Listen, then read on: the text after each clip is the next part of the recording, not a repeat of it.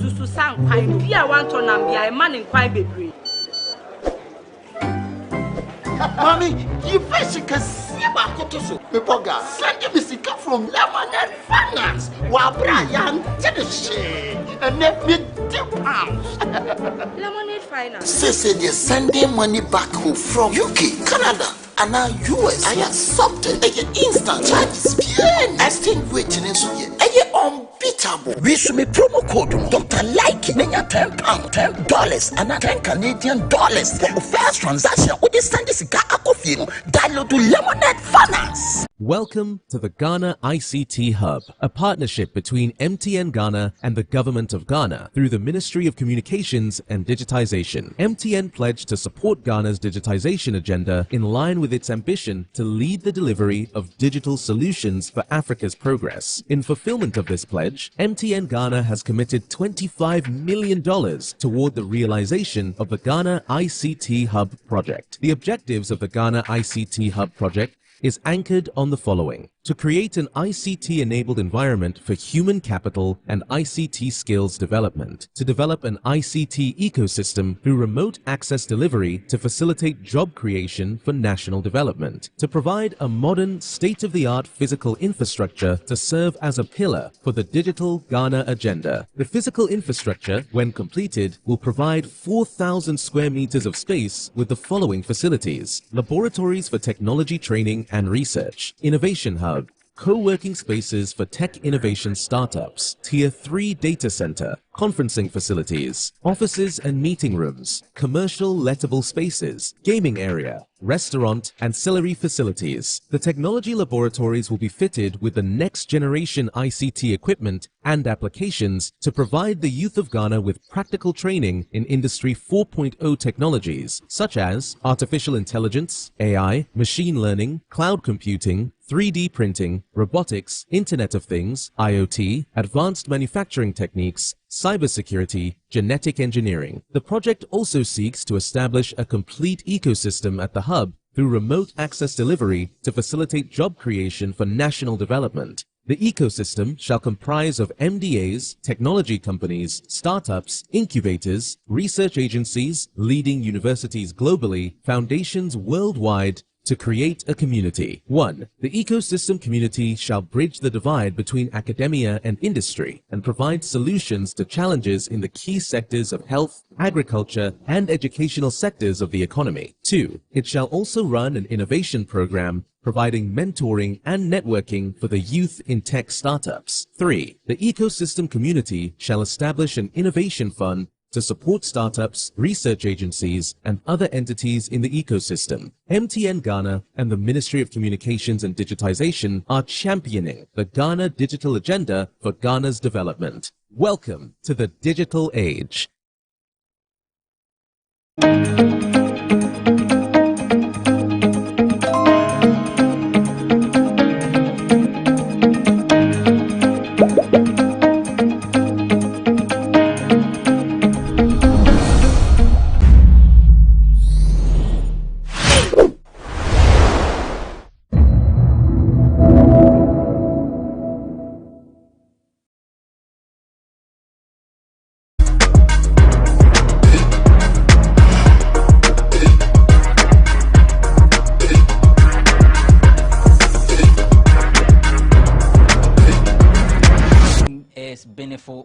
You can call me Abrantepa. Today I have 4 gurus on the show.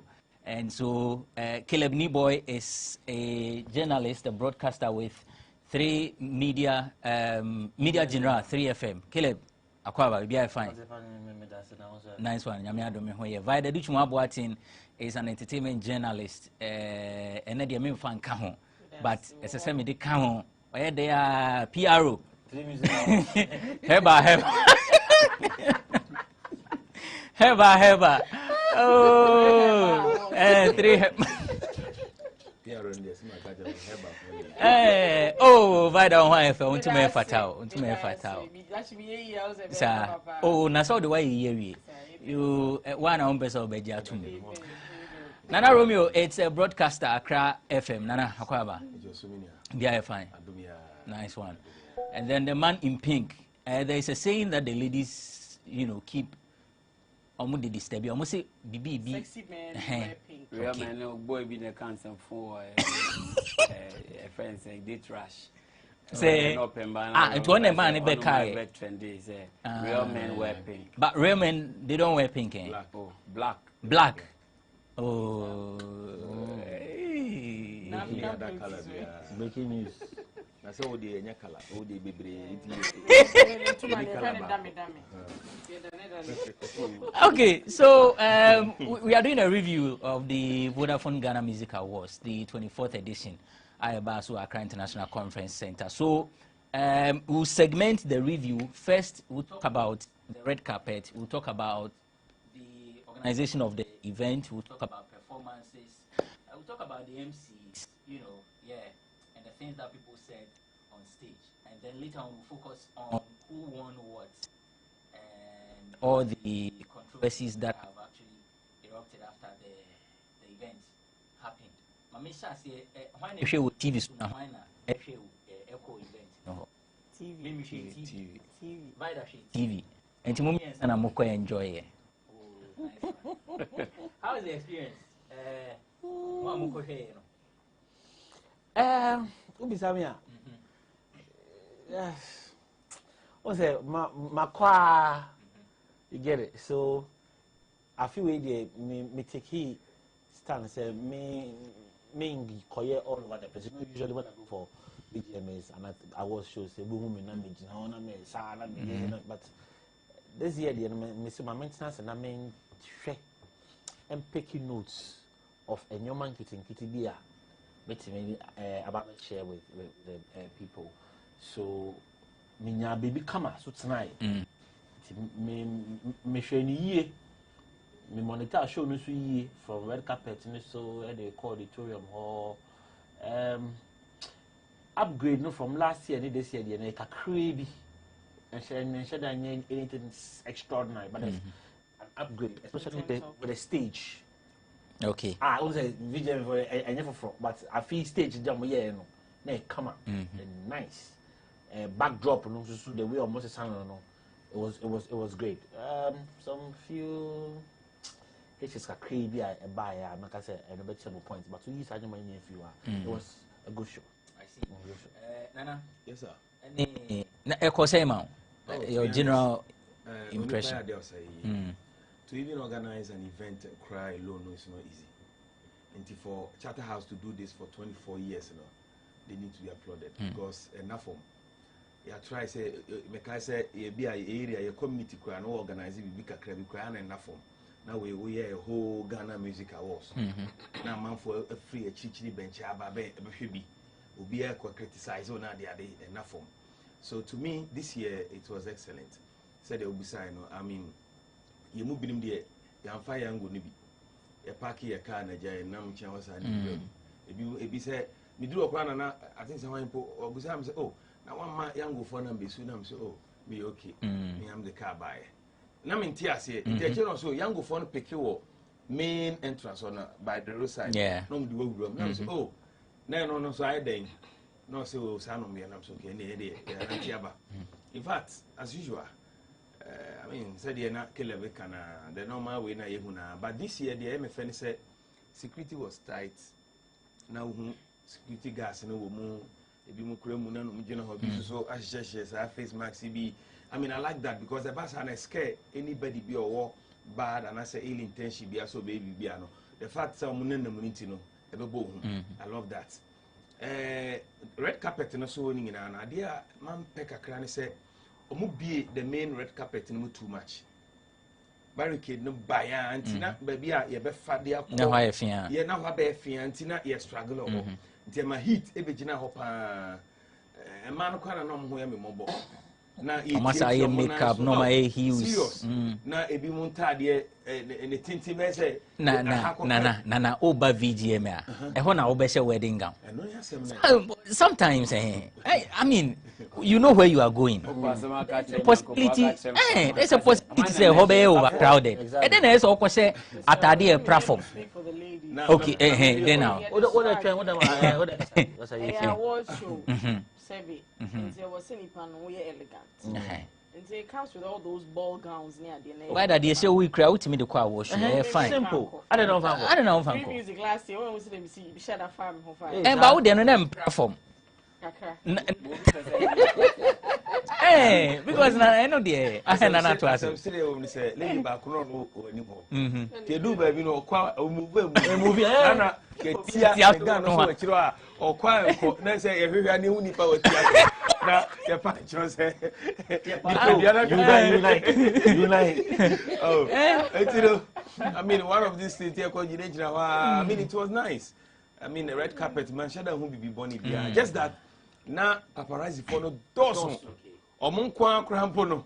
So, we know room there. And I say, or we know room free party and shut out for Craboka. Cosmo Dosso, cameraman, or Mamma interviews. A book around to Mudinda. But in a machine near there. I mean, from then I'm saying, be room there. See, red carpet what they made it. You know, craft fine. And Sana, maybe they can Romeo experience on the red carpet. Let me throw this out there to media houses, and I don't know if I should see bloggers, but Janja Honman interviews. Oh, Phoebe, Abedina, red carpet, so I interview. We'll check his uncle for me because some of them actually came there with nothing. What do I mean? Jambe you, and Bakubi Betchim is who messing interview. Girl, no Baba me interview. No. Matisse producer na bomidin ache no. Abolo bia me adwuma ache no. Within 30 seconds. Can you say no for me din? No for adwuma me pressure. No, Nana. If you can recall omo no mugu ho. Maybe I only me fine. But I feel it is not negotiable because once you are there, what about to come and fetch for news? Now, as a newsmakers neighbor, now even question the now it looks so scattered. Then I also mean I'm I don't know. What I'm trying to say is to be on a red carpet, maybe what the main TV will be unread, but video, it will surely be out there. One day, what the back will see you and say, oh. Me say. Come prepared. Don't just come and stand there expecting to ask people what you are wearing, Moreover, me draw post to Facebook say, faces are me who ever VGMA no. If Anado and also paint, Edia painty national cathedral now, Obeni Bipa, Abratipa, makeup, forget. Now you're taking so. Send the number. Nana, and you're VGMA. Nana, I thought I'm making a brand here. Oh, Metias, yes. On can't say names, said all kinds of doors. Because now a brand here in China or she white. Now I say, Okoye hugging too much.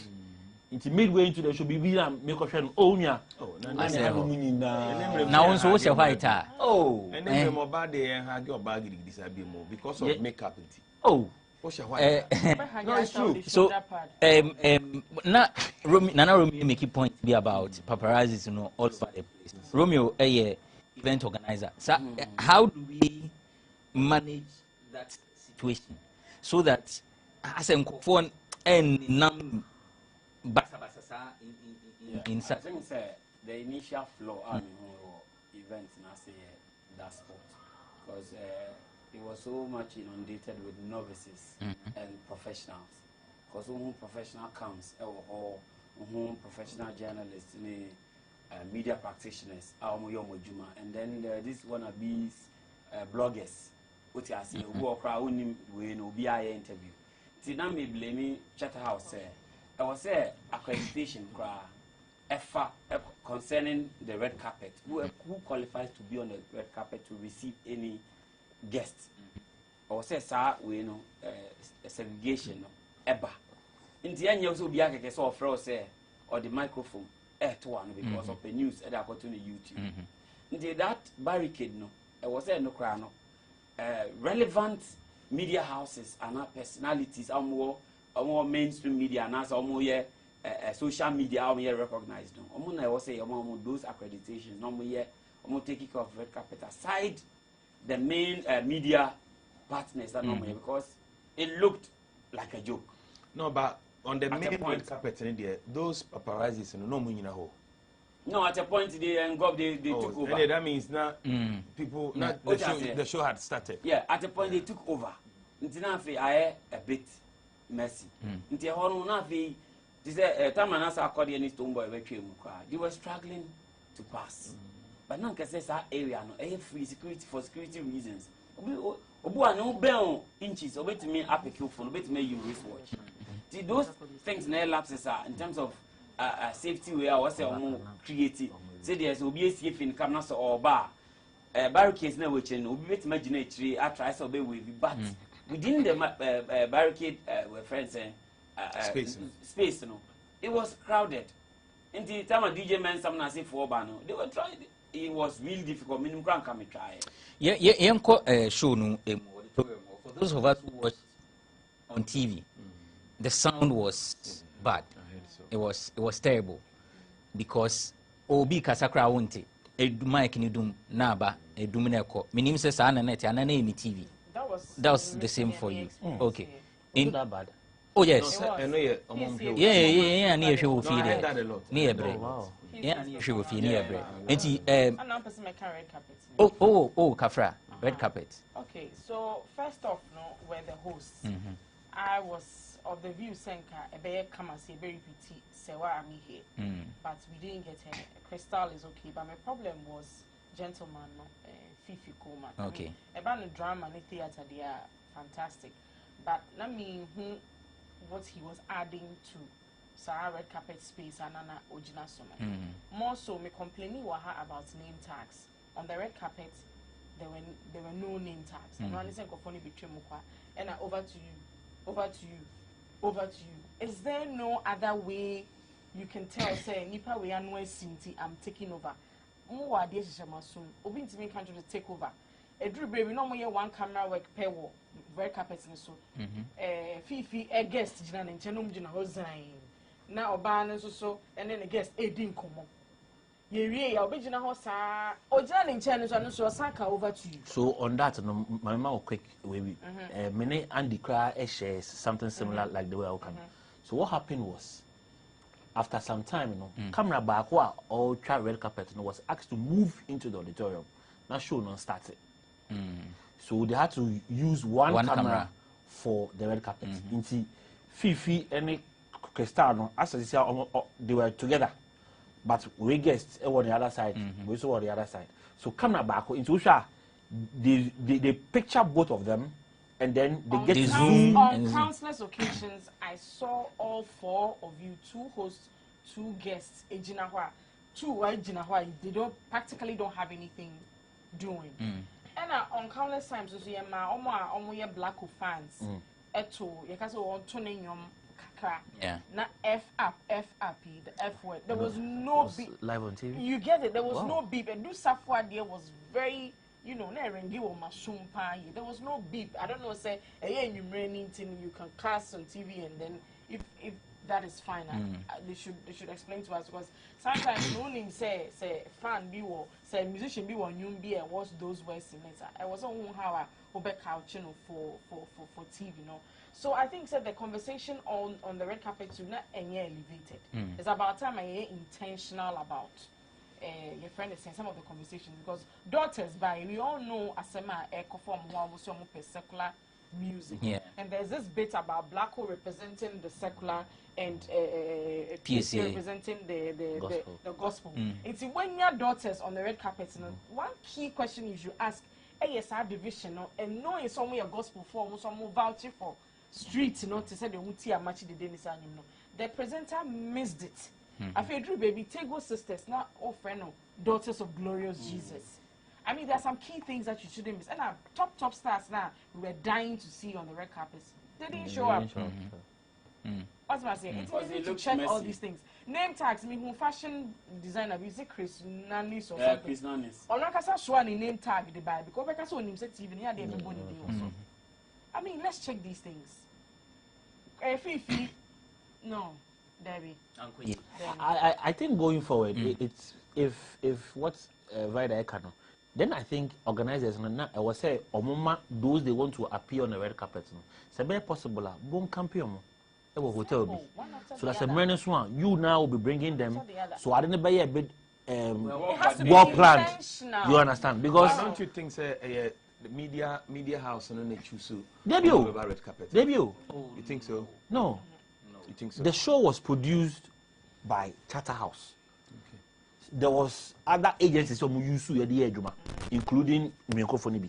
You get it. But who gets to be on strictly from the organizers? Okay. Into who are Yama role as producer for that particular side? But Juma says a Vida back or the Vida back.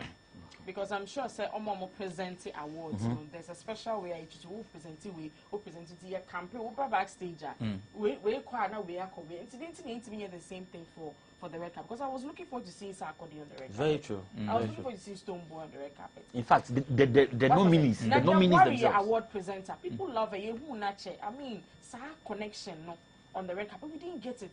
No more so now you pay special mobile and so the key questions are about elevated conversation Yeah, Musa. because what most of the stories e-news yes simple walk na Rihanna and Nantina some to be a better na a headline who are you and But people made statements with their dressing and also in headline because say ni bebre kwabena DJ Azonto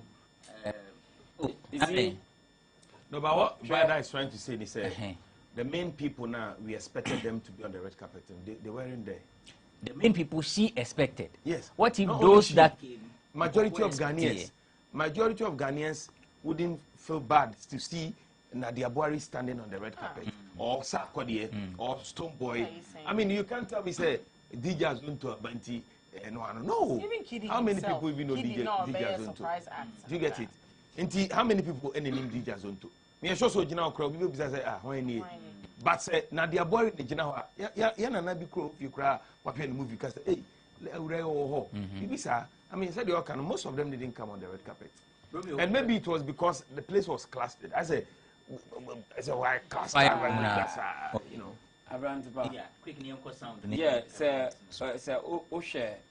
who monitor red carpet issues there. We missed Sarkodie's outfit. It only became visible on stage and Sankrofo the value of Atadia But you and I know that wouldn't have been Atadia Sarkodie on the red carpet. Because mostly what they wear is different from what they perform with. Even at the hotel, I said no, she's Atadia.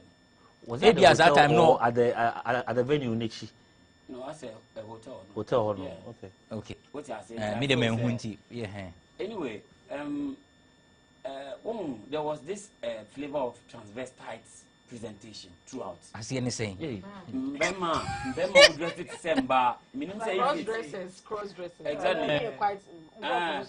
In the I don't know if people are taking advantage of the red carpet to highlight what they are. Which ones are you talking about? Maybe dress it be just skirt. Okay, so DJ Azonto. There's a difference between wearing a kilt and a skirt. Say what I'm banta there. Kilt Scottish dressing. Bema. The Osboy SNB. Exactly. And Bema share. What you say? Scottish dressing. Even some part of Spanish royalty. Yeah, for that we know. The Roman, Italian side, they've been almost share. And so unim about fashion, those people you will not. But if you really focus, share a bit more dressing. What you say? Yanum Bina. A person hijack we know. The book I am the umbo be a deal. I didn't LGBTQ +4 no be. UDS. What you say? I said, who shared the outfits now? Majority, and there was this feminist BB I say everything, and they hijacked the whole red carpet.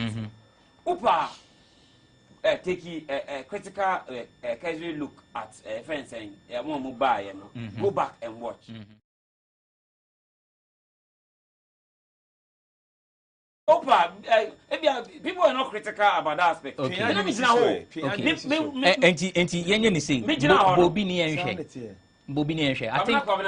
Okay.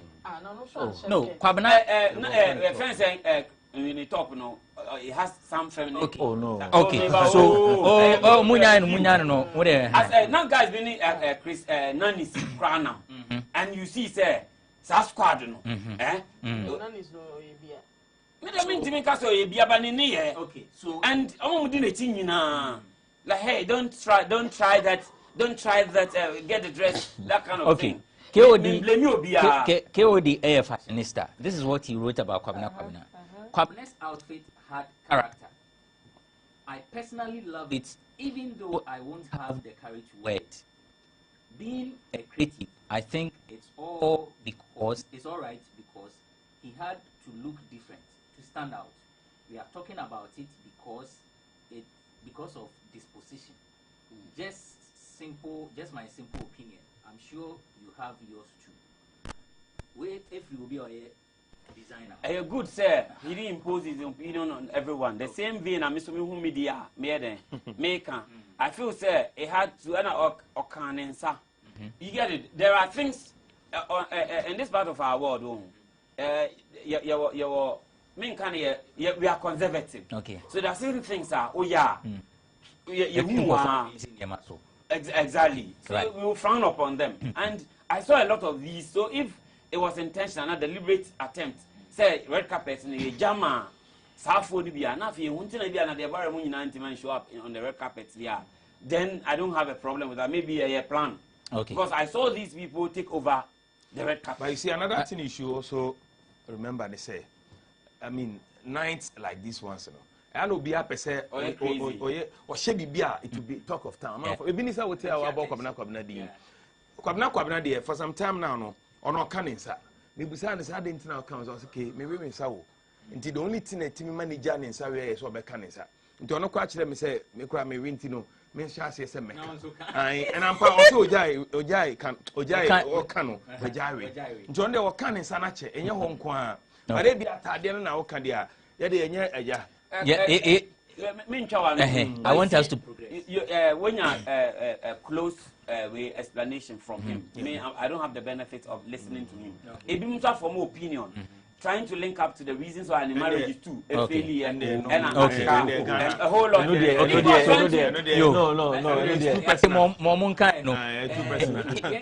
Sound. So, like I mentioned, the sound was terrible. I don't know if that was the case in the one.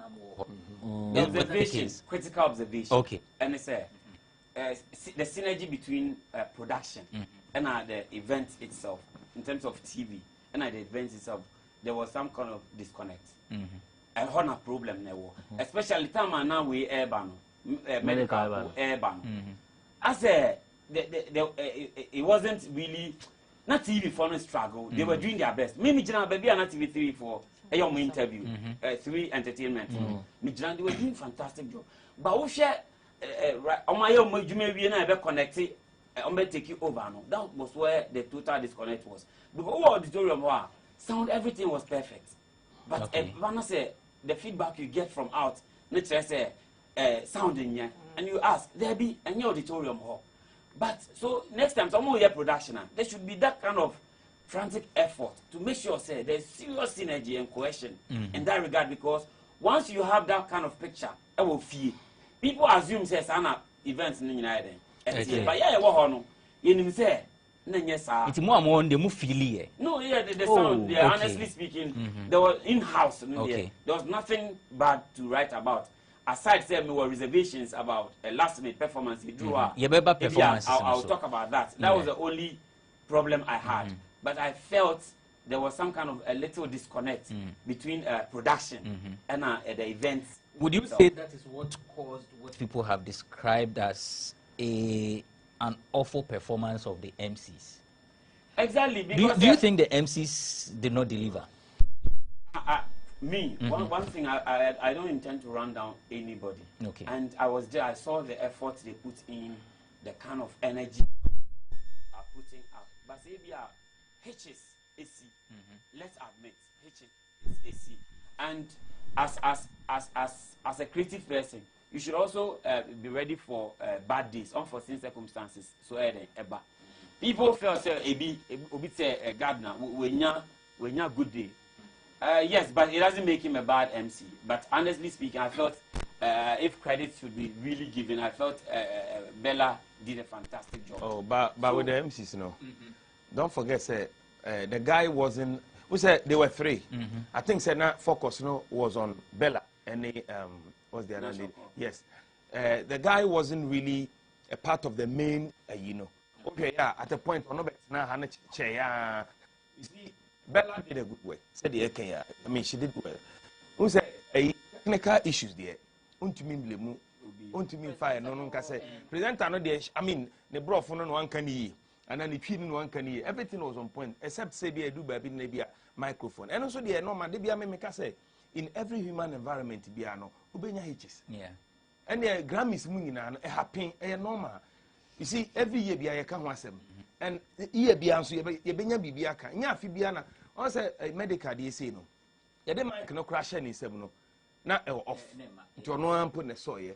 Ebi anka we nyina na o senke ye ansa na dia ma no but to dan so anam pre ho ebi ko a tam mo expect say medical babedu no ebi ko yen sa tam ti na ye rush na dia e normal ni nyina ni say the event went on the MCs no me were exception kakra omo rare mu foforo no I was expecting to see some correlation be with the omo be kan it was fine if you script na ko be share screen so I can because I ka me expect say Bella ka James Gardner can be pick up from here then. Nashoko and Cassie. Okay. Ubia It looks tattered, yeah. I feel all of a sudden here can't what designers do. When they make up, we are looking good, you are doing this, you are doing it. So it was amazing and amazing. Well, and that joke was fine. Said Nashoko saw the synonyms are brand. Somebody now follow yeah. Last year it will sound good. Okay, 17 amazing. But the conversation and follow any chronological order. I think so say we are used to the award presenters calling for the nominees. But this time around, no. Now was MC in a casse and the nominees. No, I think last year Kromu sir. No, last year because when and then mention the nominees are I think when George Quay was the PRO, some people raised concerns about the fact that Omubo Dinuma, in order to kill time, as Omu Ebu Dima, Nipana Obe present award no only be drew stage answer no account and the nominees. So why not get the playbacks so that when you introduce the person and he or she is coming, the MC will announce for the playbacks to be played. So Bella kept forgetting say it was all announcing the nominees and they do be original one as ya can guna so yeah technical but you know see and the nominees are twice so called. I wish they go back to the old style no. And delay time because obi or baby or send by the time obe stage no so no nanka mo yanka moko. So Kwame Dazi wrote this. He says the VGMA had some of the country's finest event hosts on stage last night, but their performance was subpar. Their energy was low. Their lines were either not scripted or were poorly scripted. They lacked synergy and excitement. This year's hosting was boring. I agree with him totally. I agree because Oman captivated me with their entrance. Okay. We should go back for Chris Ato. You see, I always say this kind of events, MCR, for be a bit humorous. You more kakra with the more betting your man for us. They are normal like us. Me sure say me who Christ say don't. No, but it's true. Who say? I think it's a point. You shouldn't be a baby. It will be a name for it's your experience that humor within you. It's not. And now the be encore for the time being and whatever hit or that's all we. But say, sa shoes na Sir James Ekoko Fele lounge no. Don't you think shoes no na esusino? Because you see, Giovanni yes I didn't know for like 3 years. Do you know the problem of this industry? If you shame him, and I'm not fine face issues though. Real talent, I'm fine face. Okay, we put that train.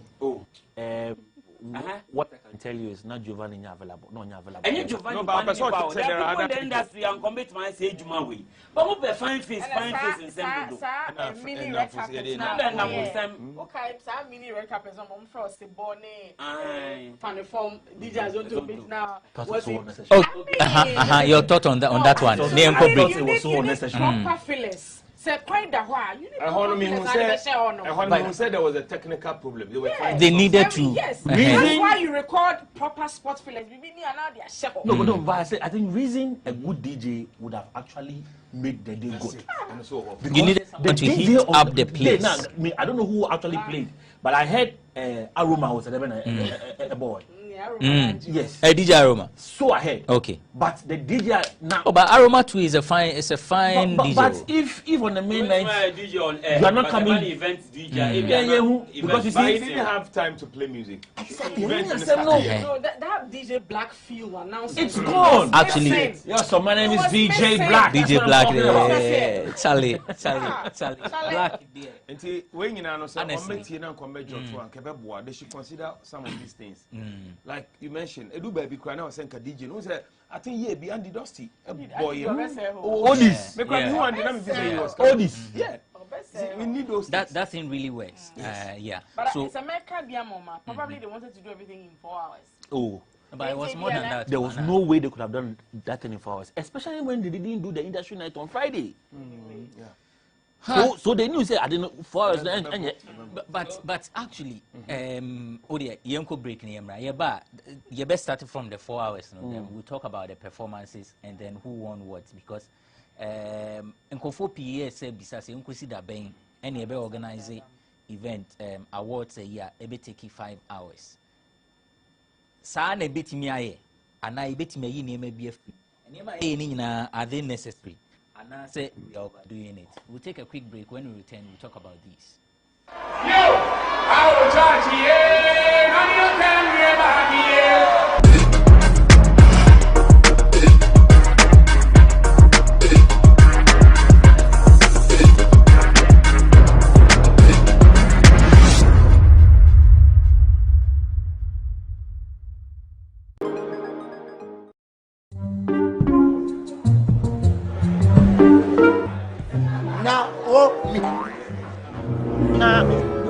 Na wo ba so nya sa say Obek Canopy.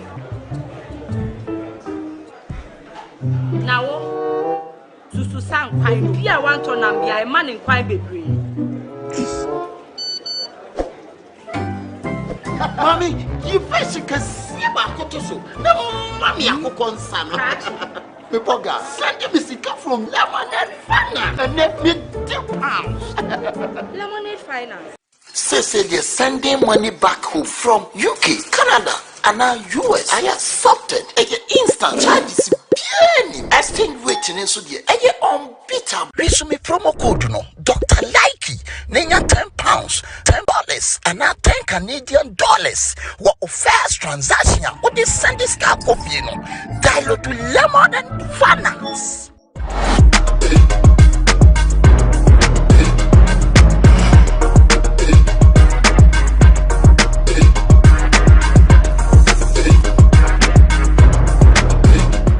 Welcome back. You're still watching Forum on GhanaWeb TV. It's our special edition for the review of the 24th edition of the Vodafone Ghana Music Awards. And Sunday Yoko break, we were talking about the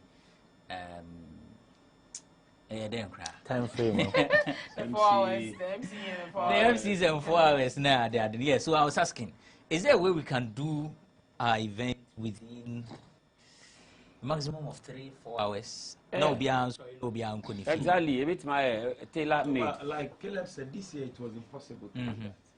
He said this year it was just one show. But yes, yeah. Until we had there and they didn't also start on time. I don't know if they actually planned for the 10 and 10 2. Just had on plan here. But I mean, I didn't have a problem with the time, We were enjoying the show. Yeah. To be honest. No, we want more. Yes. Oh. I don't want to feel of your performance. Oh, no, cry the Jana. One feeling.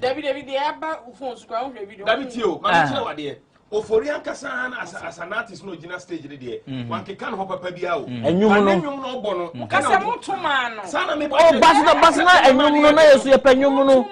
no, but yeah, performance technically one performing. No, yes. Ain't one feeling performance. Ain't no one feeling. Yeah, feeling is say it was so obvious. Say one prepare for performance. I say when you're recording artists, Zibia, you can see ni enfa auto tune kakran to ni enfanko. He didn't exhibit anything extra on the stage for me. Yeah, zooming into performances into main kwana. PSA Esther, I think it was a wrong choice of an opener for the show. Because or a leading contender in this year's awards. Be a shame him say either or no another black will never fat top awards. That's true. Now I'm not starting event, no. Man starting so I'm my spotlight and so I'm my all stars. As I have a camera, you know. Perform about 7-8 minutes. Literally, you see it to be 1 minute. And I'm on my black was to perform here. With these two being the two leading contenders, or people have a time in the bag, I could feel because these two top now may have a channel. Me who am that? Kiddy came on. It's not the usual Kiddy we know, but it was quite refreshing. It's a dainty now. Mama Kiddy and started show nanya day. And then Black Obaye be Rezi Bano. Then you bring Jackie, no about Doom Jano. Because the performance, you know, it wasn't energizing. And Jackie, the type 1 amount for any course, so and the dancers, you know. This time you didn't give her any dancer, she's a spotlight.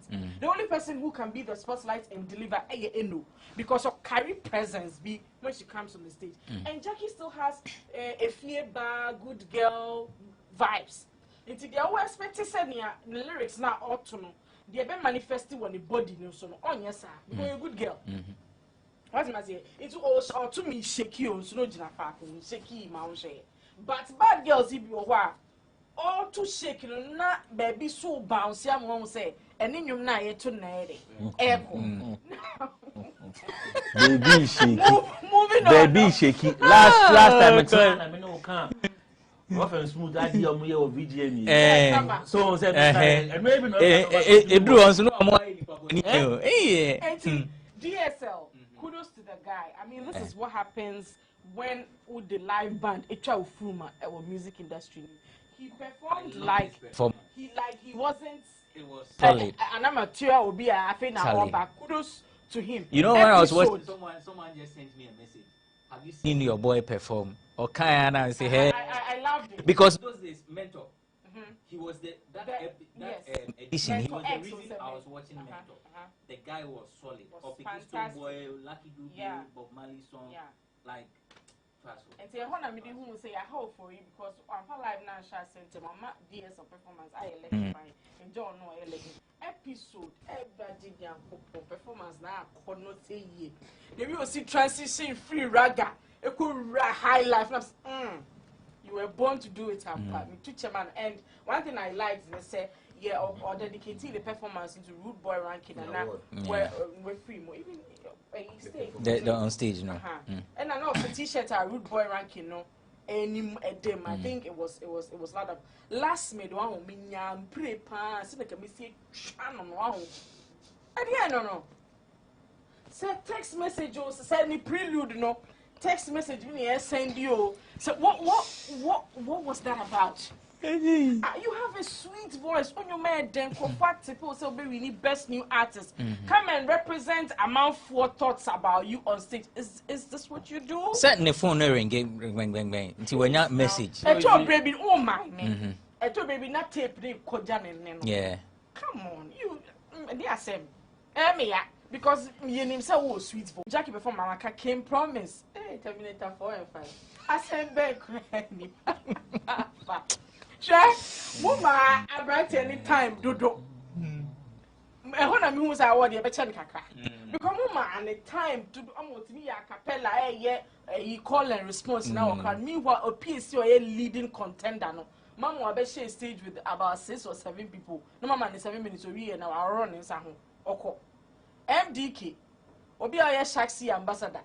It's a good young and I'll be see. I mean, sir, shenanigans. Sponsor, but then no brand be a white clash. Yeah, you don't do that. You get it. In If you branding and understand the marketing ethics now, there should be a shaxi on you. So once you assess a branding collaborating on that. Yes, you understand because we see some shaxi. If you are dealing about brand, as a brand, come on now. Obviously, transportation business. He's a brand ambassador or he's helping his brother. He's told. I'm asking this question. Even if you are not a brand ambassador, and considering the fact that these are two brands that offer the same services, it's obviously not. No, but don't forget, sir, Sharks in Yanidia. He's not an official brand ambassador. We've seen you advocate. So, who say we advocate for Sabran? No, actually, okay. Brand, so, okay. Mihun Shatawale tweet. Shatta is not perturbed. Are you still have an issue with it? But also, you people are trying to cause a fight between listen, a fight. A brand clash as said Vodafone sponsor obi the MTN number be see where better than talk of town. Sabi na also what ton shaxi am now the young go ababe ranti you know have no choice. What then I say the advisor I can and necessarily for medical and Shatawale. Okay. It's for other people to consider. Say we our brand affiliation. Now say in future obi uye event now say a brand for frata the show a competitive brand we lose. That's conflict. Exactly. Conflict of interest and brand ethics and chess. I don't have me your chromophobia signing for techno ni itel ni ade. So we tweet here tweet from iPhone. And in respect to sane man no. And I said now sir called the landlord bra. Yes. Performances no quickly ni enko winners because mumpo na Romeo be run ho amana kan box yeah because Camilo did not win. Is it most popular song or Afro pop? Or see High Life no down flat crap. Entiene obero Nana Romeo obero ama ebe kan boxer shorts quickly I'm picking from maybe a wider way. Yeah. Sarkodie's performance, top notch, classic. But I scored him 8 over 10. Had Blacko joined him, I would be forced to do 9.5. Blacko says, I think the mistake was arrangements with who performs after who. Yeah. The perfect spot and Kesaka Blacko Beshe was right after Sarkodie performance. Now the countryside Ababi Rim. No, but say Sani entry now the free so bad the free man countryside ni more. No, which means that you have to halt the music for him to calm down. No,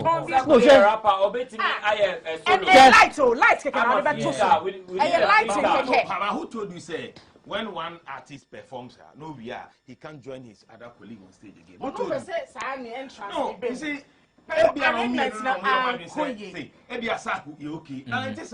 Even if anything, Black Sheriff bet me a sorry for baby otin. No, join. Black Sheriff say, or no, or a fan of Sarkodie, so he wanted to enjoy Sarkodie's performance. But there's not. Nothing binds him to also join him. No, but I born you man, you feature. What's it there also not back for quite now. And then one and I want to master. And so far when any performance between me and on side stage, we say that. Oh, we will be last. No, I'm saying so with this particular song. Yeah, last. No, I'm saying so with this on side stage and now yes, exactly. Okay. That was why I was saying, Anka Omutu, yeah. I would have scored Sarkodie 9.5. Sarkodie still did it. Oh, and I say, okay, but what's the main fault on the Blacko and Tsunami way? But Blacko was in the auditorium and he was singing, and that's all my name. Blacko was there, but he oh, no, it's the same thing. It's not the same thing. And our first rendition. See, so to her life. So you see, whoever arranged the performances was off. It was off totally. So running order and cry a mistake. Yeah. Okay. Right. So I'm told say there is something I have to say. Train. Unim. Your 10 minutes. Minim say mo amuhwe wo fie no. Questions or the man or baby or down live on TV? Yeah, it came or on after. TV. Oh, on TV. You saw the performance. Me who saw craft flower. But who saw or the movie? Ebi a me born many pren or the man or the because me who saw. No, I'm saying that because oh yes, action. Now me just say me who camera guy go so they missed that. They missed it. Did I see it? Apart from that, there were other classic scenes. I felt the camera guys lost it, which was bad. You need a creative director. And Kawari has a D 10 times. That was why. You see, that was why I told you say I feel well no. So I told you of these small things. There were a lot of funny, there were a lot of interesting pictures that I think Uncle Kwabonti and Nkofoni Beji. Where I was sitting, Mark Brown, what was his name? George Britton, we were very close. Mark Brown had time, no dinner,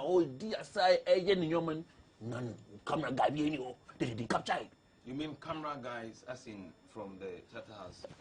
I don't know, or TV production. So on TV. That's why they knew inside. No, but the Obusan said, "Ubina didn't phone try," and I said, "Because if the event but I'm saying, why was it TV, I was paying those things to all these things." Key moments, the TV no can say exclusive shots. Thank you. Quickly, also Beso can be. Yeah. But let's do that under 1 minute. Last minute situation. Honestly speaking, young artists say Jackie say no. I usually feel say and focus on live band because last minute you're good with live band. Tonight shocking me the entire open mind. Whose decision was that? Whose decision was that? The guy's voice is unique. Put it here, and he's able to navigate with a live band like and a Jackie. Live band when you feel. And you'll be your best struggle. So who proposed especially how young they are no. In order to build their confidence and that image over the years, no I mistakes in the past and now a legend or yema nefe. So why do you put them in that spotlight? Because me sometimes it will ask you can say one to America a go and kojame. Sometimes I'm koja no. What happened to him? Yeah. And I actually felt bad around that time for him. I was thinking, more texting around here. What the problem was? When he was texting, I was expecting that the text, whatever they were chatting, should be on the backdrop. Oh, but Debbie. Which means on Amba TV. So because me in the studio, I saw it. In the auditorium. Oh wow, that's shocking. And with all such, that's why people are complaining. Say, now they are always the time of Kunyano. Uncle live banda, even some beats no call to me. Started the and inexperienced in the or a very experienced at time I was obey Missy Wino, obey my hoodie and you no, was starting freestyle. No, was starting him. Into the handlers and the producers of the show. And I'm not blaming him because this is a young chap. It worries me, Sanko, for a passion because it's not affecting the confidence. And on no grounds should people do something of such to these young artists, especially last minute. Any Jackie. Namite, the boss, Kiwechi. I was just reading his demeanor.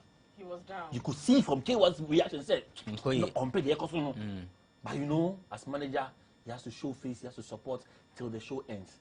I pray you would interact with him one day and ask him how he was feeling that very much. Because say, yeah, you're inside the crowd, you're more motivated. Oh, yeah, rap, yeah, raga, one man in live beats. Obi a high life artist, Moma, Obi Timiatua, was a corner come.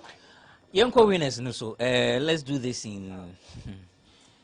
I'm will be out 2 minutes. This one, I'm in time because time now. So I'm into young is so 2 minutes. May hear some predictions be.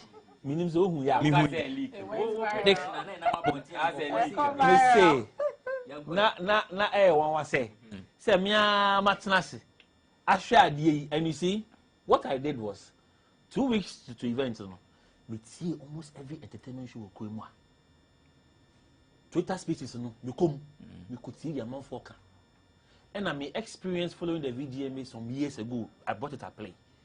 Intimate hall on the weekend. Nana, we share category and I'm way looking good.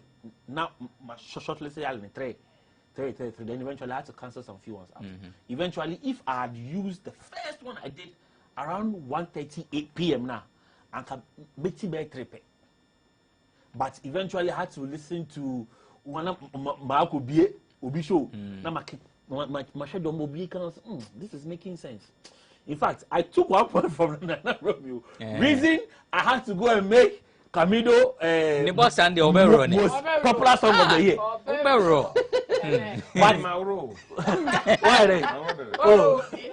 But fairly, no, I think most of the award or winning, no deserve it. But album of the year was a shocker. It was a shocker because in the auditorium, almost declare win an year. I was like, yo, I won't say everybody because of course Kim Promise one of the fans, so they usually scream. But I mean, about 80% weren't happy with that. Even how Black Hole lost the hip hop artist of the year to Sarkodie, it's still a shocker because oh, bro. I'm happy for Amrado because you could tell saying that award to boost the confidence and I said keep going. So I was really happy for Perez music. It's not how can I say kind of elective, but it happens actually guy in touching a lot of hearts. And I'm even thinking if there's a way for him to do a translation even in Chi and any other local language. I'll speak to him on that. Rhythm, I'll speak to him on that. I bet many parties I say more why he should be the songwriter of the year because in track record no Kofi Kinata familia baby. It's almost thing you say I don't understand say he truly deserves it. But he promised need two ni na offer ni na as a consolation prize bisa. Shut down on some count but then no something for him to show what Chinebi say. No, so two more country be a friend of Ghana and awarding so yeah, baby, we see what. Okay, Nana. Okay, me dear, quickly, no. Adeba could be called so a mampe. About 80% of artists none of them came to take the flag. Maybe performing, maybe so performing. No, say performing. Yeah, it was a arrangement no cool year. You see, what person the fair. I will say, you're putting in order. The NFS Saka can say Begin Award. Nasaka can be a fans. But almost 80% will be Amba. You see, my son, I'm say award Nankasan and said in Yamu Biasa because a Grammy of a Quaji. And so you will have to check time performance because the category right after because only to running order. Only running order. If it's what you let, Mrs. Anyama. And I witness in the say they don't come in canon or canon. I think say we are at Emso Moshe Dai, so Mayama trees will be having a Jackie Sunya record of no, this is a shocking cry. And so then Kiddy that went to me every crime. When you cry, medical names will be able to be there. On their banner award the poor brepa, and what you may be. But oh, yeah, dear. I'm rather so. People are saying, say, OTZ, strong man. I'm a strong man, crab. Oh, my shout out. Oh, someone I'm pet. Oh, say, Massa, to Kumasi boy, you might be SCC a dioting canal. Oh, any of you be strong man. No, wait. Obina strong. It wasn't for Amrado. It wasn't for Amrado. Obina okay, try me. I have it. I've forgotten what the person said. No, I saw that too. The way things are going, unless Otunfo creates an award for strong man, before man will win something in his career. Brokwom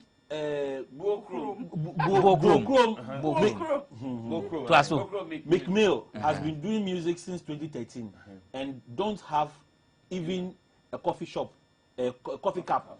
Music isn't about me rappe and me punchy only. And some man reacted and said, bro, I have won a lot in my career. Man is building a mansion and an apartment at the same time. So if you want to tease me with awards, I will just be laughing too. After 2 years, when you come to Kumasi, you can come stay here for a year. When you start at the check. Who? Why about Kumasi? Because I know Amrado. Because they have all the people. Oh, they are all Mike Benezo. Oh. The fight for superiority. My reservation, but honestly speaking, the evening was going all right until says album of the year. Because you can't tell me there be, let's all jokes aside, thank you bit my retrieve award back. Come to me be promise so that I'm black. It doesn't make sense because hey, you bit my skip you the villain I never was. And you back up. Like let's face reality. It's fine. In your near she say can promise to break that jinx of not winning an award.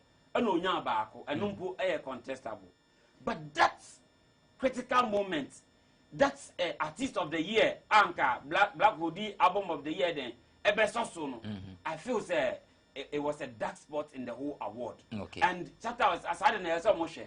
You asked me, well, would they come and ask me, say, did I vote?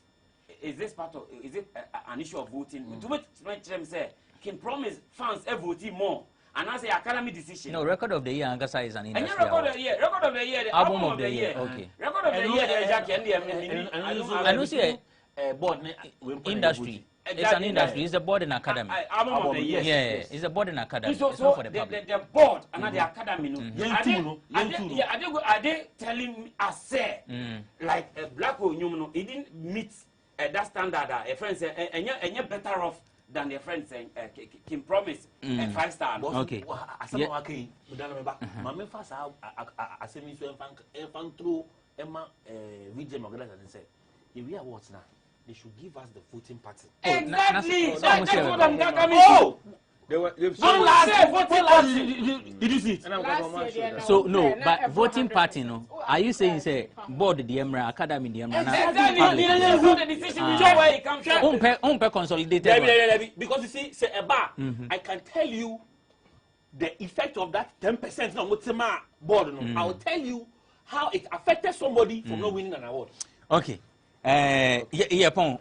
So person can be near and quick. No, I say can be can. Now we the Artiste. Sorry, my knees. Let me go on my knees. Then also. I want to plead.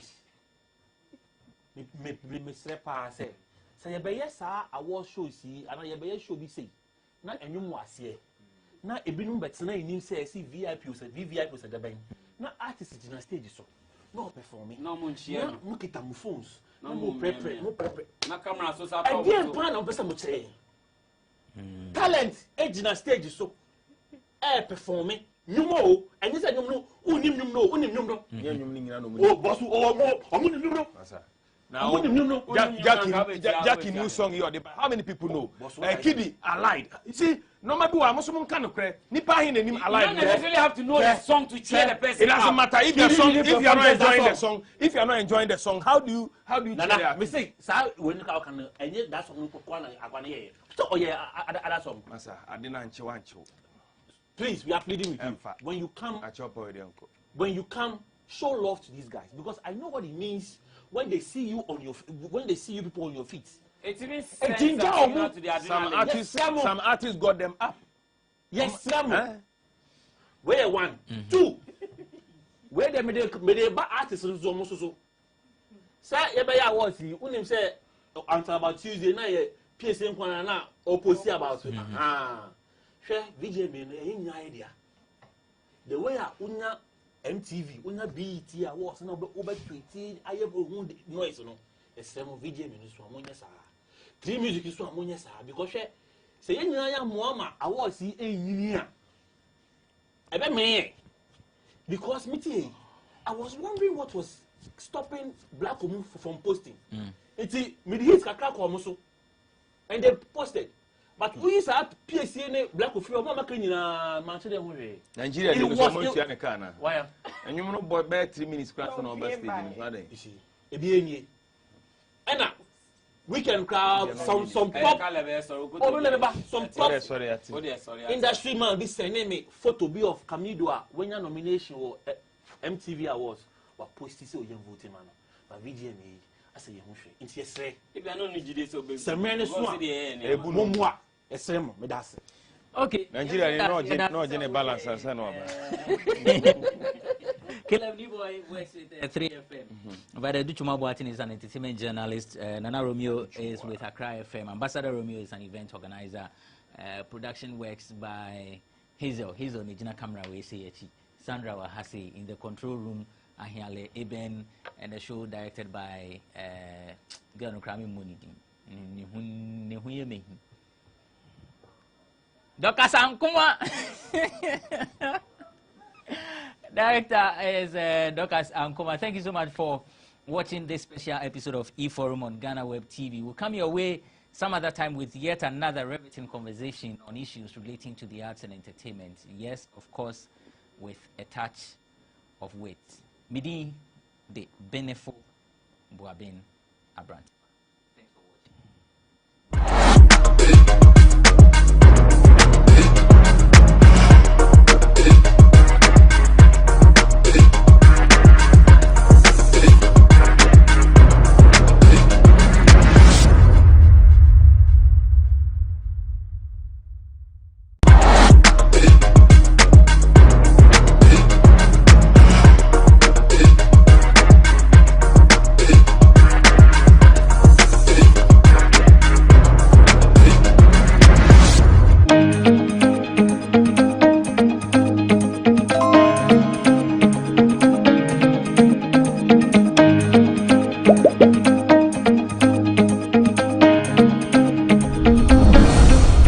Welcome to the Ghana ICT Hub, a partnership between MTN Ghana and the Government of Ghana through the Ministry of Communications and Digitization. MTN pledged to support Ghana's digitization agenda in line with its ambition to lead the delivery of digital solutions for Africa's progress. In fulfillment of this pledge, MTN Ghana has committed $25 million toward the realization of the Ghana ICT Hub project. The objectives of the Ghana ICT Hub project is anchored on the following: to create an ICT-enabled environment for human capital and ICT skills development, to develop an ICT ecosystem through remote access delivery to facilitate job creation for national development, to provide a modern, state-of-the-art physical infrastructure to serve as a pillar for the digital Ghana agenda. The physical infrastructure, when completed, will provide 4,000 square meters of space with the following facilities: laboratories for technology training and research, innovation hub,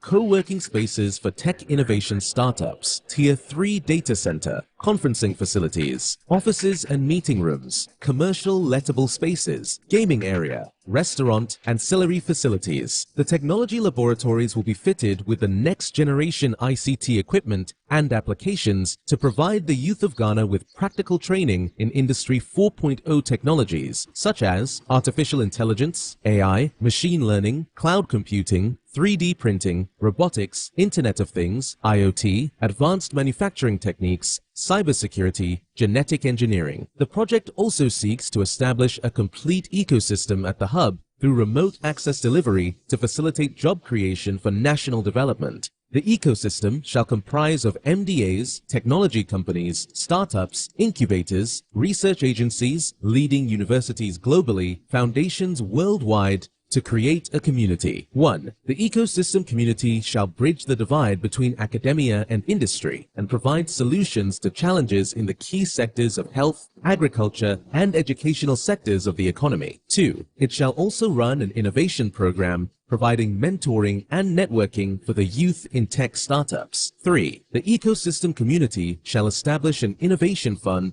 to support startups, research agencies, and other entities in the ecosystem. MTN Ghana and the Ministry of Communications and Digitization are championing the Ghana digital agenda for Ghana's development. Welcome to the digital age. Now, Susu sang kwai bia wanto na bia e man kwai bebre. Mommy, you fish can see about Kotoso. People send me sick from Lemonade Finance. While Brian did the shit and let me £2. Lemonade Finance. Say they're sending money back home from UK, Canada, and now US. I accepted a instant charges. Extinguishing so unbeatable. We should me promo code Dr. Likey. Nenya £10, $10, and $10 Canadian dollars for the first transaction. What is send this guy coffee? Download to Lemonade Finance.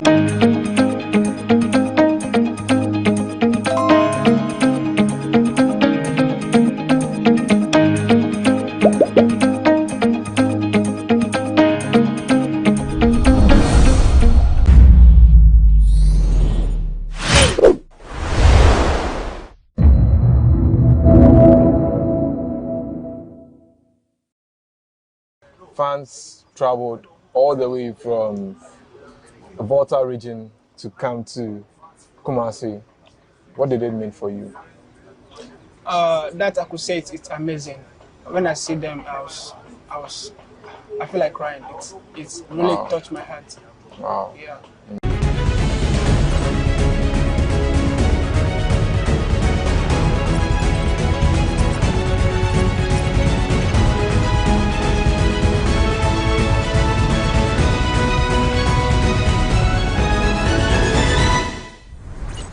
Welcome to Sports Check here on GhanaWeb TV. My name is Joseph Adamafio, and today I have the pleasure of interviewing one of Black Star's new boys, Patrick Spousal. Patrick, welcome to GhanaWeb TV. Yeah, thank you. It's a pleasure to have you here. How do you feel a day after Ghana's first match against Angola? I think it was a great feelings to have our first win home here. Very great feeling. And sitting on the bench, and when we weren't scoring any goal, what was running through your mind? What I thought is the game is a tough game, and I think we could have scored some goals, but and it's frustrating if you don't score, and there's pressure on us. But I think we did our best, and we get the late goal, so I think it's good for us. How was the mood like when the goal came in the late hour? I think it was awesome. I mean, let's say like 30 seconds to the end of the game and you score your winning goals is always marvelous feelings. And since you guys came back, what has been the reaction you've been getting from family and friends? I think it's positive. People, I mean, of course, when you are called for the national team, people try to motivate you, give you encouragement. I think it's positive news. Yeah. Let's talk about when you got this call up from Coach Q sitting. What was running through your thoughts, because you had already been called for the World Cup in the provisional squad, and now you got your second call up as well? For me, I think it's a great opportunity for me. When he called me to come to the team, I think I was very much happy. And also, I think I deserve it because I've been in tough form for some years now. So I think it's a good feeling. Would you say this is a dream come true to come into the national team? Yes, this is my dream come true, to play for the senior national team. Yes. It's everyone's dream to play for the first team of the national team. And you played for the youth side of Ghana. Tell us about that experience as well. Which year was that? I remember 2015. I played in the New Zealand in the Under-20 World Cup. I think it's a great feeling. By then, I haven't traveled before. That's my first time traveling to Europe. Yeah, that's my first time traveling to Europe. So I think it's a great experience, and it gives me the courage and to keep going. And in terms of that tournament, how far did you guys get to? I think we were dropped. I think we were dropped early in the group. I think so. Who was your coach by then? Celestete. Do you still get in touch with him? Not actually. It belongs. So. Yeah. Are you aware that of his health? Like, his health condition is not really good. Sorry, I haven't heard that. Yeah, I think maybe you have to reach out to him. But let's talk about playing for Inter-Allies and moving abroad. How were you scouted? Tell us about your journey as a footballer. It's a tough journey playing for Inter-Allies. 2015 that time. I think my first time I was picked from Inter-Allies was when I played against Kotoko FA Cup. in the final FA Cup game. Wow. I won the best player, best discovery of the year, which is best left back of the year. Wow. There in the club from Sweden, they picked me, which is AIK. They picked me from there. That's how my journey started. Did you have a rough journey as a player, or you just got the opportunity to play for Inter-Allies? How was the journey to Inter-Allies like? Where were you back then before Inter-Allies? Oh, trust me, it was a very, very difficult journey. And I was playing inter-school regionals in Tamale. Tamale? Yeah, inter-schools. Which school was that? I played for Spousal, which is Spousal in Voodoo region. Yeah. There in the Inter-Allies saw me and they liked me. They want to take care of me, take me to school, and that's how I started. And back then, what were the struggles? Were you able to afford your equipment to buy socks, boots? No, I couldn't. But the boss of the club Inter-Allies, which is Umar and Rabi, they take care of all this for us. They buy football shoes, everything for us. Really? Oh, then that's impressive. So, Inter-Allies, you were with them for how many seasons before you moved abroad? I think 1.5 seasons. I played the senior side. I was playing the second division, and then the next season they promoted me to the senior side. The senior side, I think I played 7 games, or 8 or so. Really? Yeah. And you got your breakthrough move? Breakthrough, yeah. Some people play 4 years, 5 years without getting their breakthrough. How tough was it playing in the local league? Because a lot of people complain that the amount of money they make from their local league, their salary they earn, is just bigger. Yeah, it's tough. It's tough playing the local league by then. But for me, I'm a hard worker, so I work hard, and I think that's what makes me move quickly from different clubs. Now, let's talk about your move abroad to AIK in the Swedish league. The first time you stepped down from the plane and you got to Sweden, what's running through your mind? Because you hear a lot of players tell their stories and they have interesting stories. What was yours like? Yeah, for me, when I moved from here straight away, in my head, I know where I'm coming from and where I'm going. So when I stepped down to Europe, which is Sweden, I made up my mind that I have to give all out, and I did that. So that's why put me where I am today.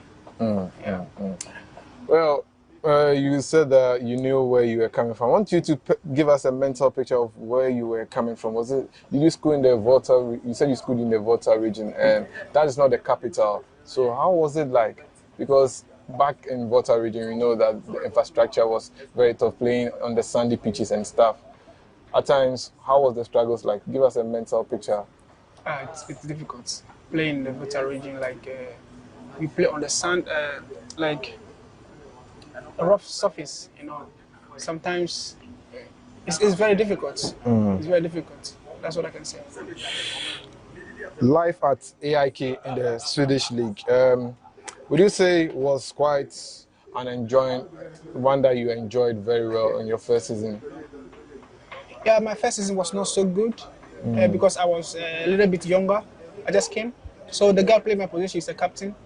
But the next season, I was aggressive, I played really good, and then they pushed the captain to the center back, so they put me on the left side. And from there, I got my breakthrough, and the same year, I got a contract from Granada, which is 2017 or 18. But I couldn't go because of misunderstanding between my agent and AIK. Oh, okay. Yeah, so I think since then it's really affected me a little bit. The next year I couldn't play because of this, because Granada, it was a big club. Oh. Yeah, it affected me because of misunderstanding between my agent and AIK. But since then, life has been tough, a little bit good. Well, you are watching Sports Check here on GhanaWeb TV. My name is Joseph Adamafi. We're taking a short break, and when we return, we continue with the conversation.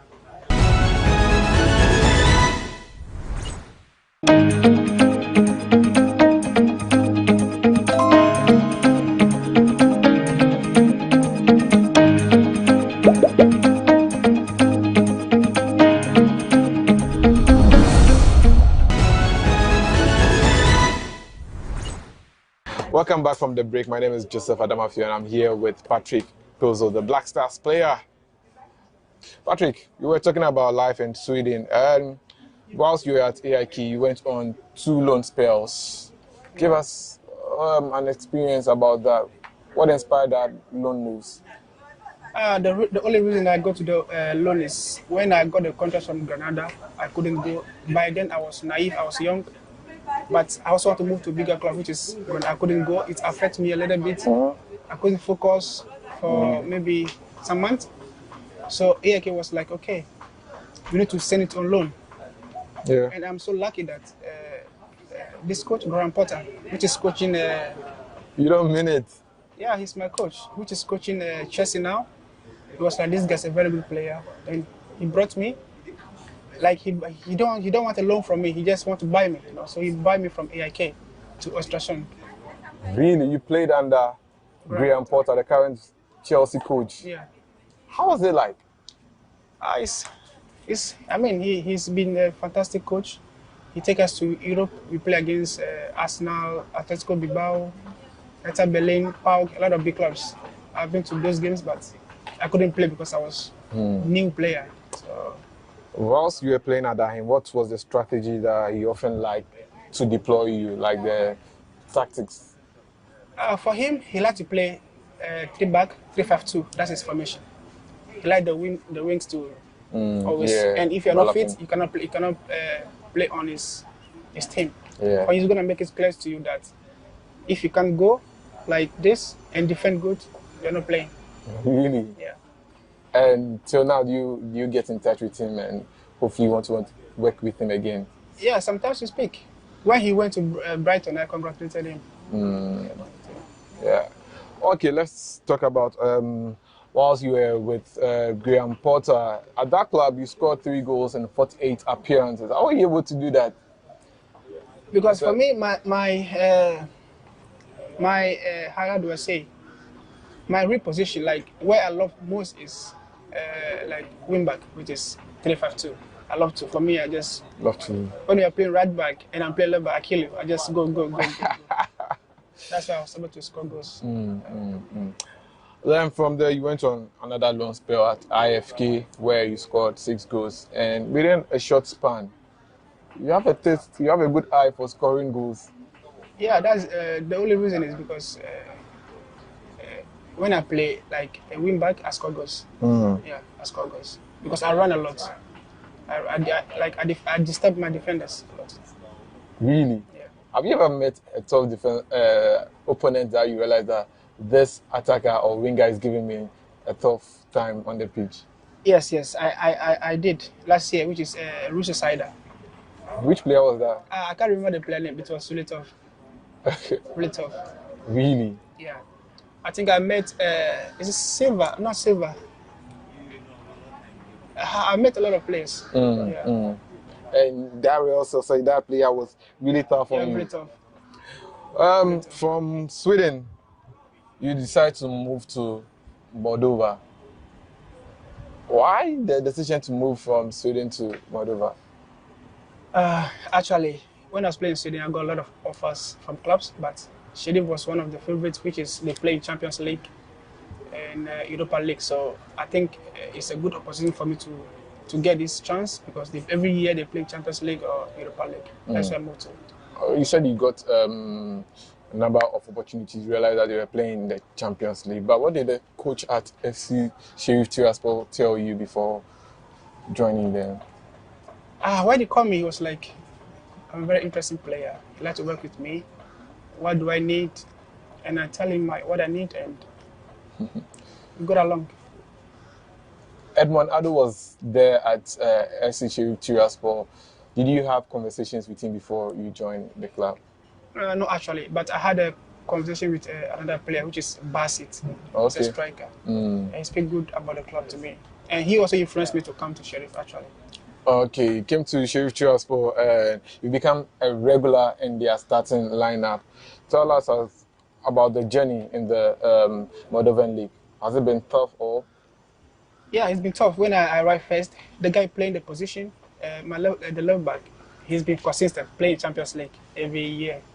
But I think in the league, it was like he's injured, he cannot play. So when the coach gave me the chance, that's it. He never play again. Wow. Yeah. So now he never play. And since then, how do you feel playing week in, week out in the league? It's been good. I'm a core member of the team, and sometimes I don't play the league. Coach don't play me in the league. He always play me the important games. Really? Yeah. Wow, that's very nice, and to see how important you are to the club. Now, let's look at the Europa League, where you guys were pitted against Manchester United. What was running through your thoughts? Now you are a regular player, you are playing for Sheriff, you are going to meet Manchester United in the Europa League, double header. For me, I think it's normal. The only the only feelings I have before the game was when it came to the news that me and Anthony, people were talking about Anthony's gonna kill me.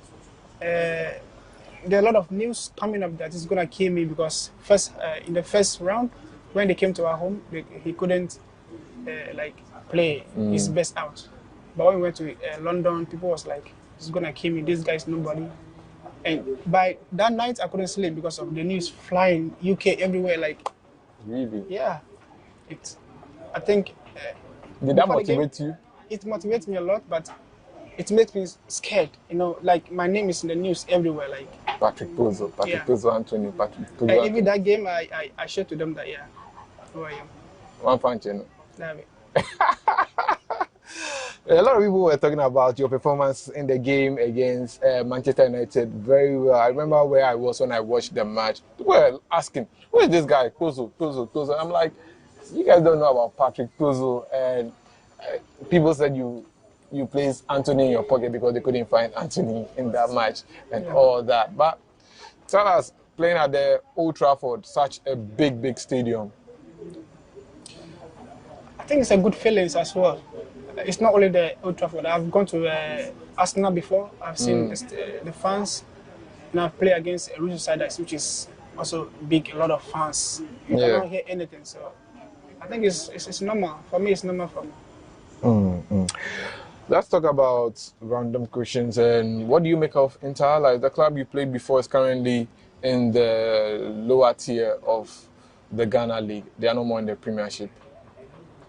Yeah, I think it's bad to hear that, but I think we cannot do anything about that. The only thing they have to do is focus and come back stronger. Yeah, that's all I can say to them. When you heard the news of the unfortunate scandal that occurred about 2 seasons ago, did you ever believe it? Of course I do. I do believe it.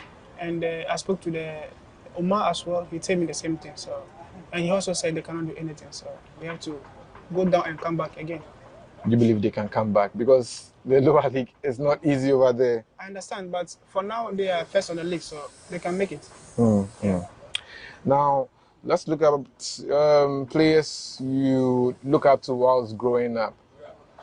Who was the player that you looked up to whilst growing up? Actually, Marcelo. It's my... Marcelo? Yeah. It's my idol. What about Marcelo do you like the most?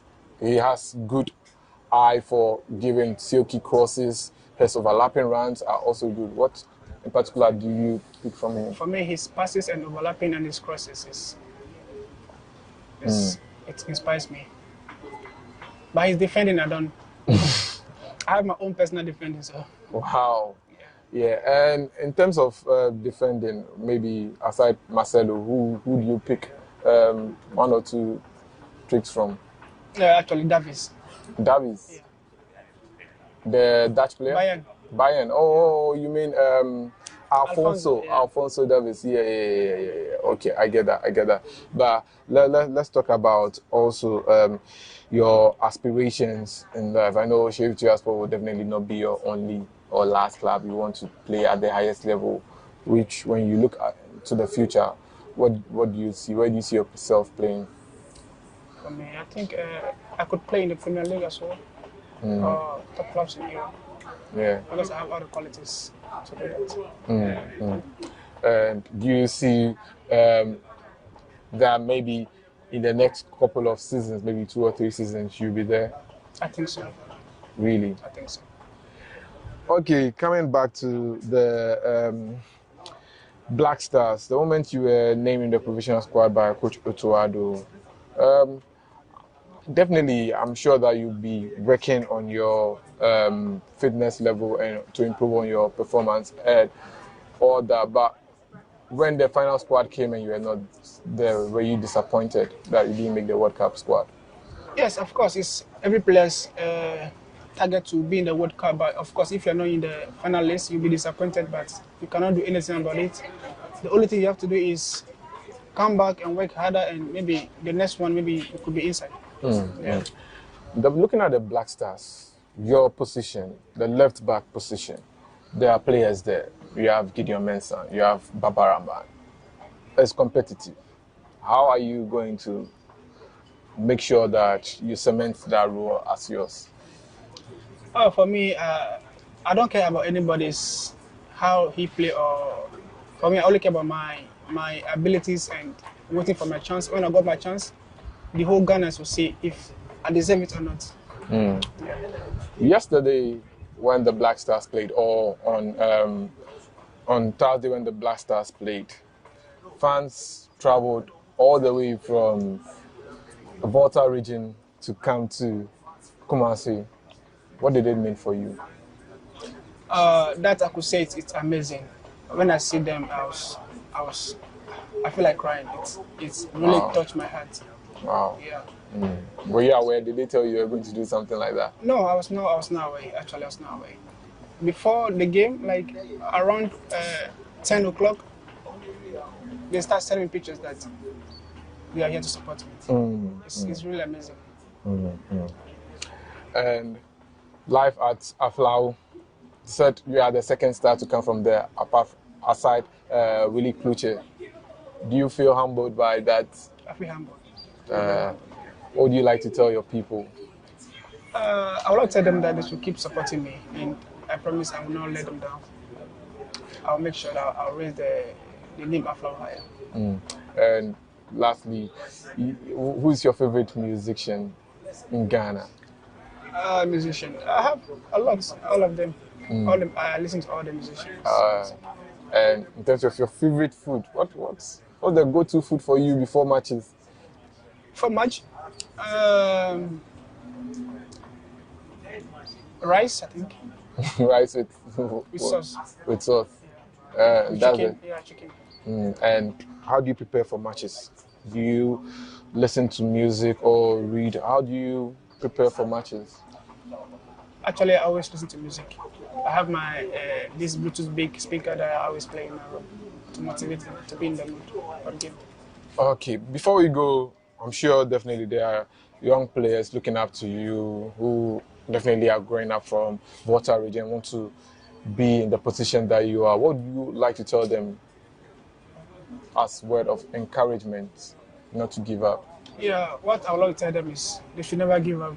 When they focus on playing football, they should focus on playing football. And they should keep working hard and they will see the results. Thank you very much, Patrick. Thank you. It was a pleasure interviewing you. You're welcome. Well, that will be it for Sports Check here on GhanaWeb TV. My name is Joseph Adamafio, and I interviewed Patrick Puzzle, the Black Stars left back who plays for Sheriff Tiraspol.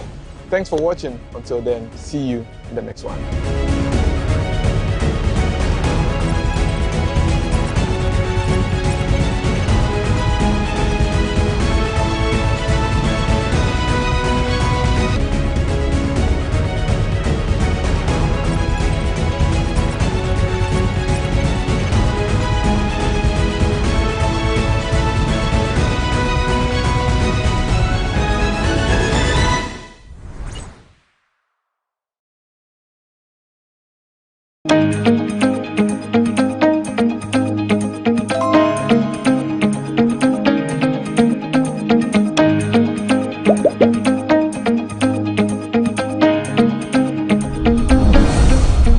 Welcome to the Ghana ICT Hub, a partnership between MTN Ghana and the Government of Ghana through the Ministry of Communications and Digitization. MTN pledged to support Ghana's digitization agenda in line with its ambition to lead the delivery of digital solutions for Africa's progress. In fulfillment of this pledge, MTN Ghana has committed $25 million toward the realization of the Ghana ICT Hub project. The objectives of the Ghana ICT Hub project is anchored on the following: to create an ICT-enabled environment for human capital and ICT skills development, to develop an ICT ecosystem through remote access delivery to facilitate job creation for national development, to provide a modern, state-of-the-art physical infrastructure to serve as a pillar for the digital Ghana agenda. The physical infrastructure, when completed, will provide 4,000 square meters of space with the following facilities: laboratories for technology training and research, innovation hub,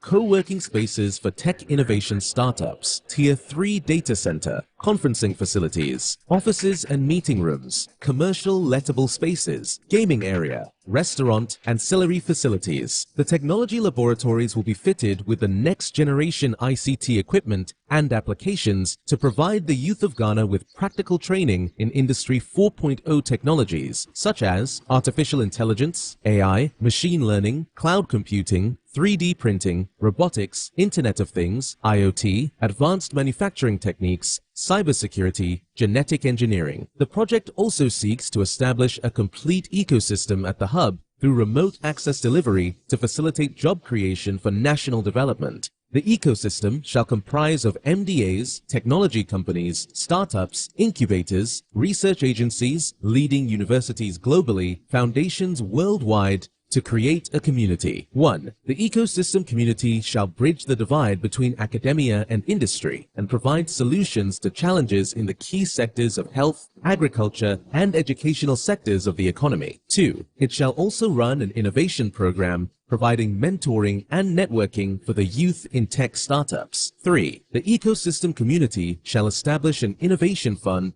to support startups, research agencies, and other entities in the ecosystem. MTN Ghana and the Ministry of Communications and Digitization are championing the Ghana Digital Agenda for Ghana's development. Welcome to the digital age.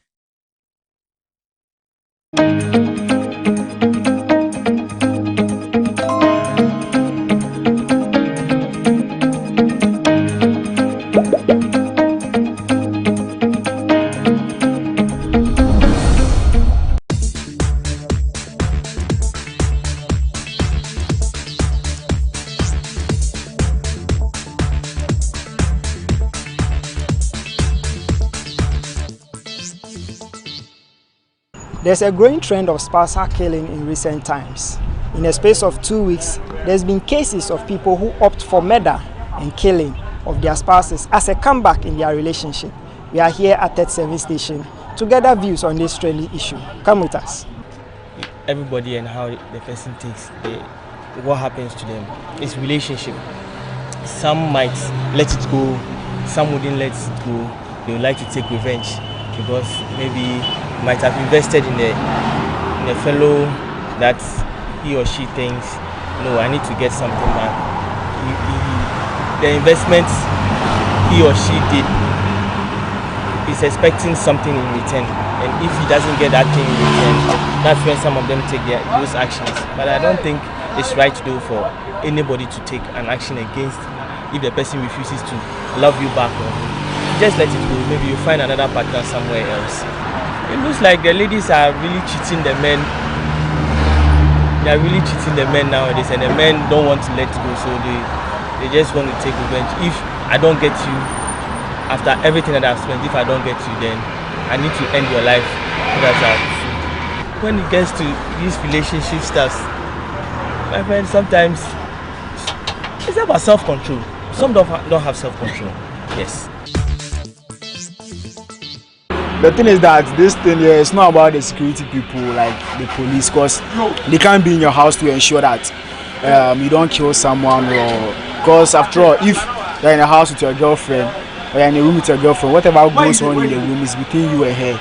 You understand? So I think what we can do to curb this whole issue now is to educate the public about the issue And I think that what is causing this whole thing is, I don't know, should I call it depression or, yeah, because there are some people who like when they are depressed, they're not able to control themselves, so by they do all kind of crazy stuff and things like that. So I think that we should educate the public about the issue. Yeah, I think that's what we can do as a nation to help. Well, it depends on who you trust, and that's the problem. When you trust someone and then the person tends to hurt you in a way, sometimes you can't control yourself. So maybe that's what brings on. But well, that's how some people can't control themselves, and that happens. Charlie, who call relationship about? Yeah, I come a photocopy, never copy new room. That's what I say. Anyway, but let's say you are in a relationship. You should not, for now, like this generation, because you shouldn't rather put all your trust in it. Like, men kind of say, like. That's the person in a sense, like when you be crampa, it won't pain you to the extent of killing the person. But it's men doing the killing. Yeah, sure. But girls too can poison you. Be there.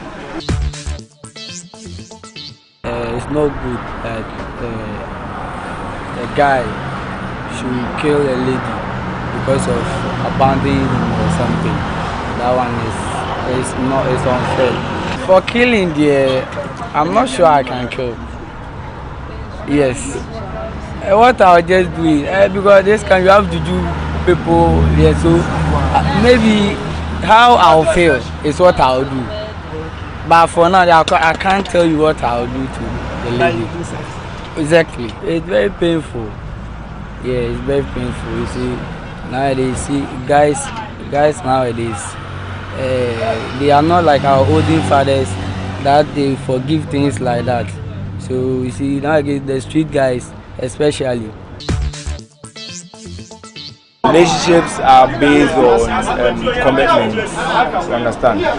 So if you are committed to something, I'm not sure you'll be willing to let go or let it slide.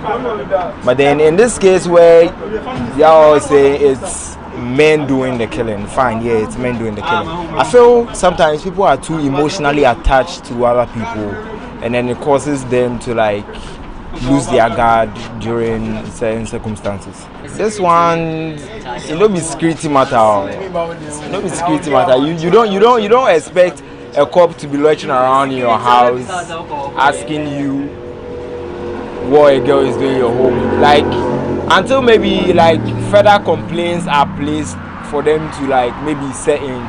They can't just come into your home with their own will and then do whatever they want.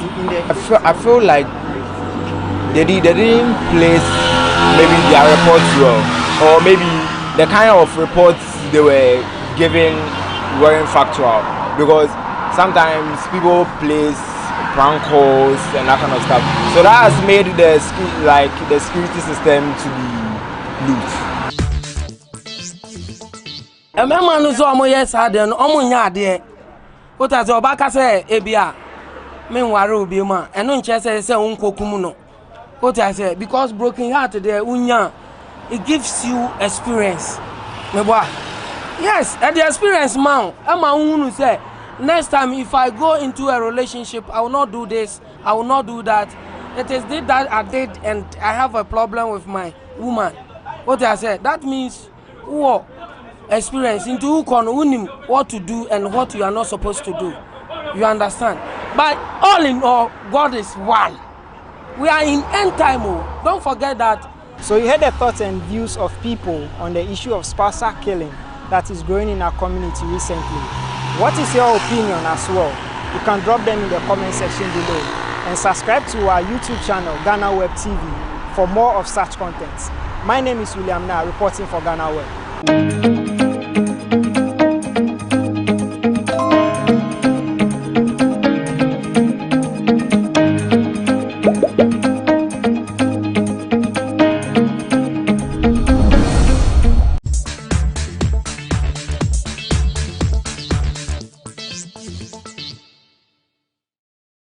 The Ministry of Communication and Digitization, together with the NIA, are trying to fight identity theft over the years. presently the NIA came out with a short code for people to verify if they are the only ones who have their numbers linked to their Ghana card, or probably their Ghana card have other numbers underneath them. We are here at the Pentecost University to find out from students and lecturers if they have similar challenge, and if they've tried it, what are their response to? The Ghana Identification Authority, with their attempt of issuing those Ghana cards, there should be some kind of credibility and, I don't know, clarity, because surprisingly, how do people have access to people Ghana card and use it anyhow? Because I think there should have been some kind of prompt that you should receive. Like now, my Ghana card, I have my contact on it. Immediately they use it to register anything, I should receive a notification that my Ghana card has been registered with blah, blah, blah, blah, blah. So immediately I receive that notification and I know I've not enrolled on any activation. Then immediately there should be a number that we could prompt the NIA authority. Then we'll work on it. So his approach on the Ghana card is good, but I think there should have been some kind of measures. Oh, actually, when I tried, it was intact. Everything was fine. How many numbers? Okay, I registered 2 numbers, and it was that 2 numbers that was on. Oh, I think it's a nice initiative by the government and the NIA to decrease the crime rates in the country, which is going to help, because recent years you see people using people's identity numbers to do fraud, which was not helping, and many innocent people have faced these problems and they are in jail right now. It didn't help. So I think that move will go a long way to help. Yeah. Yes, I've heard of the code. Have you tried? Yes, I've tried the code. Was your number linked to other numbers? No, it was linked to just my 2 numbers. So far, there've not been any activities, suspicious official activities going on.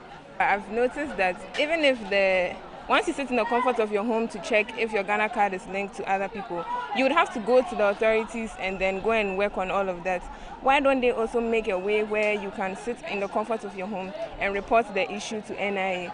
So I feel that although they brought this short code, they can also bring about other strategies that can help you prevent, like, so that when you find out that your Ghana card has been linked to other numbers, you can sit in the comfort of your home and work on it. First, I saw the flyers going around about it. Yes, I tried, but the system was down. It kept on telling me to try again later. But I think it's a good initiative because I have seen certain stories going around that people have more than 3 or 4 SIM cards linked to their Ghana card, but they don't own those SIM cards.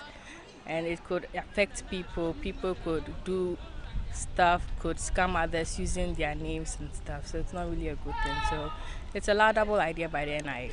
Yes, I've heard of the code, but I haven't tried it. But I heard the code is for Ghana card users, or those who have Ghana card, to ascertain whether their Ghana card numbers have been registered with other SIM cards. Yeah, well, I think it's a good move in the sense that, you know, a lot of cyber crimes are ongoing, so this initiative would actually help to fight the cyber crimes to some extent, such that if I'm the only one using my SIM, then I know that if there's anything that's wrong, then I'm liable. But then if for whatever reason my Ghana card has been registered with several other SIM cards and then something happens, it could be that one of those users actually commits a crime or something with their SIM cards, and then when it is traced, it comes to me because my Ghana card was registered with someone else's SIM card, which wouldn't be a good thing. So I think in that sense, it's a great idea. Yes. But I didn't do it personally. Someone did it for me. Did you find out if your number was linked to any other? No, it wasn't.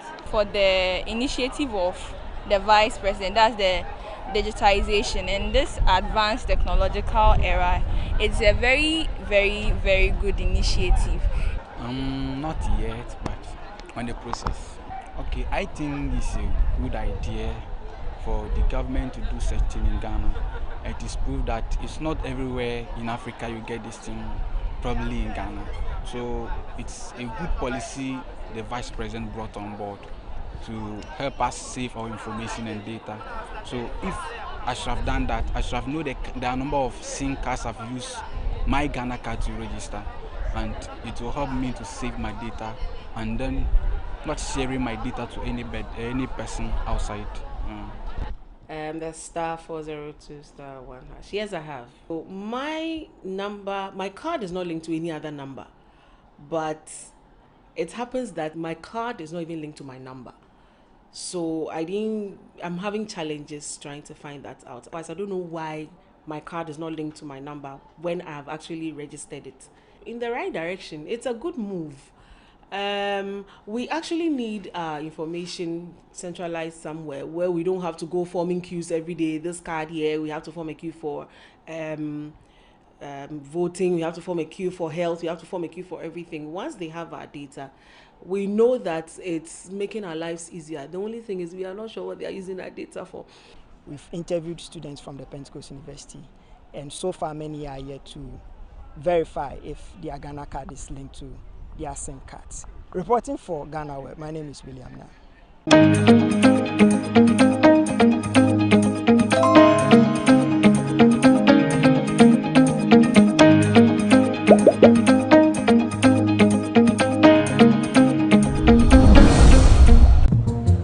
Now, oh, me. Obek Canopy.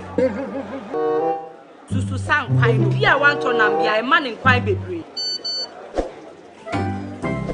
Mommy, you fish can see my kotoso. Pepoga, send me sika from Lemonade Finance. Wabra yan tedeshe. And let me £10. Lemonade Finance. Say they're sending money back home from UK, Canada, and now US. I accepted a instant charges.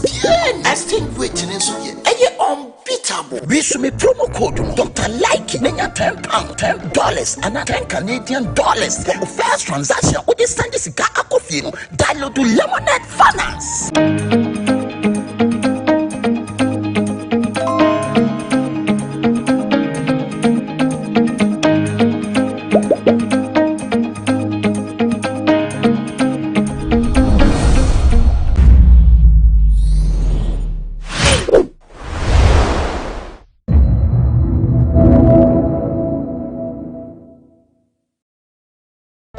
Look at how I'm covered up before speaking.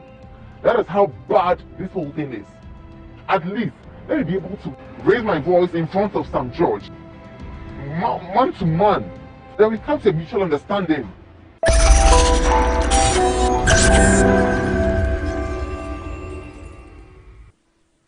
The recent visit of US Vice President Kamala Harris to Ghana has resurrected the conversations about the LGBTQ plus community and conversations around same-sex rights or marriages in Ghana. In this episode of Say It Loud, we have a face-to-face with someone who identifies as gay. And for the purposes of this interview, we'll not go by his actual name. We'll call him Q. Q, so why are you gay? I'm gay because I've always been gay. Just like you can't explain why you are heterosexual. So can't I explain? It's a feeling from within. You just know you're attracted to someone. Natural or being artificial, you just know that, hey, to your best of knowledge or ability, you find someone attractive. That's as simple as it is. So I take it that being gay is just out of how you feel, not your anatomy? I don't see how anatomy has to do with this. It's humans as we are. I mean, can you explain, or will you tell me that you are heterosexual because society wants you to be heterosexual? No, that is how you feel. You feel attracted to the opposite, and I feel attracted to the same.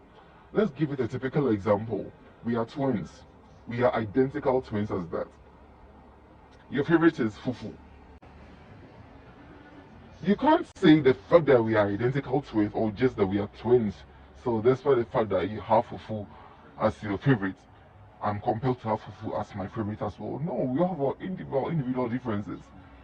So in a nutshell, me personally, I would say I can't explain. I've always been gay since I grew up. I've always found myself in one situation or the other as a kid, whereby I lusted after the same sex. Alright, so it has not mattered how your biology is to you? Not at all. There's nothing about anatomy. But how long have you known that you've been gay? Okay, I would say from a very tender age, I've always been quite effeminate. in the sense of playing with girls and acting feminine and whatnot. But then I would say, knowing what the term being gay was, it was probably an insult from someone in high school.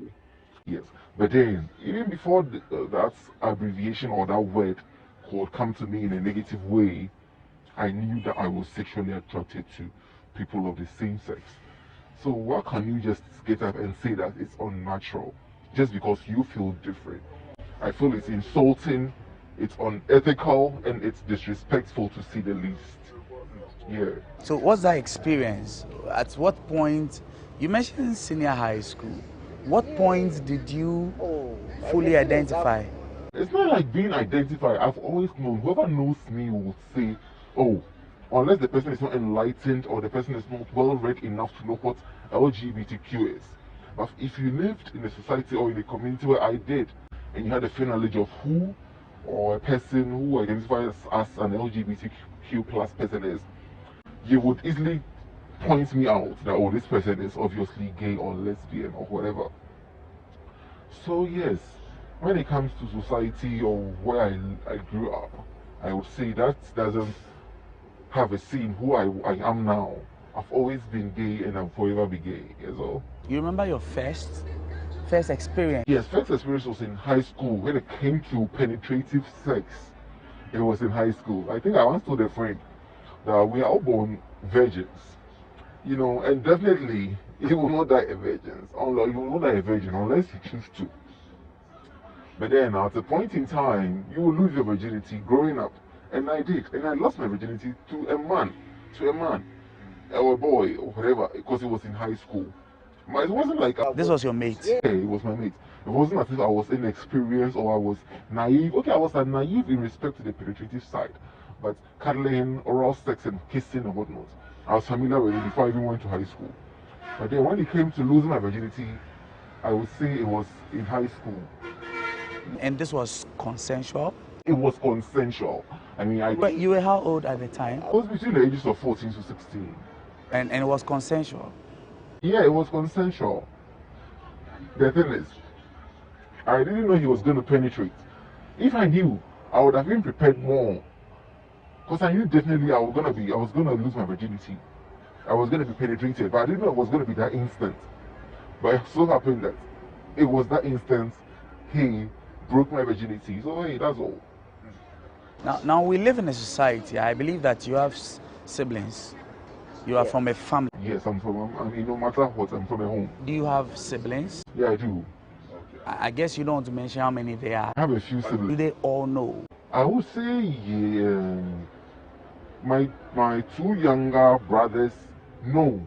Yeah, I have two young siblings. I have four, including me in general. So then I have two male siblings who know and very open-minded about it. And your parents? My parents do know.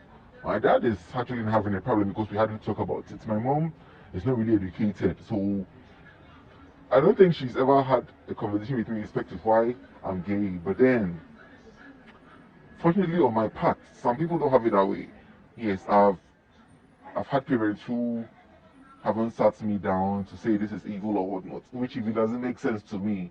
So you think that because they've not sat you down, it's an... They don't have to sit me down to tell me it's evil. I mean, you don't have the right. I live my life, so do they live theirs. You know, they live theirs on their own terms, and so do I live mine. Eventually, even if it's evil or not, whatever they believe in, it's their own cup of tea. I have my troubles and my, you know, my fears and whatever to face alone. And you say your dad does not speak to you about these things? He does not speak to me. It's not like he does not speak to me with respect to as a person, like we're on talking terms. We speak as and when we want to. But my dad and I, personally, we don't have that relationship in respect to father-son. That is not because I identify as something or as I identify as an LGBTQ person. Not at all. We have our own personal things that we need to work on. So it's beyond just the sexual preference. That's the least of it. When it comes to being gay, I think my dad has been very loving. He's been very caring and he's been very supportive because he will not do it directly. But then, he's the one that gave birth to me. Blood is thicker than water. I'm his. He can never throw me away. It doesn't define who I am as a person, being LGBTQ.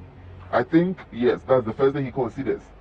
Because, yes, I give or I do more than,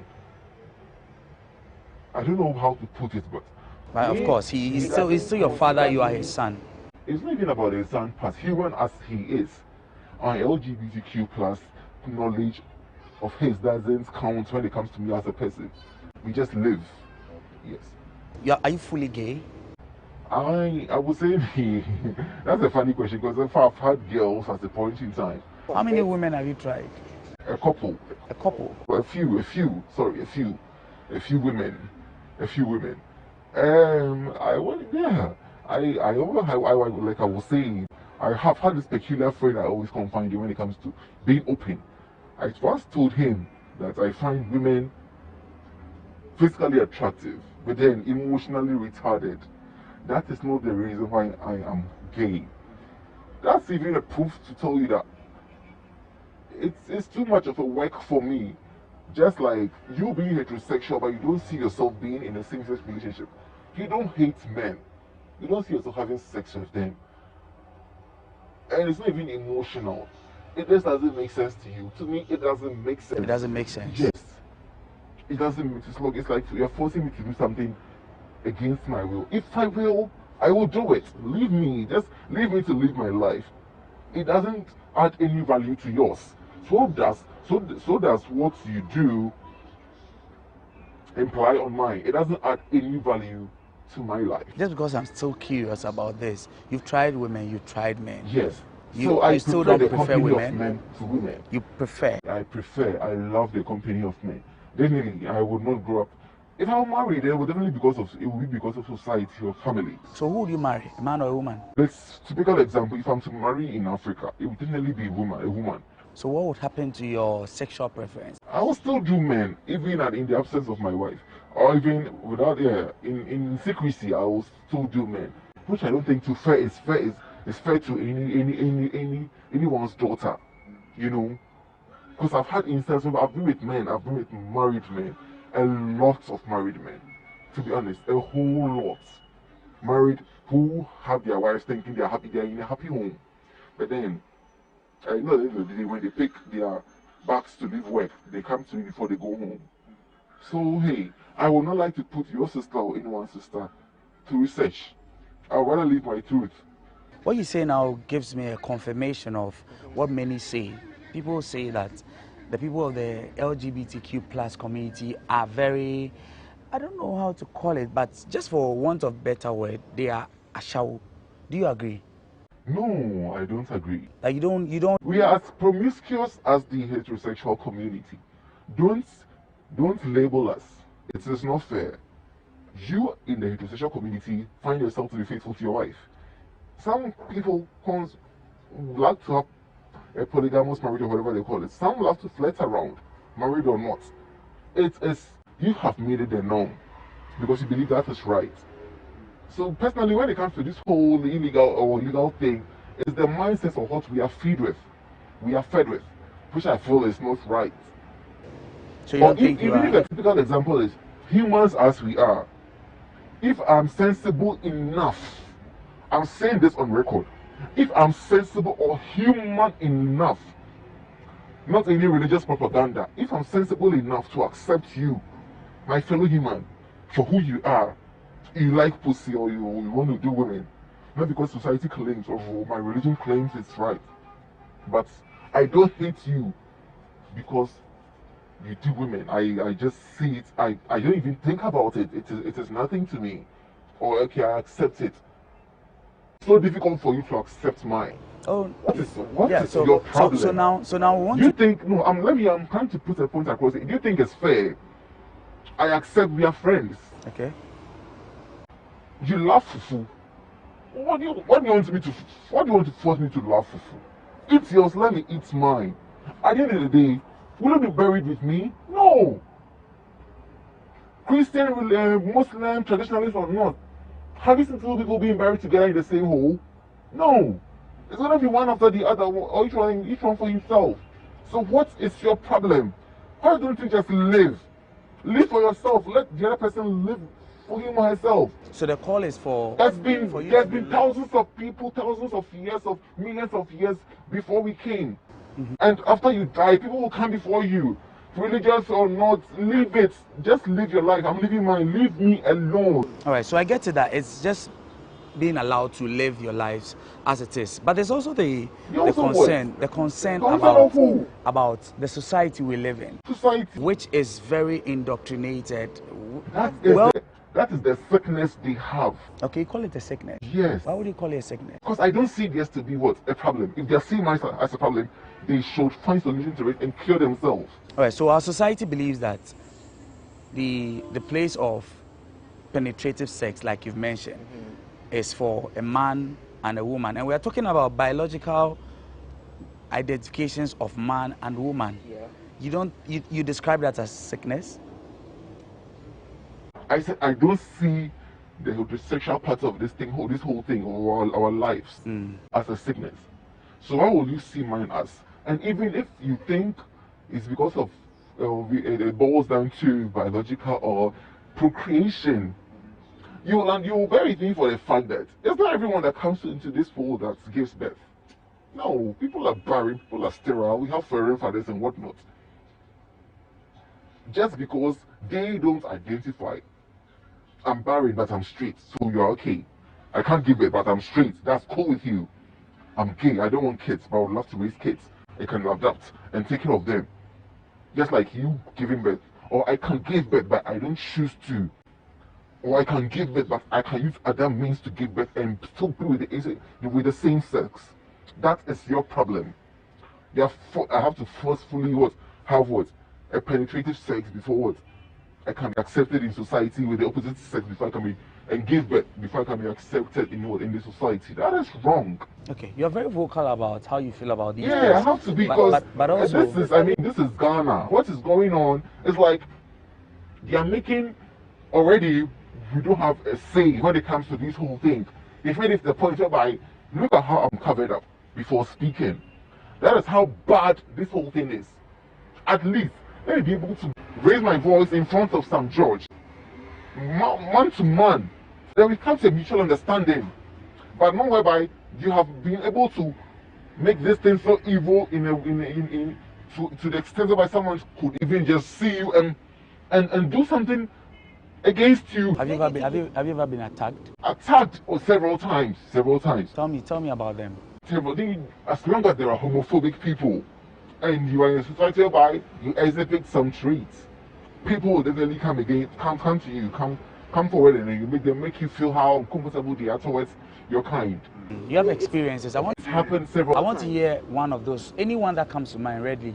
With mine, I would say I lived in a society where I lived in a community where it was like a Muslim community. So even just your pleasantries arose suspicions, because they always termed guys who acted feminine as gays. So I was washing in my room at a point in time. My porch was opened, and this guy was so homophobic enough. He had looked at me for a couple of times going to work, and I greeted him and he would not respond. But then one weekend I was washing on my porch. Before I could realize, this guy just slammed the door, jammed on me, and I have pictures, and started assaulting me. It ended in the police station. I actually laid a complaint, and funny enough, the Ghana police was so supportive. Wherever I lived, whoever I spoke to, the district police, the prime officer, the CID, they were all they were all. It wasn't like they were in support, but they were able to make the guy feel that what he did was wrong. Okay, so the police acted on the violence. Yes, attacking me all in the name of me being gay. He feels, or he knows, I did not come to urge you to have sex with me or to propose to you or to lure you. No. So you see, what you feed people is what they live with. Yes, if you are fed with hate, if society feeds you or whoever feeds you with hate, that's what you also go by. Some people are not lucky enough to be enlightened or open-minded enough.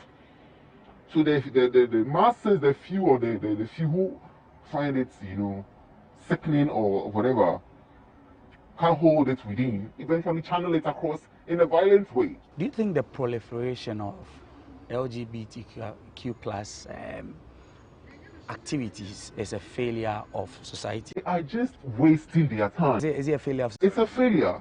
Because whether you proliferate it or not, it's happening.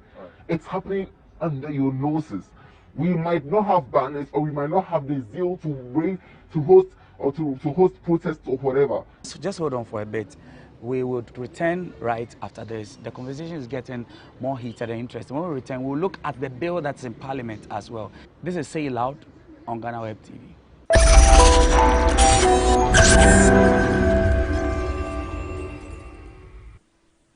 So we are back. We are here with Q, who identifies as gay. Q, do you know about the bill that's before Parliament, the anti-LGBT? Oh, I honestly have heard, and I've not read thoroughly. I've not read through, because I didn't even find it necessary. What have you heard about the bill? That if it's passed, my kind will be jailed if suspected, even just suspected to be my kind. If you allow me, I want to read something to you. This is what the bill actually says as its object. It says the object of the bill is to provide for proper human sexual rights and for Ghanaian family values, proscribe LGBTQ plus and related activities, proscribe propaganda of, advocacy for or promotion of LGBTQIAA, PT plus and related activities, provide for the protection of and support for children, persons who are victims of or accused of LGBTQIAAP plus and related activities and other persons and related matters. You don't think this bill is healthy enough to be passed? Please, they should put in the bill, I will suggest they put those who gossip, those who steal, pedophiles, married men who flirt around, those who insult, literally every social vice that they think it's whatever they think is a social vice should be added to the bill before it's passed. So, but this bill says LGBT, anti-LGBT. This is nonsense. What is your problem when it comes to LGBTQ? What have we done wrong? What sickness do we come with? It doesn't make sense for someone to sit down and then out of hate or personal malice or vendetta say that, hey, I don't like this faction of people, so they should be, whatever they do should be made illegal. They should be found culpable of the law. I mean, it's arrant nonsense. If you are jailing me because of my sexual preference, me being gay, what makes you think when I go to the jail I will quit, or when you jail me for 10 years and I come back and I become straight?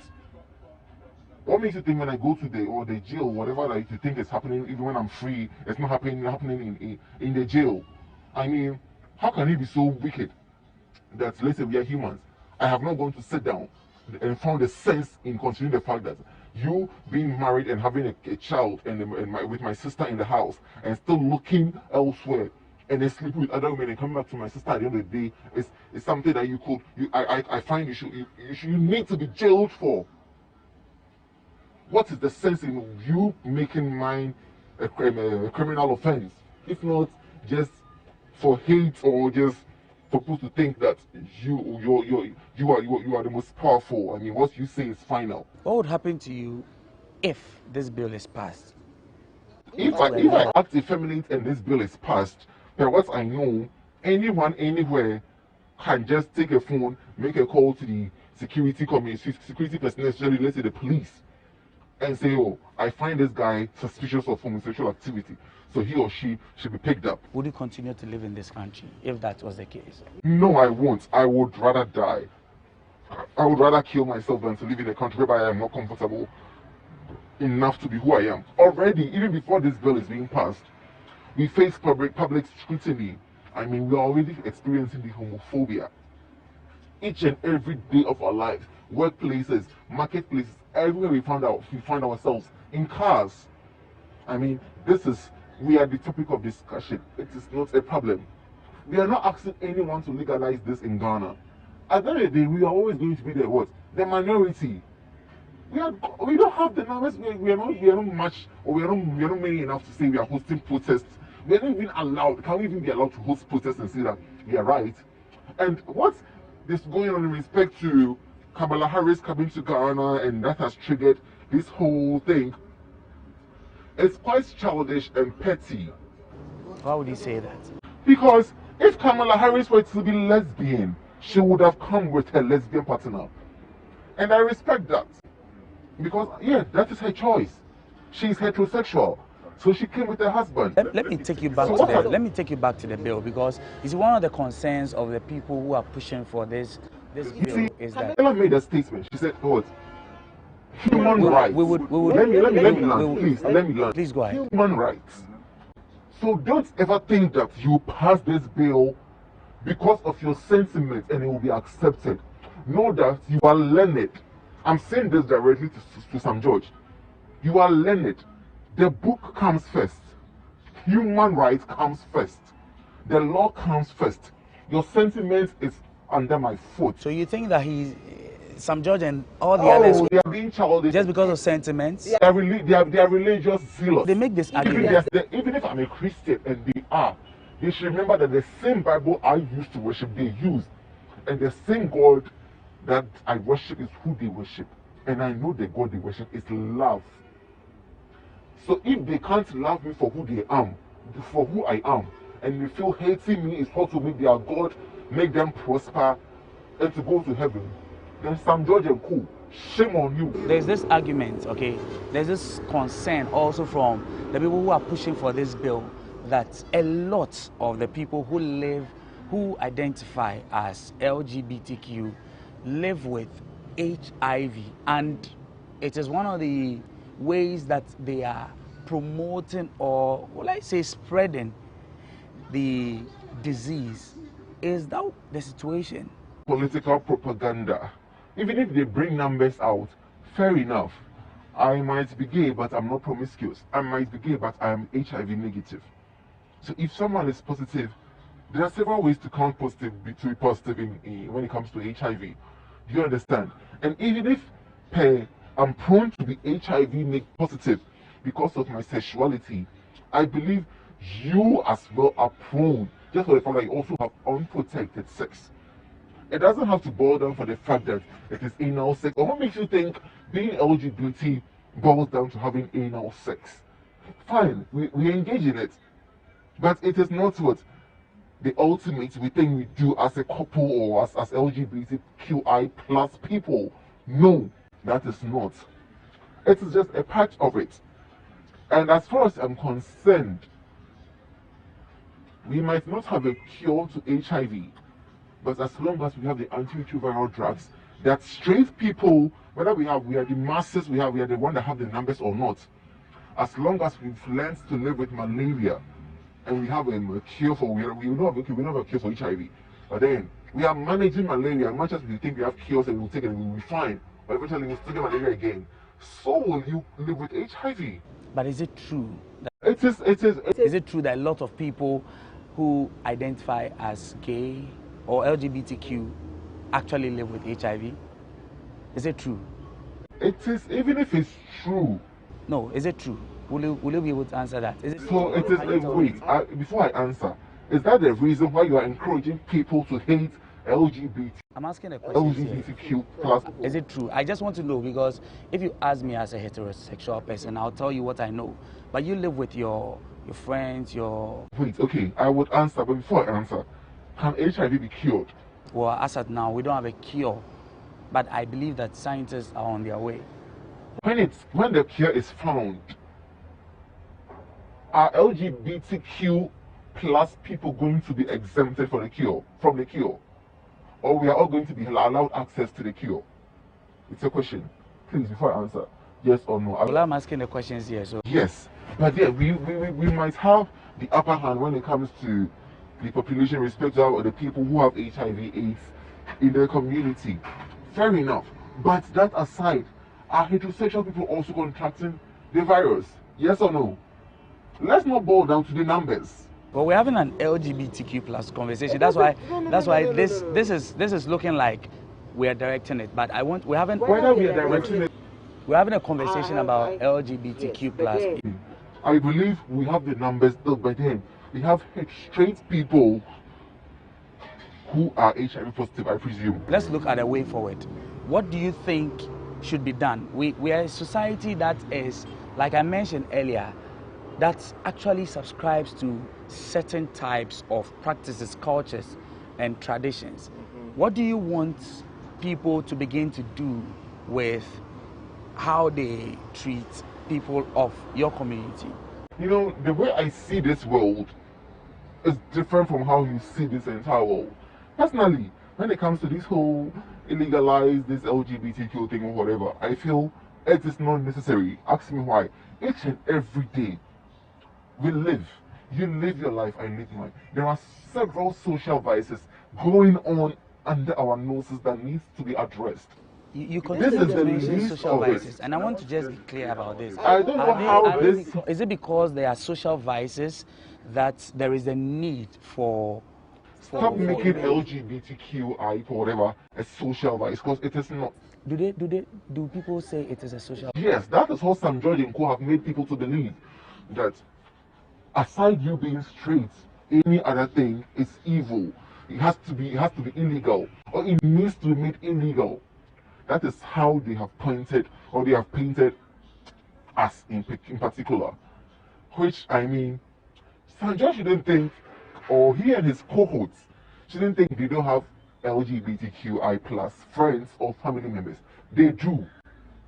But they are just not bold enough to come out and say, hey, you're my friend, and much as you hate us, but I know you and we relate. So they should not. What do you think that should be, what do you want to be done for your community? Yes. What are you expecting? Ghana might not legalize this whole LGBTQ thing, but we must learn to live with it like we are living with malaria. Yes. It will be with us forever and ever, from generation to generation, whether they like it or not. And even if you criminalize it, what makes you think I wouldn't still have sex? What makes you think out of fear, unless I'm caught? What makes you think the next child that's being born is not going to be gay? You are wasting your time. It's just like fighting apartheid. You are wasting your time. We might not get our freedom, but we will learn to live with it. Yes, so they should learn to live with us, just like we are learning to live with them. Life is simple. The principle of life, to me, is what? Live and let live. Just think about you as a human. Don't think about my sexual part and think it's what you can detect for me how I live my sexual life. No, I mean, like, does it make sense to you?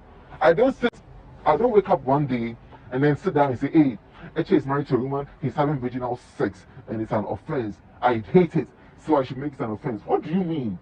Is it my penis? Is it my vagina? Is it my anus? No, it is not. It is theirs. It adds no value to my life. Even if Eche is gay and Eche is having anal sex and Eche is HIV positive, if Eche dies, the best I can do is cry.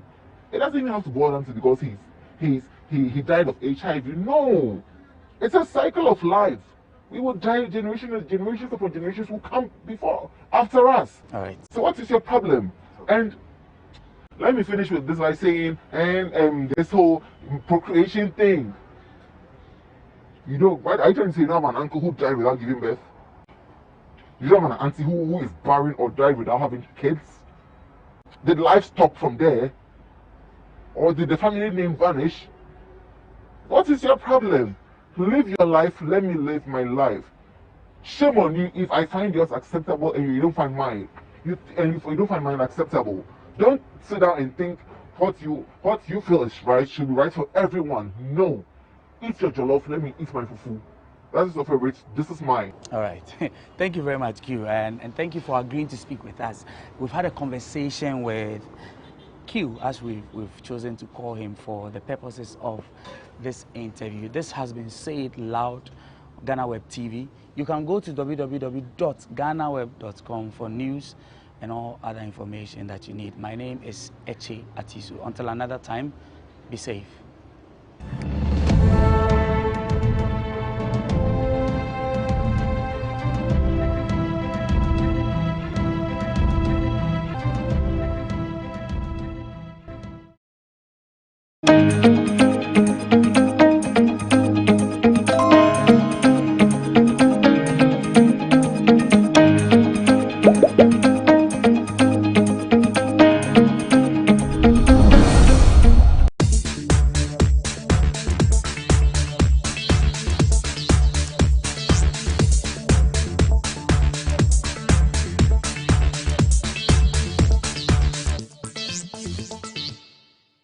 There's a growing trend of spousal killing in recent times.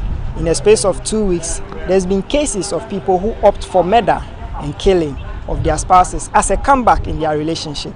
We are here at 37 Station to gather views on this trendy issue. Come with us.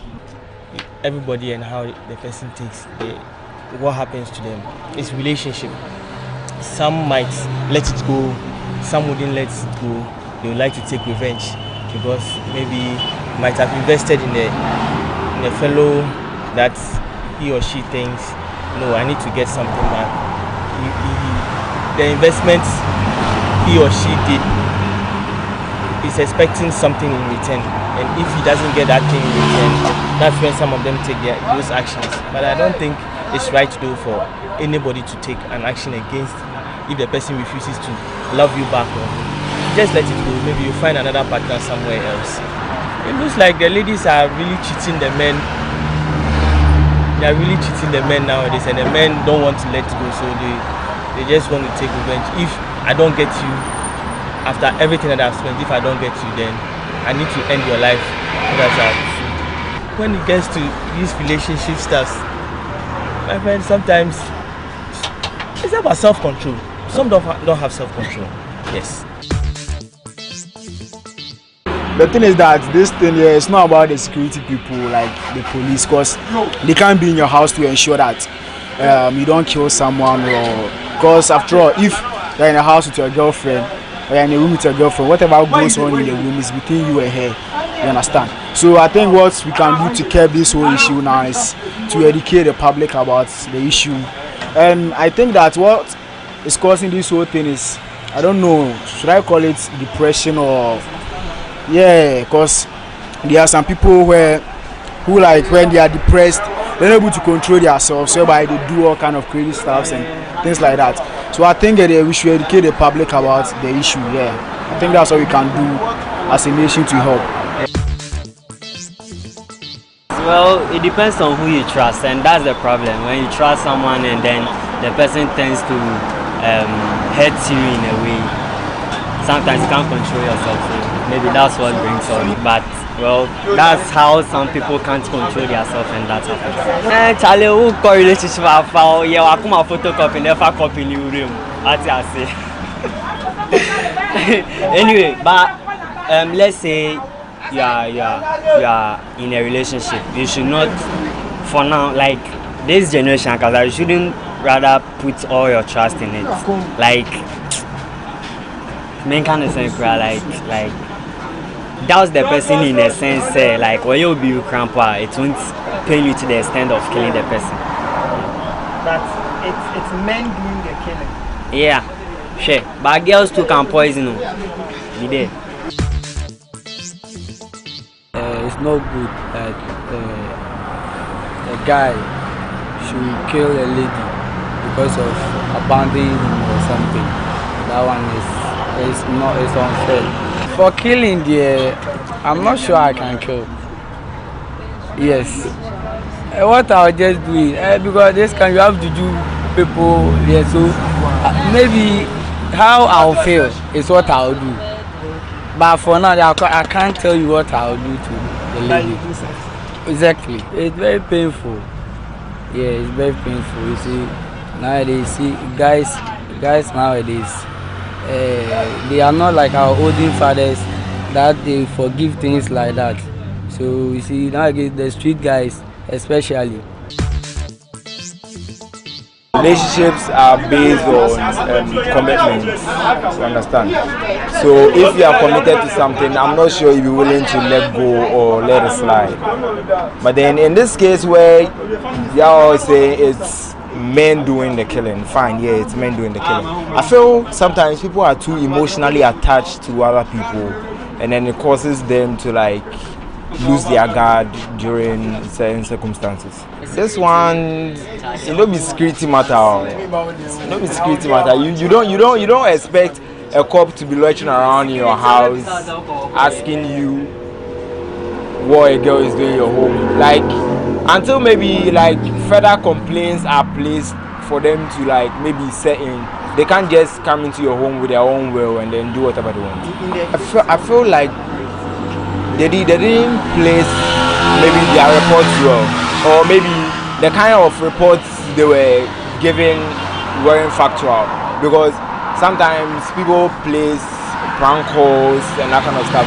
So that has made the security system to be loose. A man who's almost yes, I don't almost there. What has your back say, Abia? Meanwhile, Rubiuma, and no chess say Uncle Kumuno. What I say, because broken heart there, Unya, it gives you experience. Yes, and the experience, man. I'm a woman who say, next time if I go into a relationship, I will not do this, I will not do that. It is that I did, and I have a problem with my woman. What I said, that means what? Experience into what to do and what you are not supposed to do. You understand? But all in all, God is one. We are in end time. Don't forget that. So you heard the thoughts and views of people on the issue of spousal killing that is growing in our community recently. What is your opinion as well? You can drop them in the comment section below and subscribe to our YouTube channel, GhanaWeb TV, for more of such content. My name is William Na, reporting for GhanaWeb.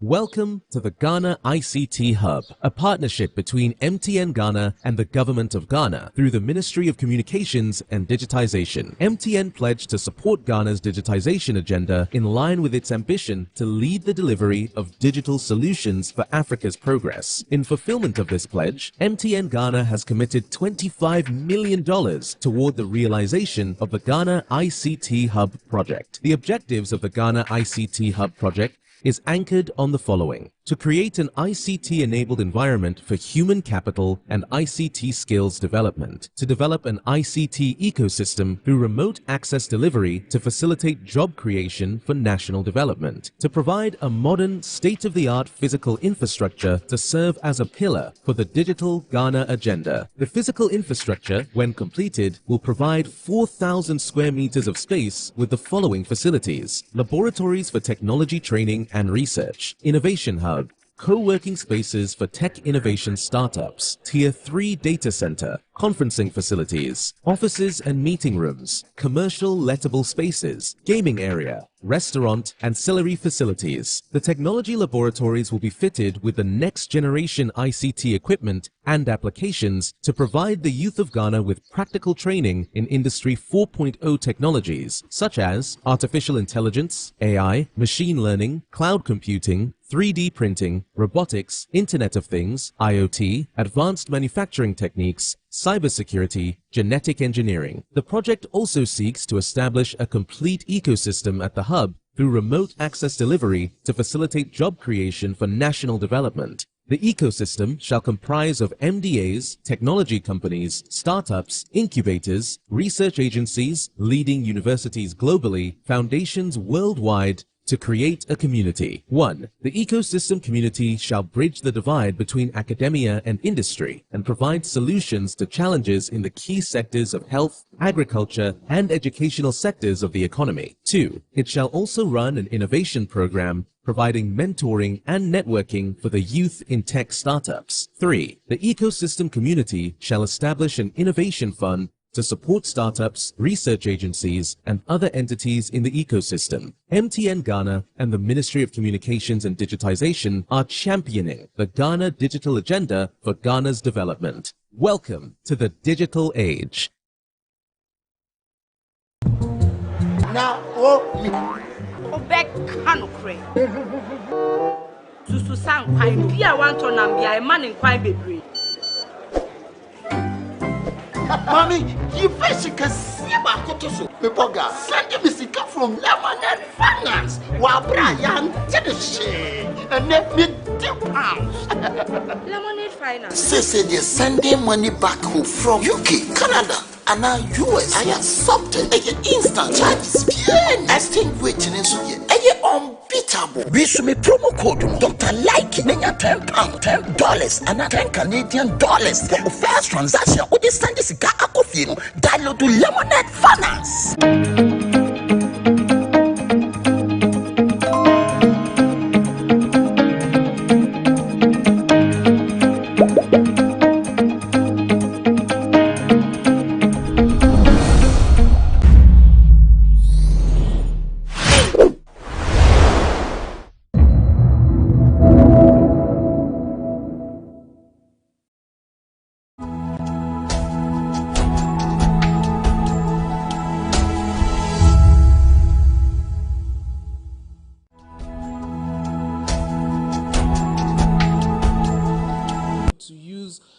well-resourced space for you to talk to us, understand what exports are all about. If you want to develop a business and you want us to support you, we have that Impact Hub. And in that Impact Hub, we have the Ghana Standards Authority desk, we have the Food and Drugs Authority desk, we have the Ministry of Agrics, PPRSD, also in that space to support you. Our Market Hub is basically our website, and you can visit there as well for all the information on export. We work very closely with the National Coordinating Office of the AFCFTA to break down what this whole phenomenon is about, as well as help exporters with the ECOWAS trade liberalization scheme. And then we have our coconut revitalization program, which has been ongoing for the past 6 years, as well as pineapple revitalization program. And then we have our participations in international fairs where we support exporters whose products are ready to go onto the global market, to showcase their products on the global market. This we do by buying space for them and freighting their goods to these international fairs. Government pays for them to freight their goods, and government pays for the space for them as well. This is the support that this government gives to exporters, aside the interventions in the products and services that we normally do. We have our export trade advisory services, which we give, especially when you come to our Impact Hub. We have market access programs that will let you understand what the market is, where the market is, and what the market needs, and how to package your products and services to meet the demands of the market. We have also supported in cashew expansion. We are supporting especially craft sector and expansion. And you would realize when I get to the figures that because of the intentional nature of what we are doing, the craft sector in Ghana is gradually growing. And then we have our forum with the banking institutions, where we have created the platform for exporters to be able to liaise with the various banks, where we have programs with them, and because of that, they have also created products to service the export industry. So let's look at the 2022 NTEs in numbers.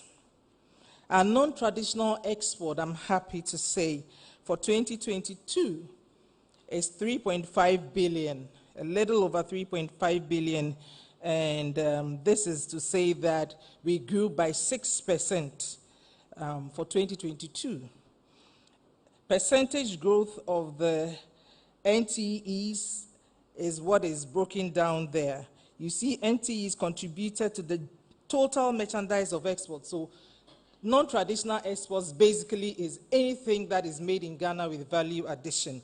And that is what we take care of at the Ghana Export Promotion Authority. And it contributed 20.22% to the total merchandise exports of Ghana, which will include oil and gold and raw cocoa, which we don't have any mandate over. The number one export earner, the non-traditional export earner, is cocoa paste. Value has been added to it from cocoa to become paste, so it sits with GEPA. And this is the number one export earner, which contributed over 500 million to the NTE statistics. Burkina Faso is our number one in Africa. The largest non-traditional export destination is Burkina Faso. And then we have the total of active exporters standing at 2,220, with 120 contributing over 3 billion. And then we have a total number of non-traditional exports being 604. But we have in the NEDS, the NET, that's a National Export Development Strategy, has 17 priority products. That does not mean that we are forgetting the rest. So we have about 604, but the priority areas are 17.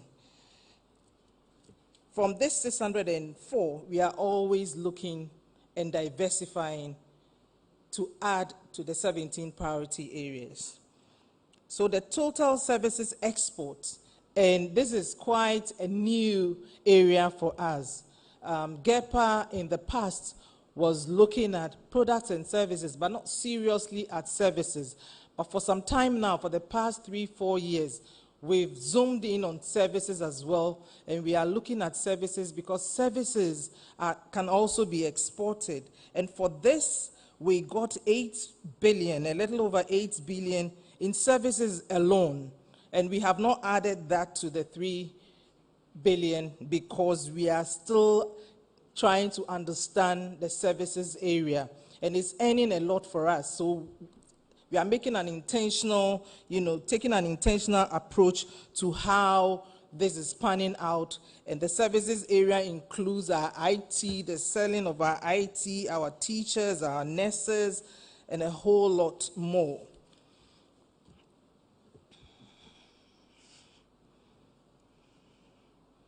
I've talked about Ghana's non-traditional export for 2022, which amounted to 3.5 billion, an increase of 6% over the 2021 NTE earnings of 3.3.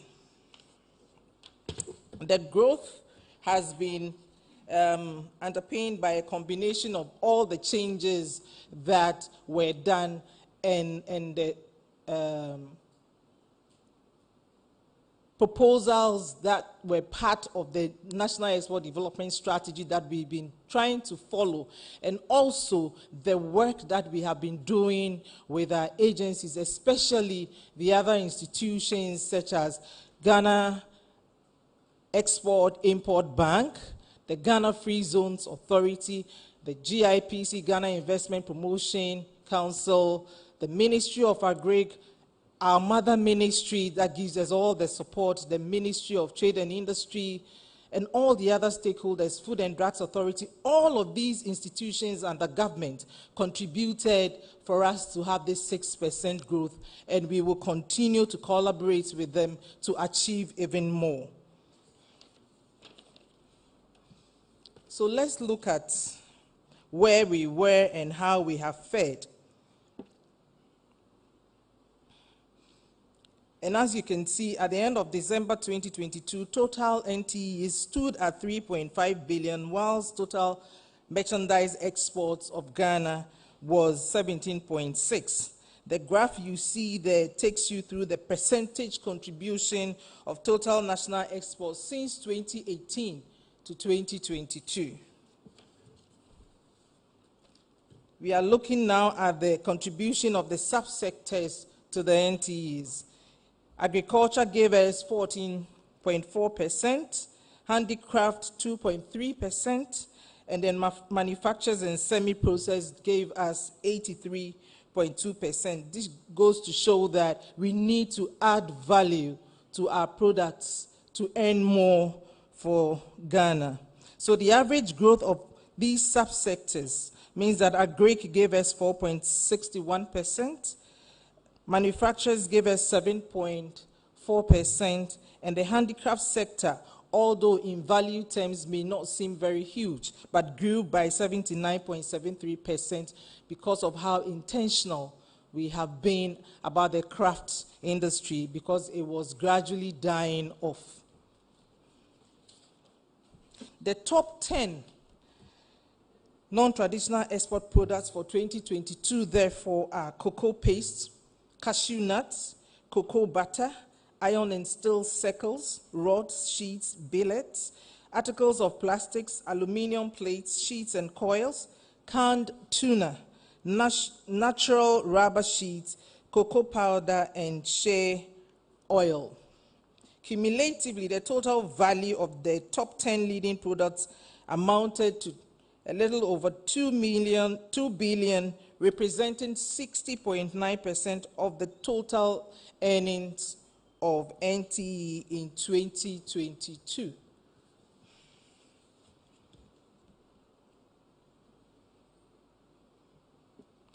The manufacturers and semi-processed sector, as I already said, gave us 2.9, and the performance of that sector was due primarily to cocoa paste, aluminium plates, sheets, cut fruits, as well as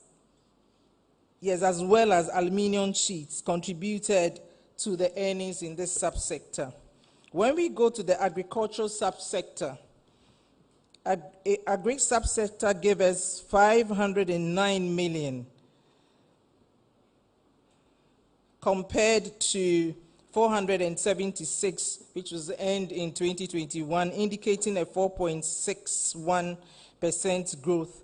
And this sector contributed about 14.7% share to the total NTE earnings in 2022. I'm afraid the writings are small, so when you get the handouts, you see everything clearly. The industrial art and craft sector increased by 79% over 2021 to $81 million, sorry. The subsector contributed about 2.30 to total non-traditional export earnings. The overall growth of the industrial art and craft subsector was therefore 79.73%. And as I said, we are expanding the craft villages around the country. We have a few, about 5 of them, and we are working deliberately to grow that sector by expanding the craft villages, by bringing them closer to the market, holding fairs in these villages. And we've started strongly with a brick craft village. We are working on the Abrafo in the central region, and very soon we will get to all the other regions. Ghana's non-traditional exports were exported to 155 countries within 5 distinct market destination groups represented, which includes the ECOWAS, the European Union, and United Kingdom, and other developed countries, and the rest of African countries and emerging markets. In 2022, the ECOWAS market was the leading destination for NTEs, representing 34.59% of the total market, while the EU and UK markets contributed 31.90%. GEPA is leading the implementation of a 10-year national export development strategy with the objective of increasing the NTEs to 25.3 by 2029. And this does not include the services. And so we are looking at products, because if we added services to it, this will not even be enough. We are looking at products hitting 25 million by 2029. And this is to be achieved through targeted programs and interventions which are anchored on the 3 strategic pillars of the net. The priority products experienced a growth of 7.64. 2,022 companies exported 604 non-traditional products, and 120 exporting companies earnings accrued to the over 3 billion, slightly over 3 billion, 3.53, contributing 80% of the total NTEs for 2020. And so here we will have to make a deliberate effort of growing the companies of the over 2,000 who are active, and see who we can push to next time report to you that about 400 exporting companies achieved so much. We could go over the 4 million points. Our trade in services, total export of services from Ghana in 2022 amounted to 8,247,000. GEPE's strategy in the services sector is therefore focused on 4 key areas: the IT and IT-enabled services, medical tourism, education and consultancy services, including other professional services. GEPA sponsored and supported the participation of about 16 tertiary institutions in student recruitment fair in Nigeria. We toured, I think, 3 destinations in Nigeria for this recruitment fair, first of its kind. We started this before the COVID. We wanted to continue to other countries and in Africa, and then the COVID hit. But we were able to start again by going to Nigeria, and we went with the University of Ghana, KNUST, Central University, Wisconsin, University of Health and Allied Sciences, UDS, Academic City were among some of the institutions that participated in the fair. And in 2022, we signed an MOU with the International Trade Center, Netherlands Trust Fund 5, to develop and promote SMEs in the IT and IT-enabled space in Ghana.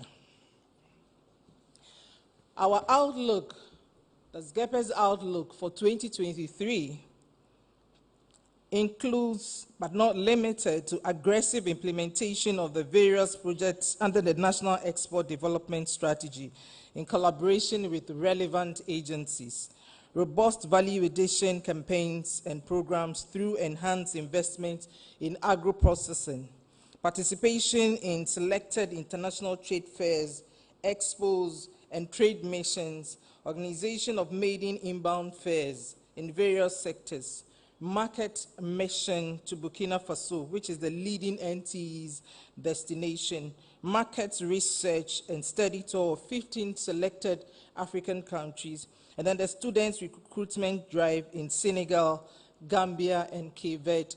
We would also be launching very soon our first export trade house in Kenya and other African countries, and we will bring that announcement to you when it happens. I want to take this opportunity to thank the ministry and the ministers at the Ministry of Trade and Industry, to thank GIPC for the collaboration that they give us throughout our interventions and our travels outside the country to sell Ghana, for the FDA in the support that it gives to our exporters, the prompt response they give to us, for GESM for supporting us, for Ghana Revenue Authority, the Bank of Ghana, Ghana Standards Authority, Ministry of Agrics, PPRSD, and everybody that I couldn't mention here. But above all, I want to thank the Ministry of Information and our dear colleagues in the media who are here, who carry our story out there. Hopefully, as the minister said, you will get the document on the statistics, and you will be able to break it down to everybody to understand that it is important to export. So let us export Ghana and export more. Thank you.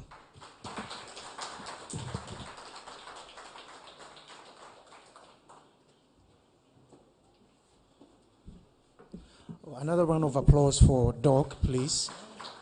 Thank you very much, Dr. Asabia Asari. And having listened to highlights of the report, we will have the Deputy Minister for Trade and Industry to formally launch the report for us. As we welcome her on stage, let me also acknowledge the presence of the Chief Director of the Ministry of Information, Madam Charlotte Morgan-Asiedu. Please, thank you very much for joining us. So we'll have the Deputy Trade Minister's remarks, and then she will launch the report. Thank you, Kweku. I stand on all protocols observed, and I only want to share with you how good it is to be back home. I didn't know I missed this place so much till I got back this morning and this podium. But hey, indeed, it is a pleasure for me to be here to launch the report on the analysis on the non-traditional export statistics for the year 2022. I'm also extremely delighted to see that our non-traditional exports have continued to show resilience in the face of global economic challenges. As the Deputy Minister currently responsible for international trade, I'm particularly pleased with the outcome of the 2022 non-traditional export statistics, as it is a testament to the relentless work put in by every individual along the export value chain. We have often emphasized the importance and contributions of Ghana's non-traditional export sector to the Ghanaian economy. And while this now sounds like a broken record, it cannot be dismissed. The report on the offered analysis aims to inform us of the critical trends and patterns in this sector. The report emphasizes the growth of the NTE's non-traditional exports with a considerable increase in export volume over the previous year. This indicates that the efforts to promote the NTE sector through the government's numerous initiatives and interventions are achieving the objectives for which these initiatives and interventions were instituted. Distinguished guests, the NTE sector has been a key driver of our economic growth in our country, providing much needed foreign exchange earnings and employment opportunities for our people through the value addition. The sector has contributed significantly to our overall export earnings, accounting for over 20.22% of total exports in the past year. It is refreshing to note that the NTE sector will catalyze and also consolidate the gains of initiatives such as the One District, One Factory program, promote product development and market access opportunities for products of these factories, address supply-side constraints, and improve the competitiveness of goods and services produced in Ghana, improve the policy and regulatory environment, and develop the requisite human capital needed to expand the supply base of value-added products and services to take advantage of the free trade agreement entered into by the countries such as the AFTA, the Economic Partnership Agreement, the Africa Growth and Opportunity Act, and ECOWAS Trade Liberalization Scheme. The report we are launching today provides valuable insights into the performance of the NTEs in 2022. It highlights the key sectors that have contributed to the growth of the sector, such as the agribusiness, industrial arts and crafts, services and manufacturing, as well as processed and semi-processed sectors. Overall, the NTEs increased by 6% or 3.5 million USD over the previous year and accounted for, as I said earlier, 20.22% of the total export earnings. Overall, the National Exports Development Strategy is intended to provide a new direction for the growth of the non-traditional export sector and to ensure that earnings from the sector increase from the 2.8 billion in 2018 to an annual NTE revenue target of at least 25.3 billion by the 10th year of 2029. I would like to use this medium to acknowledge GEPA, Ghana Export Promotion Authority, management, and everybody for the strategic and targeted activities they have put in place to guarantee that those involved in the trade are encouraged to follow the essential export environment regulations. I would also advise persons in trade to contact the Ministry of Trade's National Coordination Office of AFCFTA, which is constantly and actively engaging businesses, private and public institutions to take full benefit of the AFCFTA. The non-traditional export sector has played and will continue to play an important part in the economic growth of the country. The insights provided in this current report will be useful as we seek to overcome the sector's challenges and capitalize on the global market's potential. Finally, I would like to thank you all, everyone who contributed to the execution of this report. I'm convinced that the findings and recommendations in this study will perform and inform our policies and plans for expanding the non-traditional export industry and driving our economic growth. At this point, the report is duly launched, and thank you for your attention. God bless us all.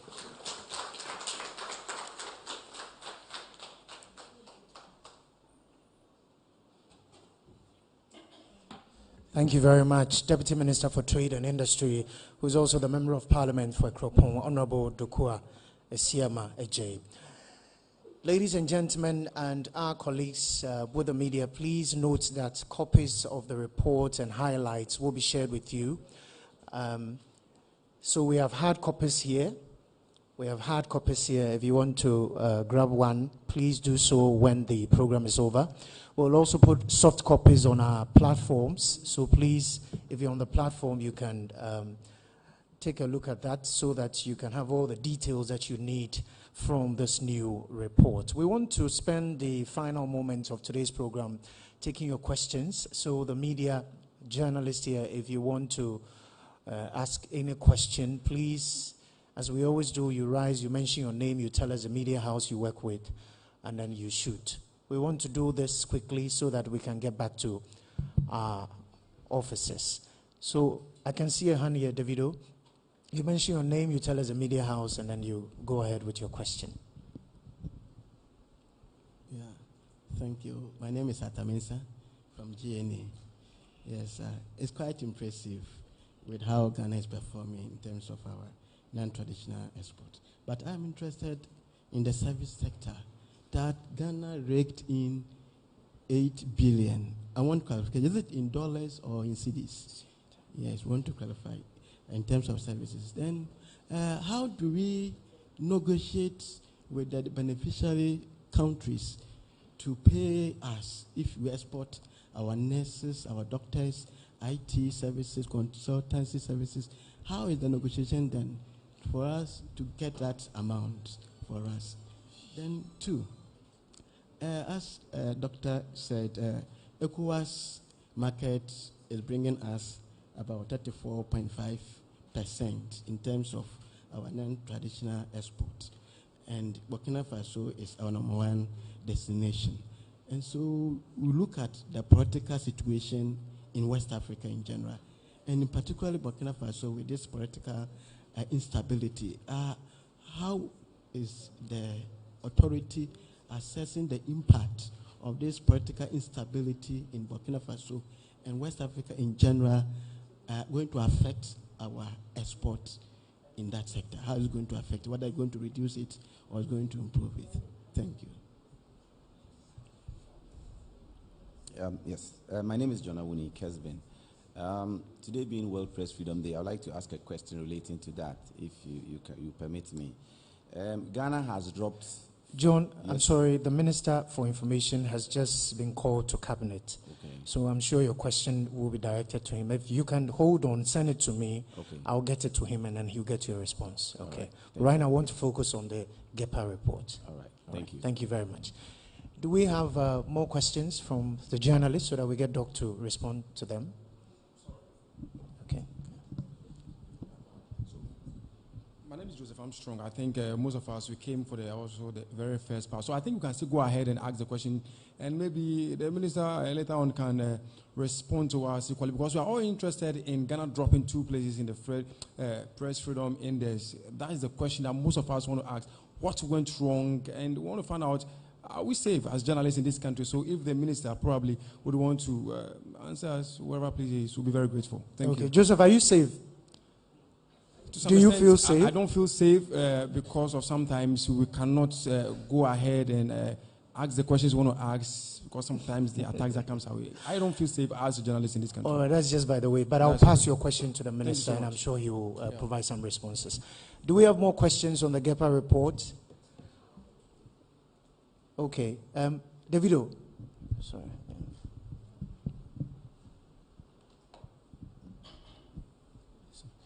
My name is Abdul Hanan Adam. I work with GH1 and Star FM. Madam, I saw a drop in two of the products. One is natural rubber sheets, and then the second one is the canned tuna. I'd like to find out what accounted for this decline. If you can provide that with an update on that. Thank you. Can we have one final question so that we let the dog? Okay. Yeah. Thank you. My name is Isaac Asari with GBC. I feel a bit disappointed with the share not being among the biggest earners, because when you go to the northern part of the country, share has a potential that we can nurture to be at par with that of cocoa paste and cashew among the rest. Can there be a deliberate policy where we can at least empower most of the women who are caretakers of these products? We can take them through training, funding, and also other activities so that it can also be at par with that of cocoa. Yeah. All right, so we will hold on with these three questions and allow Doc to provide some responses. Just to go through, so the first one is service sector, the 8 billion, is it in dollars or cedis? There's also another question on how do we negotiate. There's also a question on Burkina Faso, looking at the political instability in that country. How is authorities here assessing the impact on the business we do with them? Another question on Ghana dropping, sorry, that was the World Press Freedom question, so I'll note that for Minister. The drop in two products, what has accounted for that? Canned tuna, and then I think you said natural rubber. Okay, and then the last question is share not being big exports. Can there be a deliberate policy? All right, cocoa butter. And then the final question, Doc, is share not being a big export. Can there be a deliberate policy to empower women to make it more attractive to compete with other crops like cocoa? Let's allow Dr. Asari to give us some responses now.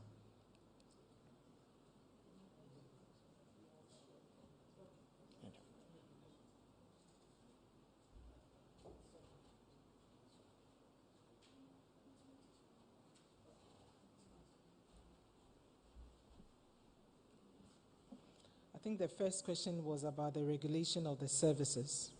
The figure that we accrued from services, 8 billion, comes from the Bank of Ghana. It means there were arrangements that were made for the services to be sold outside of Ghana, and that is why the monies came through the Bank of Ghana, because that is where we source that information from. So it isn't about just us sending our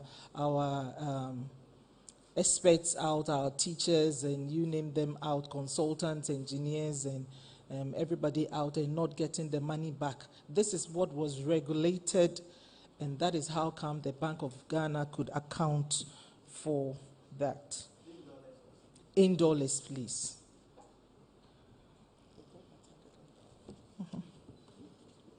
It didn't drop. And then the second question was about the safety of the West African region. Yes, there are issues with some of the countries in West Africa, but ECOWAS, the ECOWAS region formed the Trade Promotions Organization of West Africa, which is the TPO network of ECOWAS, and we've been working together at that level to make sure that we work very well amongst ourselves. So there are issues, But these are not issues that we cannot surmount. So we are working very well amongst ourselves. If it is not safe to go there, we do not go there. So far, with Burkina Faso, it is not that bad, but we would wish that everything there will be okay so that we can trade with them as we do always. Then we talked about the natural rubber sheets that, what was the issue with the natural rubber sheets? That it went down? Okay. Dropped in 2020. Okay.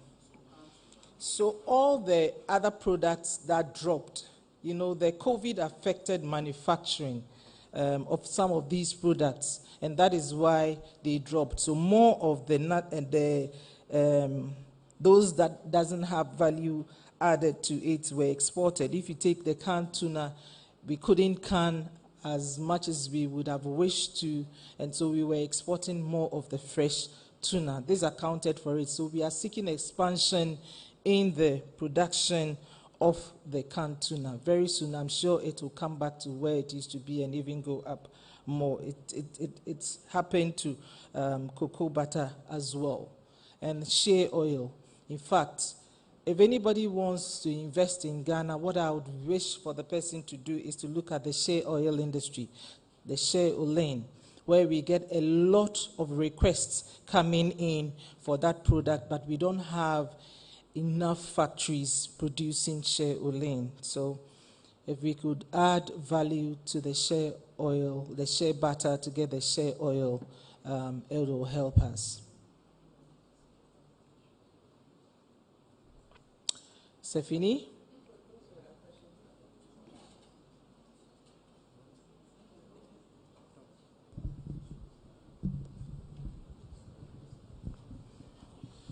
Okay, Madam, still on the products, I'm just curious and wondering how iron steel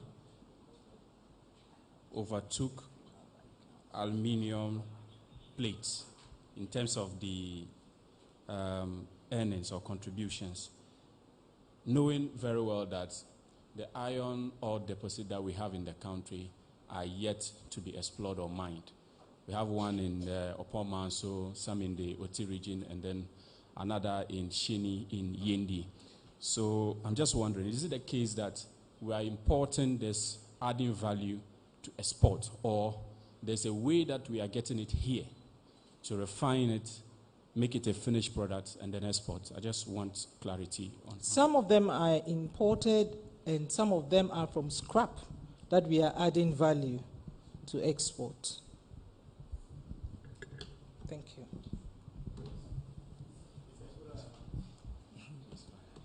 Colleagues, we will have to take a second batch, but we'll have to be very quick so that we can wrap up and then help ourselves by filing our story. So we'll take the last two questions so that Doug and the team can also get back to work.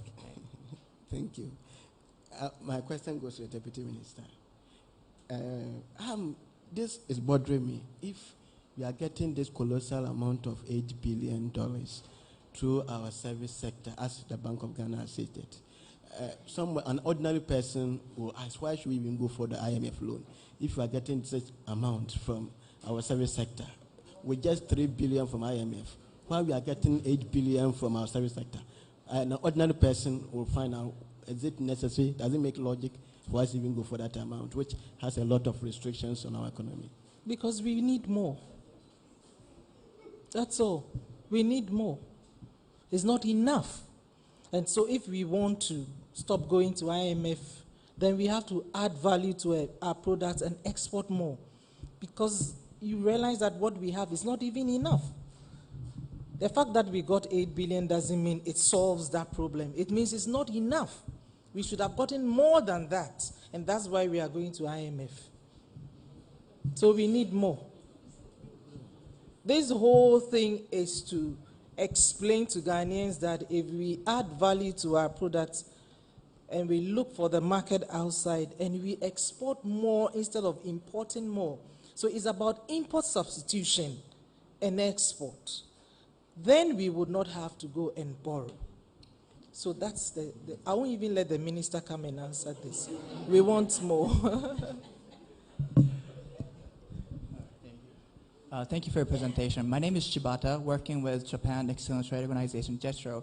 We are under the Japanese government organization where we promote investment, mutual trade investment between Ghana and Japan. And my question is, I was looking at the table for exporting companies, and then how much is the contribution ratio of a free zones company, basically? Because my background is like some of the Japanese companies are expected to establish offices here in Ghana to oversee the ECOWAS regions. So like we are thinking that Ghana is one of the leading hubs in the region. So like I want to know the contribution of the free zones or free zone companies basically for this exporting. I think that would be a good idea to put a separate table together for what the free zones is doing. So we will take this on board. Thank you.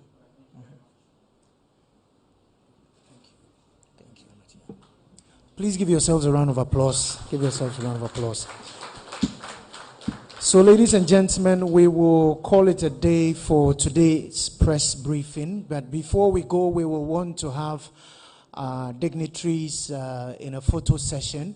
So, we will do the photo session and then we will call it a day. Please, colleagues from the media, invited guests, I'm told we have some refreshments outside. And so please make yourself comfortable. We will see you at our next Minister's Press Briefing. But for today, thank you so much for coming and do have a wonderful day. Thank you.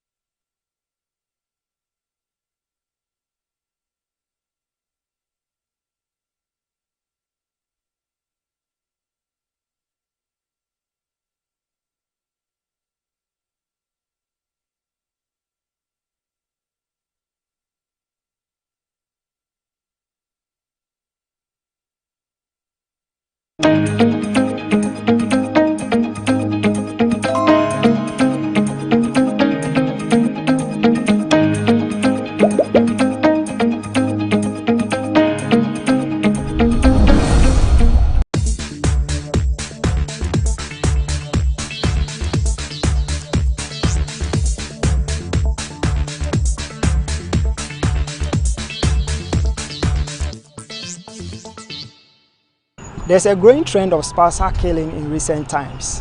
In a space of 2 weeks, there's been cases of people who opt for murder and killing of their spouses as a comeback in their relationship. We are here at Third Service Station to gather views on this trendy issue. Come with us. Everybody and how the person takes what happens to them. It's relationship. Some might let it go, some wouldn't let it go. They would like to take revenge because maybe might have invested in a fellow that he or she thinks, no, I need to get something back. The investment he or she did is expecting something in return, and if he doesn't get that thing in return, that's when some of them take those actions. But I don't think it's right to do for anybody to take an action against if the person refuses to love you back. Or just let it go. Maybe you find another partner somewhere else. It looks like the ladies are really cheating the men. They are really cheating the men nowadays, and the men don't want to let go, so they just want to take revenge. If I don't get you, after everything that I've spent, if I don't get you, then I need to end your life. When it gets to these relationship stuff, my friend, sometimes it's about self-control. Some don't have self-control. Yes. The thing is that this thing here is not about the security people like the police, because they can't be in your house to ensure that you don't kill someone, or because after all, if you're in a house with your girlfriend or you're in a room with your girlfriend, whatever goes on in the room is between you and her. You understand? So I think what we can do to curb this whole issue now is to educate the public about the issue. And I think that what is causing this whole thing is, I don't know, should I call it depression or... Yeah, because there are some people who like when they are depressed, they're not able to control themselves, so by they do all kind of crazy stuff and things like that. So I think we should educate the public about the issue. Yeah, I think that's what we can do as a nation to help. Well, it depends on who you trust, and that's the problem. When you trust someone and then the person tends to hurt you in a way, sometimes you can't control yourself. So maybe that's what brings on. But well, that's how some people can't control themselves, and that happens. Charlie, who call relationship after yeah, I come a photocopy, never copy new room. That's what I say. Anyway, but let's say you are in a relationship. You should not, for now, like this generation, because you shouldn't rather put all your trust in it. Like, main kind of sense, like that's the person in a sense. Like when you be grandpa, it won't pain you to the extent of killing the person. But it's men doing the killing. Yeah, sure. But girls too can poison you. Be there. It's not good that a guy should kill a lady because of abandoning or something. That one is unfair. For killing, I'm not sure I can kill. Yes. What I'll just do is because this can you have to do people. Yeah, so maybe how I'll feel is what I'll do. But for now, I can't tell you what I'll do to the lady. Exactly. It's very painful. Yeah, it's very painful. You see, nowadays, guys nowadays, they are not like our olden fathers that they forgive things like that. So you see, nowadays the street guys, especially. Relationships are based on commitment, you understand? So if you are committed to something, I'm not sure you'll be willing to let go or let it slide. But then in this case where y'all say it's men doing the killing, fine, yeah, it's men doing the killing. I feel sometimes people are too emotionally attached to other people, and then it causes them to like lose their guard during certain circumstances. This one, it don't be security matter. It don't be security matter. You don't expect a cop to be lurching around in your house asking you what a girl is doing in your home. Like until maybe like further complaints are placed for them to like maybe set in. They can't just come into your home with their own will and then do whatever they want. I feel like they didn't place maybe their reports well, or maybe the kind of reports they were giving weren't factual, because sometimes people place prank calls and that kind of stuff. So that has made the security system to be loose. A man who's almost yes, I don't almost there. What has your back say, Abia? Meanwhile, will be man, and no chance say unko kumuno. What I say, because broken heart there, unya, it gives you experience. Yes, and the experience, man. I'm a who say, next time if I go into a relationship, I will not do this, I will not do that. It is that I did, and I have a problem with my woman. What I said, that means who experience into who what to do and what you are not supposed to do. You understand? But all in all, God is one.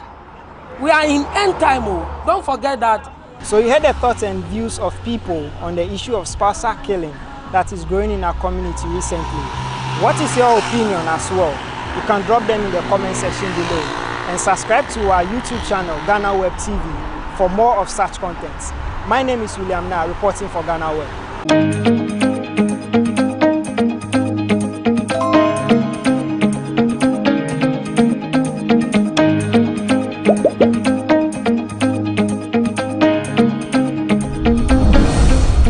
Welcome to the Ghana ICT Hub, a partnership between MTN Ghana and the Government of Ghana through the Ministry of Communications and Digitization. MTN pledged to support Ghana's digitization agenda in line with its ambition to lead the delivery of digital solutions for Africa's progress. In fulfillment of this pledge, MTN Ghana has committed $25 million toward the realization of the Ghana ICT Hub project. The objectives of the Ghana ICT Hub project is anchored on the following: to create an ICT-enabled environment for human capital and ICT skills development, to develop an ICT ecosystem through remote access delivery to facilitate job creation for national development, to provide a modern, state-of-the-art physical infrastructure to serve as a pillar for the Digital Ghana agenda. The physical infrastructure, when completed, will provide 4,000 square meters of space with the following facilities: laboratories for technology training and research, innovation hub,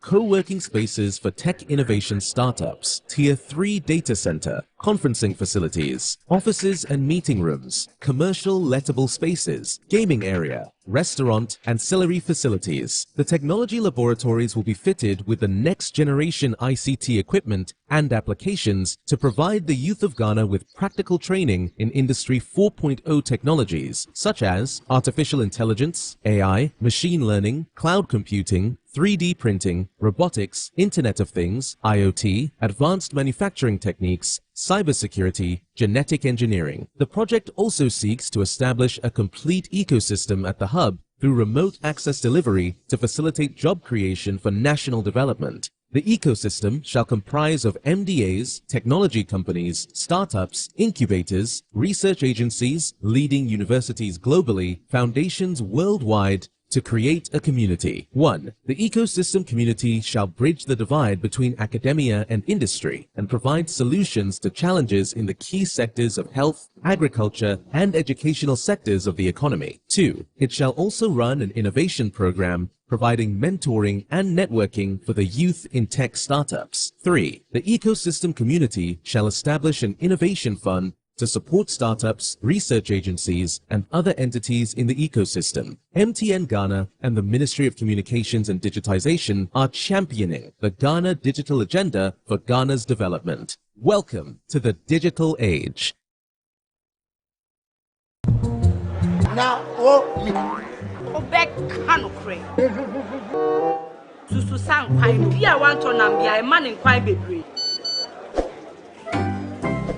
Mommy, you basically see about Kotoso. Pepoga, send me sika from Lemonade Finance. While Brian did the shit and let me £10. Lemonade Finance. Say they're sending money back home from UK, Canada, and now US. I accepted a instant charges. Extinguishing in Suya. Unbeatable. We should be promo code Dr. Like £10, $10, and $10 Canadian for the first transaction. What is send this guy download to Lemonade Finance.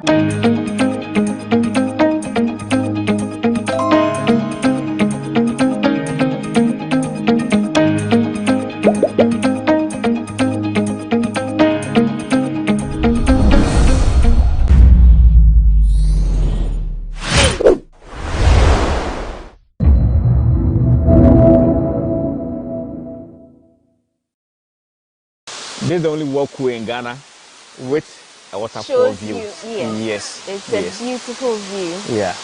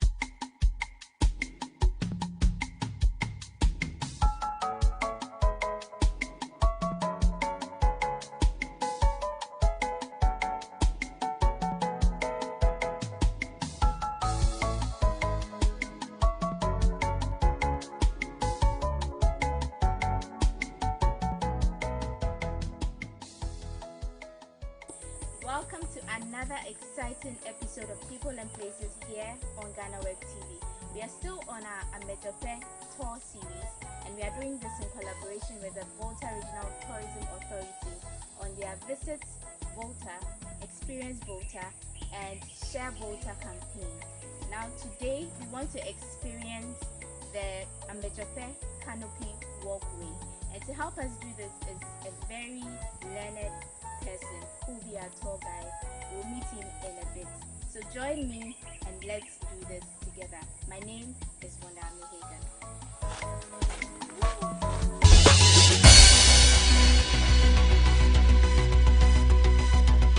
Hello. Good afternoon. How are you? Augustine Otieboa is our guide for today. He works with Help Ghana, the private entity that builds and manages the Amejope Canopy walkway. He took us through this edition of People and Places.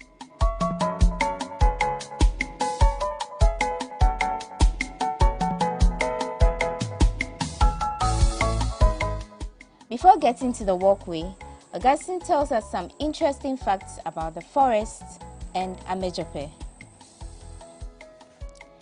We found out that Amejope is home to the Togo slippery frog.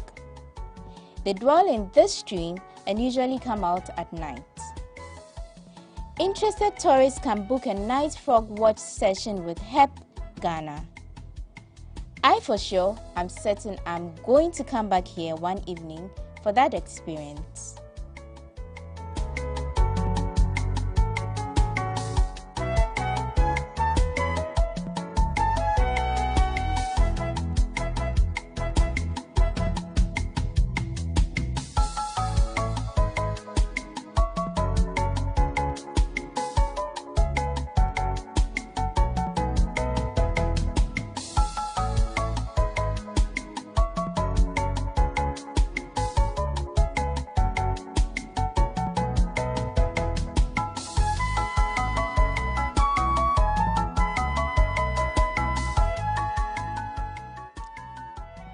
We also learned that to reserve the forest and its wildlife, Help Ghana is vigorously planting various types of trees in the bare spaces. I'm sure in a few years, all these spaces will be filled with trees.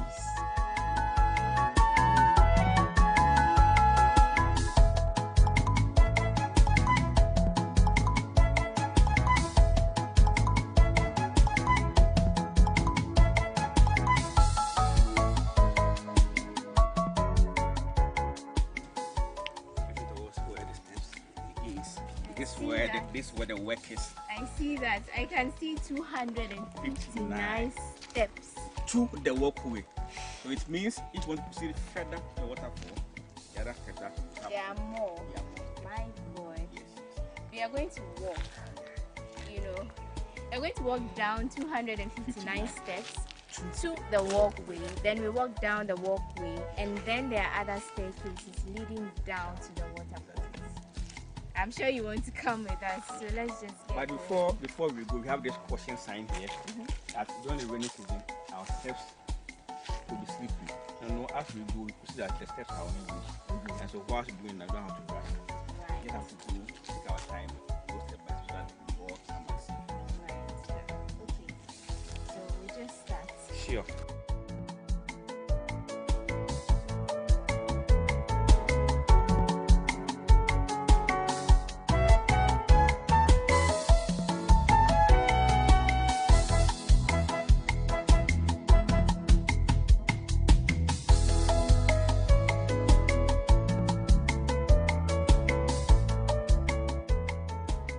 Brace yourself for an uneven descent and climb when you decide to come here. Difficult it may be, but it's definitely worth the work.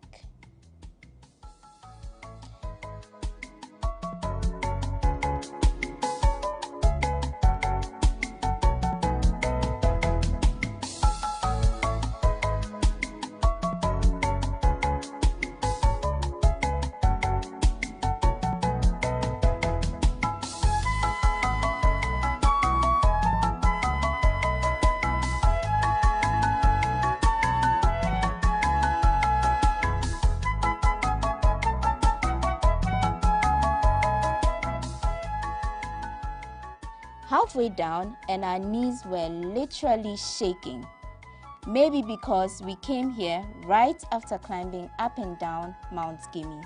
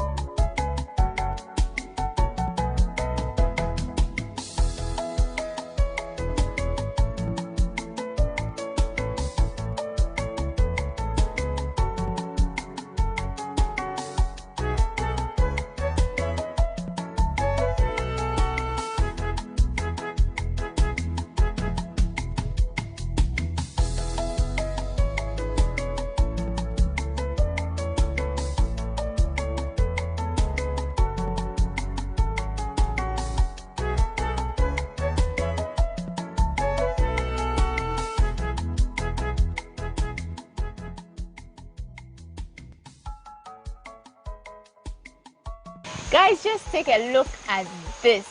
I mean, all the way from the top there. 10 minutes ago we were up there, and now we are all the way down here. You saw us climbing, down. We descended the staircase, 259. And if you are doing this for the first time, your legs may be a little shaky, but it's all part of the adventure. So thankfully we are at the entrance of the walkway now, and would want Augustine to tell us a little about it before we get moving. Okay, so before you can do the 259 steps, you need to come a step further to this side. Okay. So now you know that we've done the 259 steps. Okay. So as you can see, this is the Canopy walkway. So we say Canopy walkway because, you know, for every tree there are layers. And so the bridge is hanging at the canopy level. So that's why we call it the Canopy walkway. Yeah, so the walkway is made up of a platform and a bridge. Okay. Okay, so you can find a bridge hanging in between two platforms. The platforms, here we have 4 platforms and 3 bridges. Okay. And so when you are tired, you can stand on one platform for a minimum of about 2 minutes, and then we continue our journey. So the bridge is what you walk on. Exactly. And then the platform is where you stand before you move on to the next. Yes, so the concrete structure we see over here is the bridge. No, it's a platform. Okay. And the bridge is what we call the walkway. Right. Yes. Right. So in all, there are 3 bridges with a total length of 136 meters. So this is the longest one, with 61 meters. Then the shorter one we have 70 meters, then 53 meters. Yeah.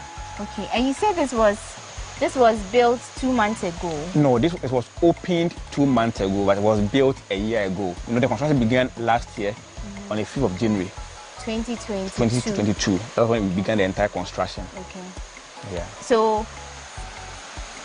So how many people have you had here so far? Have you had any incidents? Yeah, so far we've had about 4,000 people visiting this facility. Just within 2 months? Just within 2 months, wow. Yes. Like, we haven't had any casualty here. Now we pray that we don't have any casualty here as well. Okay, so how safe is this? It's very... 2 months? 2 months. It's very safe, very strong. Once you step on it, you yourself will testify to that. It's very safe. I see. What kind of materials really briefly? So, of course, the concrete pillars were made up of concrete. Then with the strongest cement we have in Ghana, 42.5 R grade. And then we have metal cables, about 5 of them. So we have 2 cables at the top and 3 cables beneath. And we have one of the strongest wood in the country so far. It's called the Dahoma. The wood that is being used in the railway construction. As you can see how strong it is, with a cotton rope and then a cotton net. Right, so it was built by the NGO? Yes. Okay. Yes. Okay, that's a first. Sure. You guys are doing amazing. Yeah, so now let's step towards the walkway. But there's a caution here. It's a walkway and not a runway. So we don't run on it. Okay. You only walk on it. Okay. Now, of course, since it's a bridge hanging between 2 platforms, once you step on it, it will shake you. But there's no way you'll fall down because your phone will even fall down. Okay. Yes. Okay. Yeah. So it's safe from all sides? It's safe. You just have to be careful when you're walking. Exactly. And then if you are scared of height, there's only one trick. You don't look down. Just focus we are good to go. Okay. So are you ready? I am ready. Let's go. So these are the cotton ropes that we're using here. Then the metal cables. So there are 5 of these cables, 2 up, then 3 down. Right. Then so we have, so you can see them from here. Then we have this wood pallet with bolts and nuts, tighten them. Okay. Yeah. So come, we can go. Okay, feel safe. Sure. It's safe.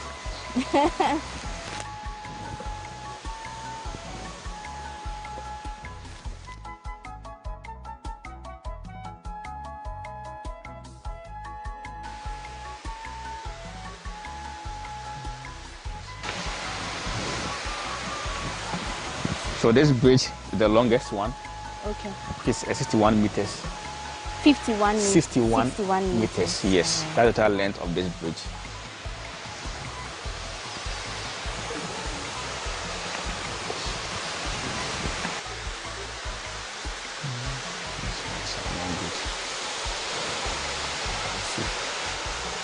Dorcas, you're the one shaking this bridge.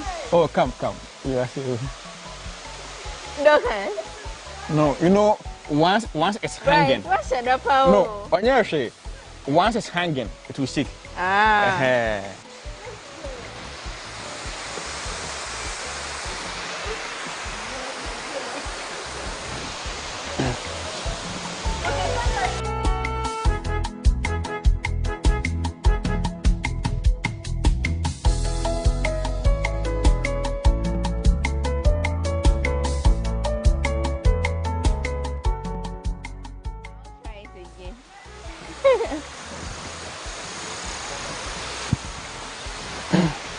Yeah, so we are almost getting to where the waterfall is.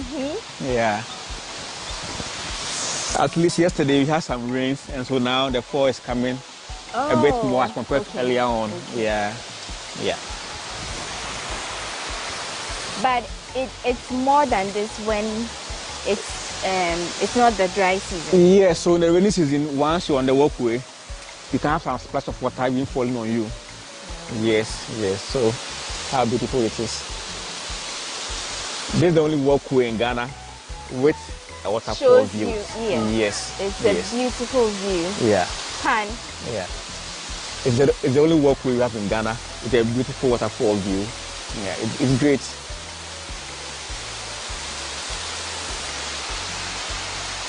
So once you are done with the walkway activity, you can just go down there, go and enjoy the waterfall as well. Okay. You're not getting this anywhere in Ghana except Amanyofre. Guys, you need to come here to experience this for yourself. You could just stand here and like soak the beauty in. Exactly. I think the waterfall actually makes you take your mind off the height. Exactly. Because once you are here, there's no looking down because the water is coming from this side. Up. You just look up and then you are good to go. Yeah.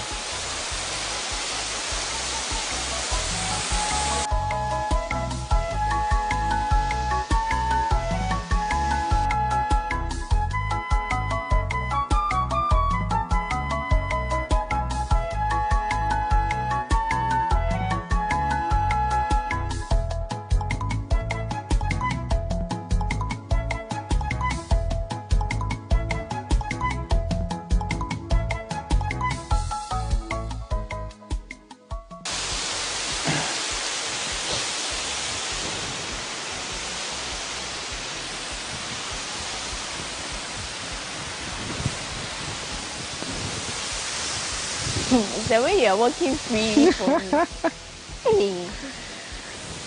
Hey. Yeah. So we are on the second platform. And so you can just stand here and then enjoy the forest we have over here.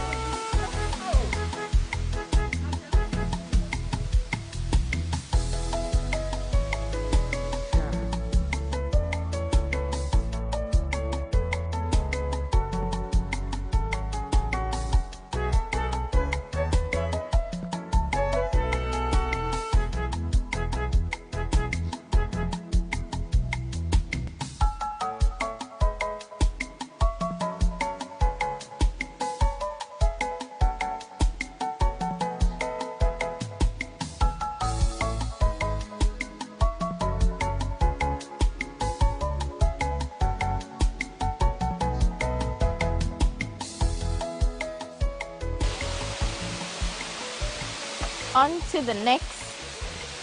So we are on the second walkway. Yes, this is the shortest among them, 17 meters. Right. Yes, so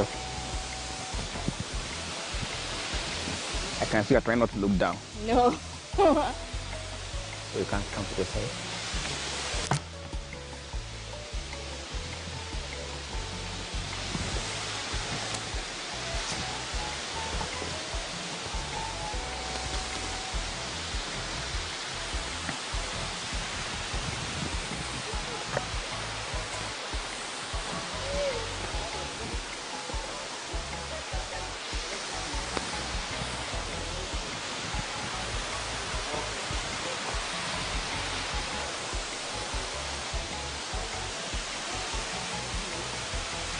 Done and over with. Yeah. Number 2. So this is the third platform. Then once you come to this side, you get a clear view of the valley. Okay. Yes, so yeah, so that's a clear view of the valley. And still over a here. bit of the waterfall. Yes, and so there's a second waterfall down this way. Oh. But from here down, there's also very steep. Steep. Yes, and so this water going forms another waterfall down there. Yes, so we have the first waterfall and the second waterfall down there. Okay. Yeah. So people who come here can opt to either end here at the first one, Yes. or go down. Or go further down. Yes. The scenery is very beautiful. Exactly. Can imagine the kinds of animals in there. Yeah. You know, we have a place to stay without. that brings me to the question: Are there measures in place to ensure that this place remains safe even many years from now? Yeah, and so once it's a forest reserve, it means that people cannot go in to either kill animals or cut trees. But of course, in every community there are deviants. And so we have what we call rangers. They are well-trained people who patrol the forest to see that there are no illegal activities going on in the forest. And so at times when they go in and they see that there are traps in the forest, they offset the traps and bring the traps to the office. Okay. Yes. Okay. Right. Yeah, so day in, day out, there are people in the forest patrolling, just to make sure that people don't encroach or do any kind of illegal activities in the reserve. Okay. Yeah. And I see a community up there. Which place is that? So far up there is Logbatuta. But before then, you can see one building over there. That's a school belonging to VGMA community. So that's their junior high school. Okay. Yeah. So from here, we see VGMA. We also see Logbatuta up there. Yeah. Okay, so we are moving to the last bridge. The last bridge, The and then the last platform. So the third bridge and then the fourth platform. Oh, yes. Let's finish high. Yeah, sure. This one's not good. Let's see.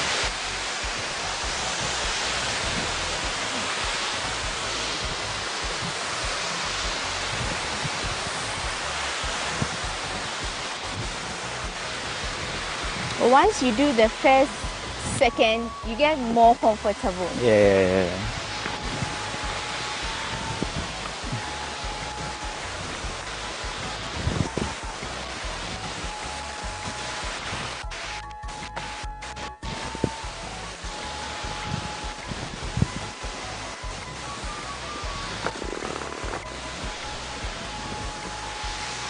Okay. So we are gradually getting to the end of the last bridge. Yeah. Okay, so the first one is the longest, the second is the shortest, and this is in between. Yes, so this one has a total length of 53 meters. Okay. Yes. Okay.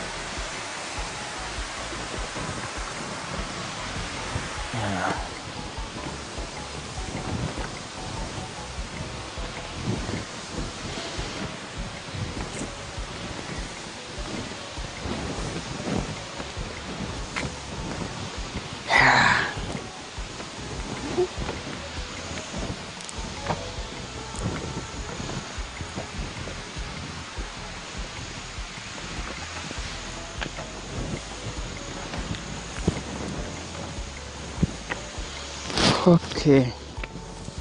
Yay! So finally, we made it. Yes. I'm sure even if you have a terrible fear of heights, you can still try this. Just make sure you don't look down. But it's comfortable and it's strong. So you should try coming around. Just admire all of this.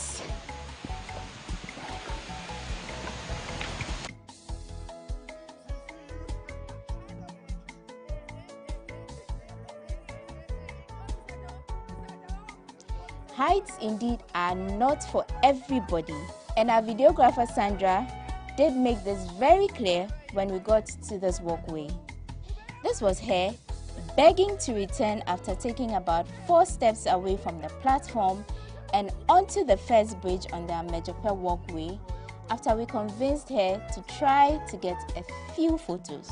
And oh my God, it was a sight to behold.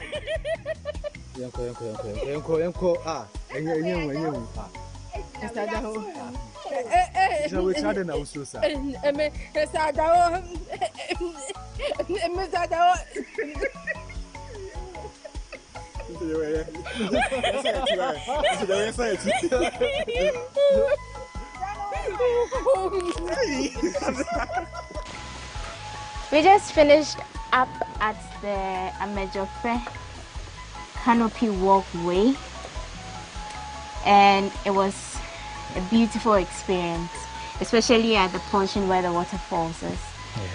Yeah. You could just stand there all day, you know, taking in the beauty. It's really nice. It's a beautiful experience. You should try and experience it for yourself.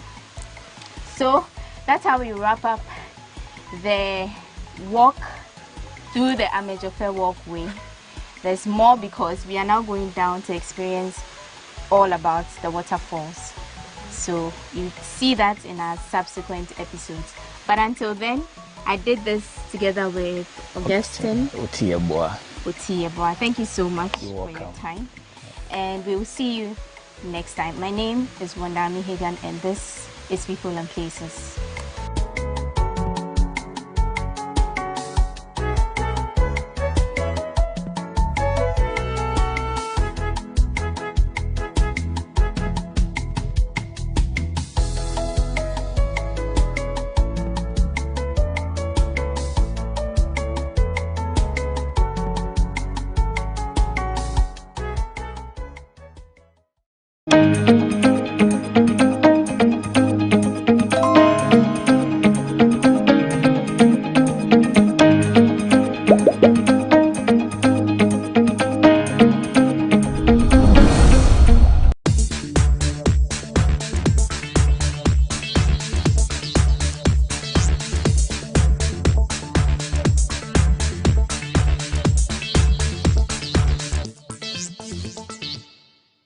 There's a growing trend of spousal killing in recent times. In a space of 2 weeks, there's been cases of people who opt for murder and killing of their spouses as a comeback in their relationship. We are here at 37 Station to gather views on this trendy issue. Come with us. Everybody and how the person takes what happens to them. It's relationship.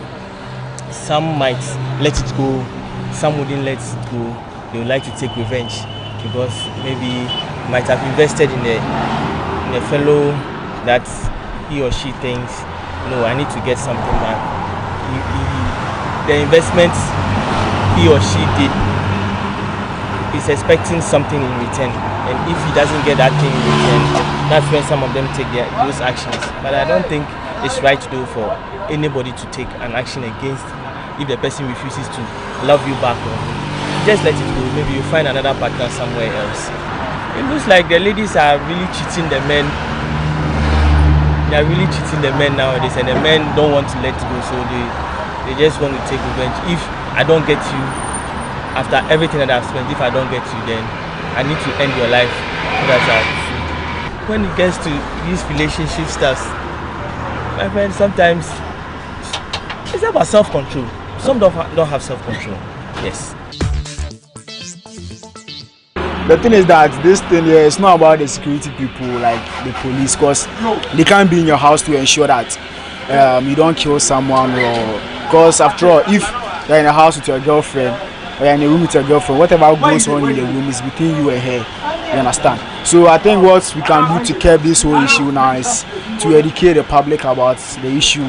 And I think that what is causing this whole thing is, I don't know, should I call it depression or, yeah, because there are some people who like when they are depressed, they're able to control themselves, so by they do all kind of crazy stuff and things like that. So I think we should educate the public about the issue. Yeah, I think that's what we can do as a nation to help. Well, it depends on who you trust, and that's the problem. When you trust someone and then the person tends to hurt you in a way, sometimes you can't control yourself. So maybe that's what brings on. But well, that's how some people can't control themselves, and that happens. Charlie, who call relationship about? Yeah, I come a photocopy, never copy new room. What I say.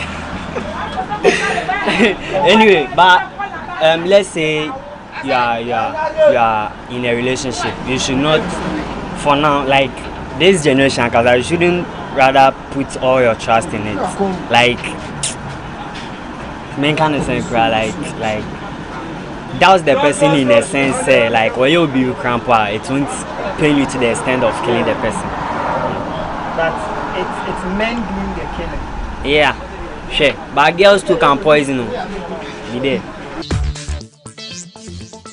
It's not good that a guy should kill a lady because of abandoning or something. That one is unfair. For killing, I'm not sure I can kill. Yes. What I'll just do is because this can you have to do people. Yeah, so maybe how I'll feel is what I'll do. But for now, I can't tell you what I'll do to the lady. Exactly. It's very painful. Yeah, it's very painful. You see, nowadays, guys nowadays, they are not like our olden fathers that they forgive things like that. So you see, nowadays the street guys, especially. Relationships are based on commitment, you understand? So if you are committed to something, I'm not sure you'll be willing to let go or let it slide.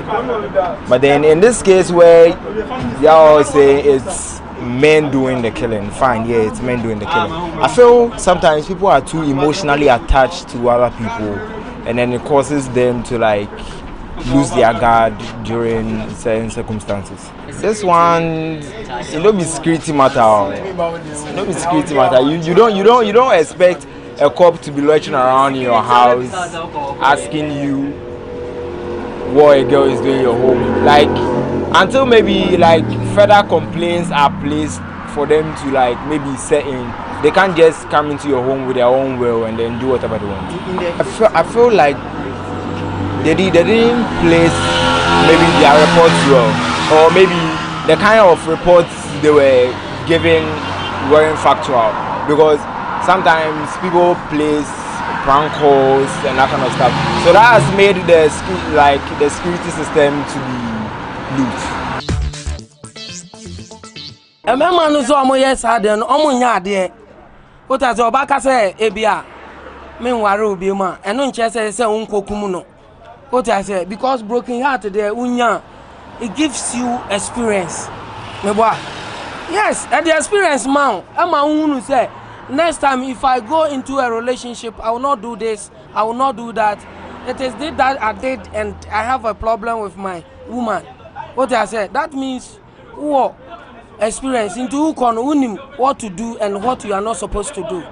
You understand? But all in all, God is one. We are in end time. Don't forget that.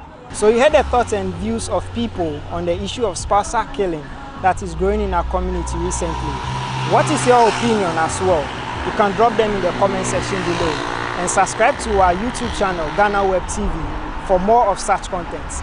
My name is William Na, reporting for GhanaWeb.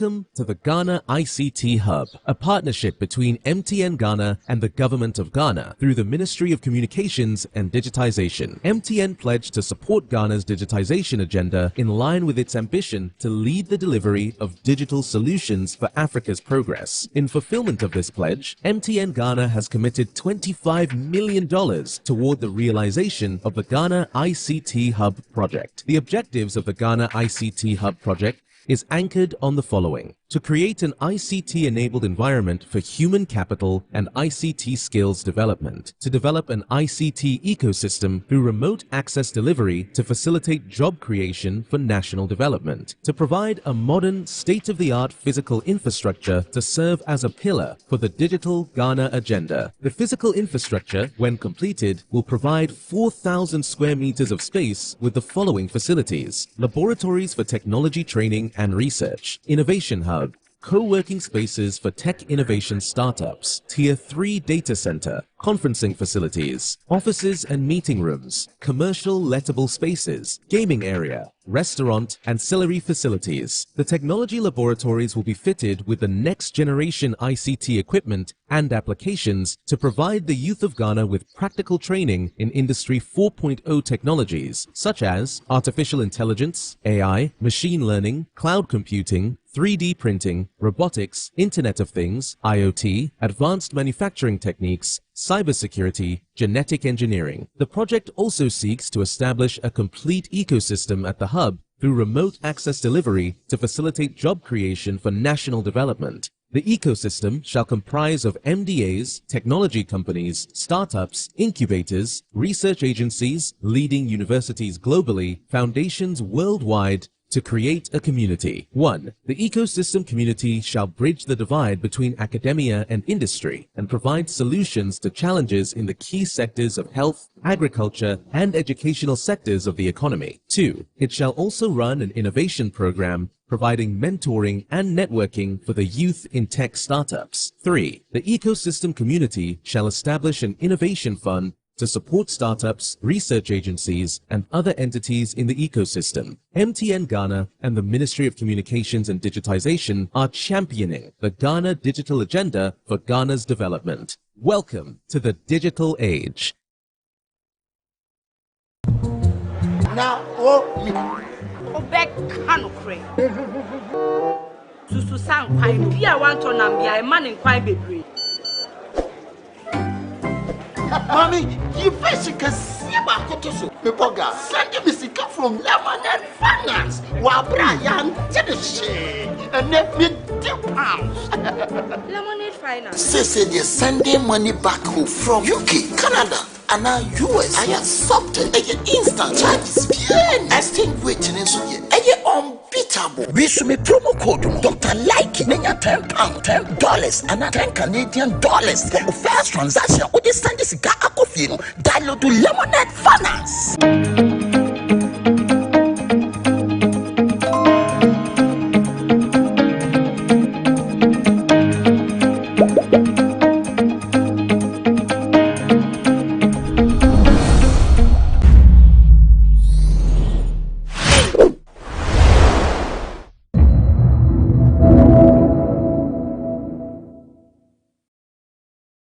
Ladies, our nipple, our clit, our ears. The ears, yeah, I don't know. Oh, yes. And then me, I don't have feelings under my feet. You can do whatever I will not. But my nyash, okay, the line especially on the nyash, yes. I have a lot of feelings there. So I love my man to, feel the whole body, play with me, let me feel like, I'm being eaten.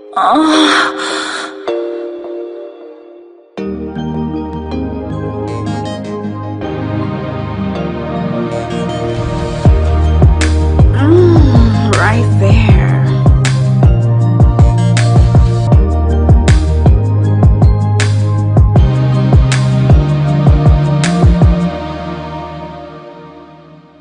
It is an all-new season of Monts and Cuddles on GhanaWeb TV, your favorite 18+ show with me, Paula Amabroni. I promise you that in this new season, we'll bring you engaging topics, daring one, of course. And as we always do it, our motive is to spice up your relationship. So we'll take a quick break. When I come back, I introduce my guest and the topic for today. Stay tuned.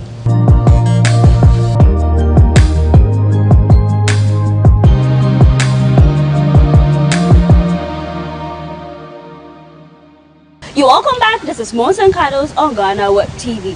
Now, today's topic is very dear to my heart because I have friends who are plus size women, you know, highly endowed, kicking it, sexy, you know, they've got all what it takes. So today we're just looking at the topic, how to have good sex with a plus size woman. Yeah, you know, you should know what works for the body, how to go around it, so that at the end of the day, your woman will be pleasured, whereas you, the guy, you be getting some very good sex. So I have the right people with me here, seated in my couch, to do the discussion. I will introduce my guest shortly. So I have here with me Kita Moore. I got the name right? Kita Moore.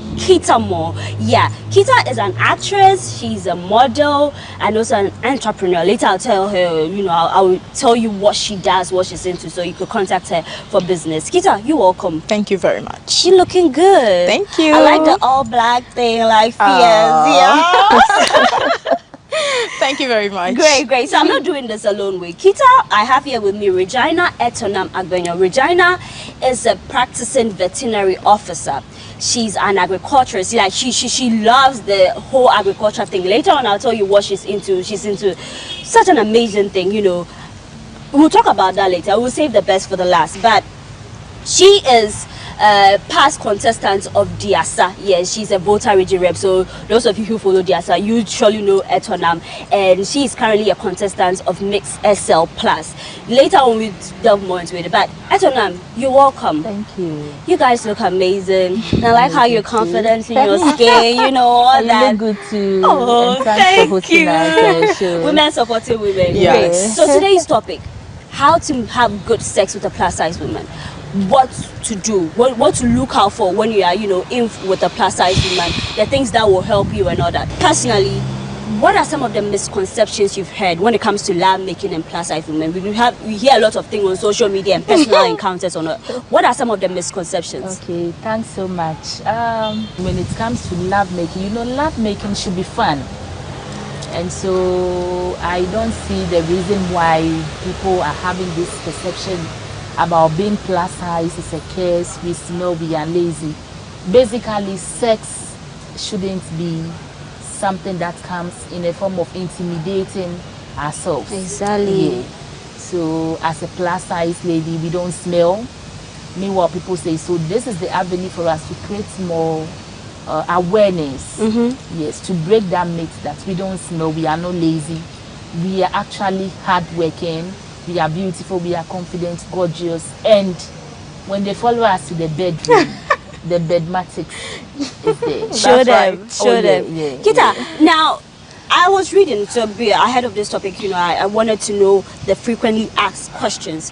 And another misconception, I would term it as a misconception, is that plus size women cannot ride a dick. Like getting on top. You know how some men are like, okay, get on top, show me what you've got. Yes. Is that true? That's not true. Okay. Because I'm a rider, I love to ride. Yes. I always want to take in control. And that position is very good.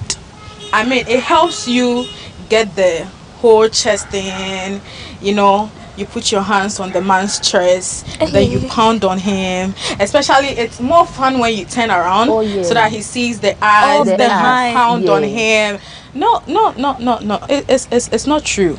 We can do it more well, and with the extra body and the sexiness, oh, he will love it. So for the men who think that they're going to be crushed, they are actually missing out. They are missing out. They should try it. Get yourself a plus size. You can't tell me this and that about plus size when you have not tried. Exactly. You should try before you say something bad. And I might say not all plus size ladies are very active in bed.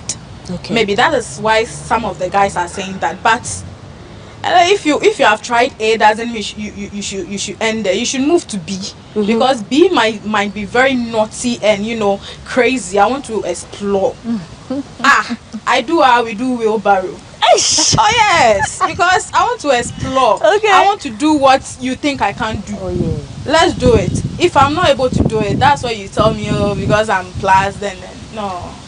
Try it before you say we are so not it's a able. misconception that they're going to it's crash all you. lies. Great. It's all I lies. don't know. The whole thing that comes with plus size women love slim guys, slender guys. Is that what you want? Or maybe if you are equally plus size, the chemistry is not really there. So that's why you go for that. Or how does it work?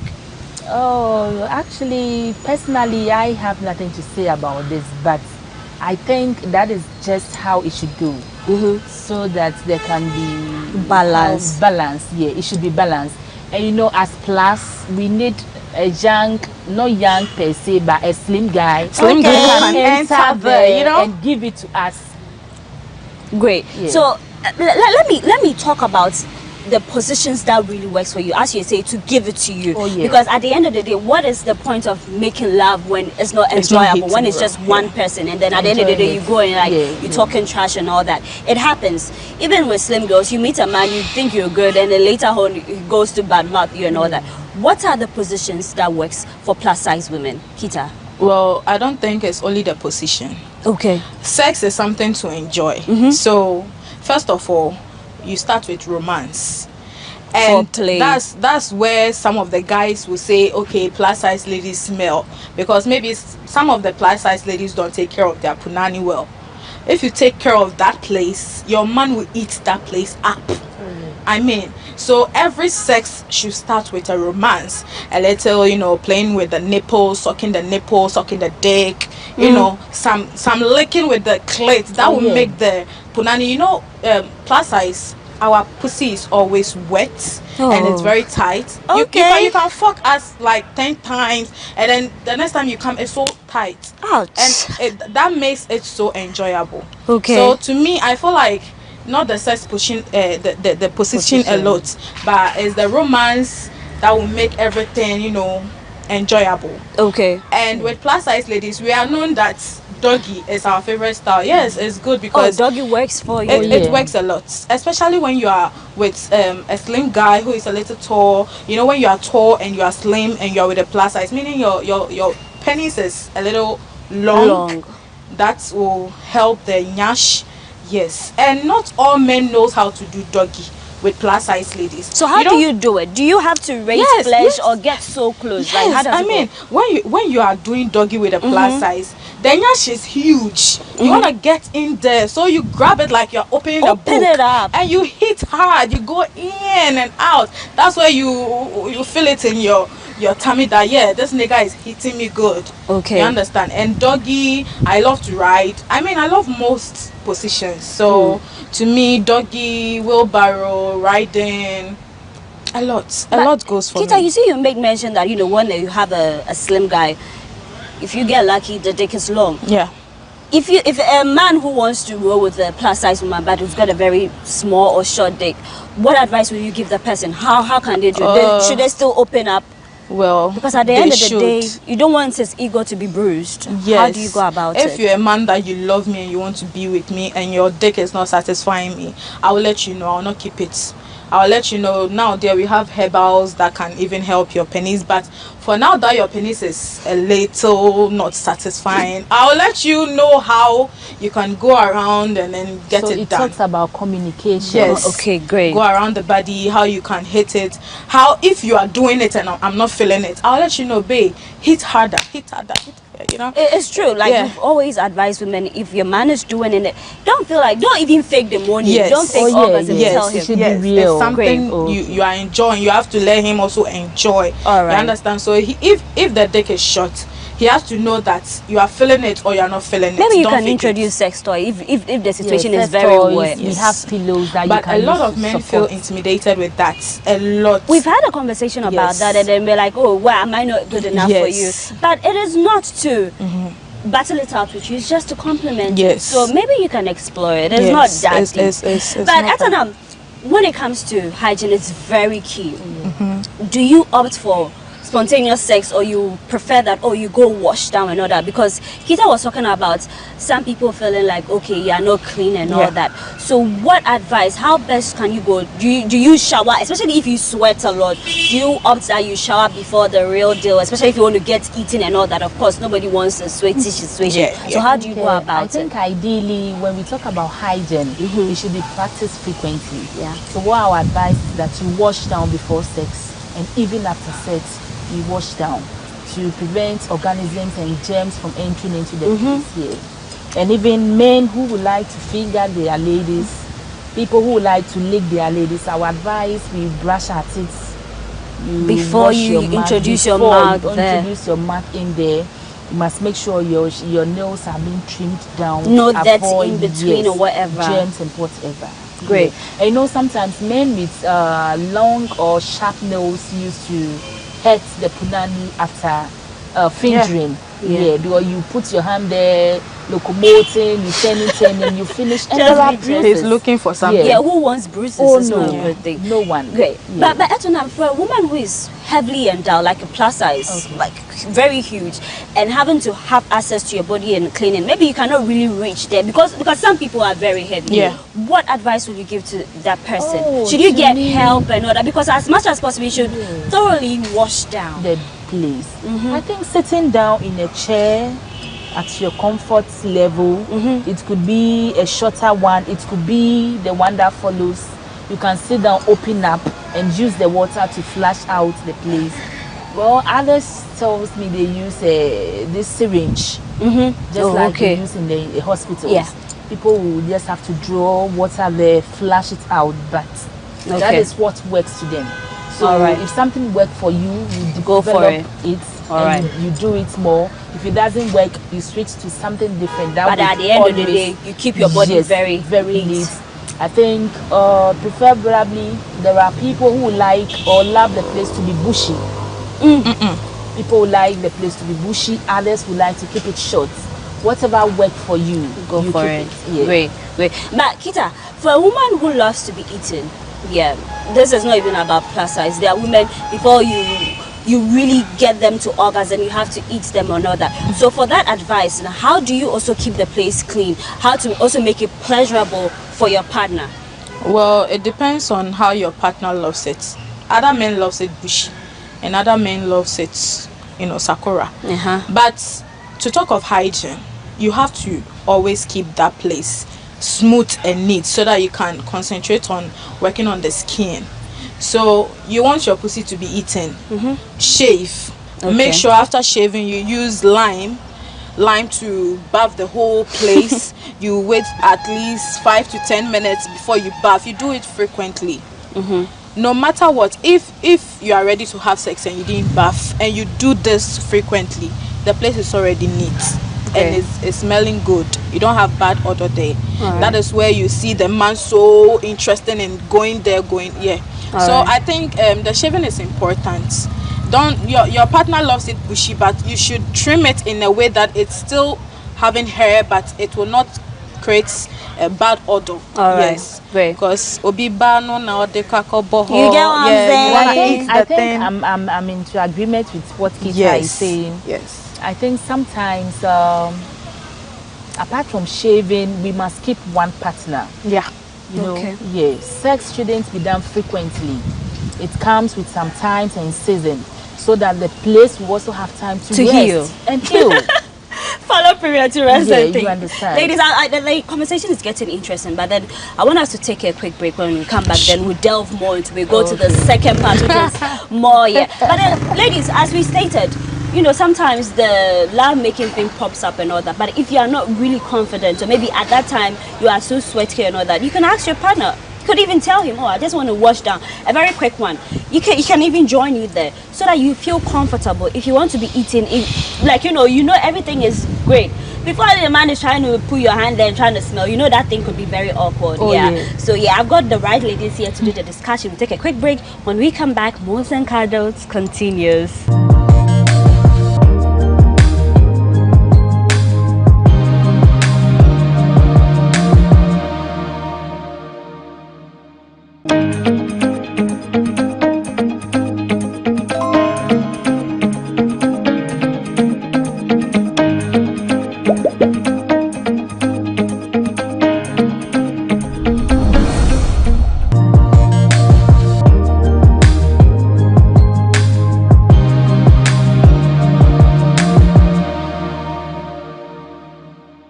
You're welcome back from that quick break. This is Moons and Cuddles on GhanaWeb TV. And I am Paula Amabroni, live and in charge. So today we're looking at how to have good sex with a plus size woman. And Kita and Etonam, you know, they've been opening keys, telling us what to do, and giving tips to plus size women who really want to enjoy the act of love making. Now, for the second part, I just want to read this quote. It says, having sexual intercourse with someone out of desperation or experimentation isn't good enough reason to be shagging them at all. Simply put, if you think you want to be with a plus woman just because maybe all the while you've had sex with slim ladies, so it's more of like an experiment, something to satisfy your fantasy or whatever, then it's better you do not have sex at all.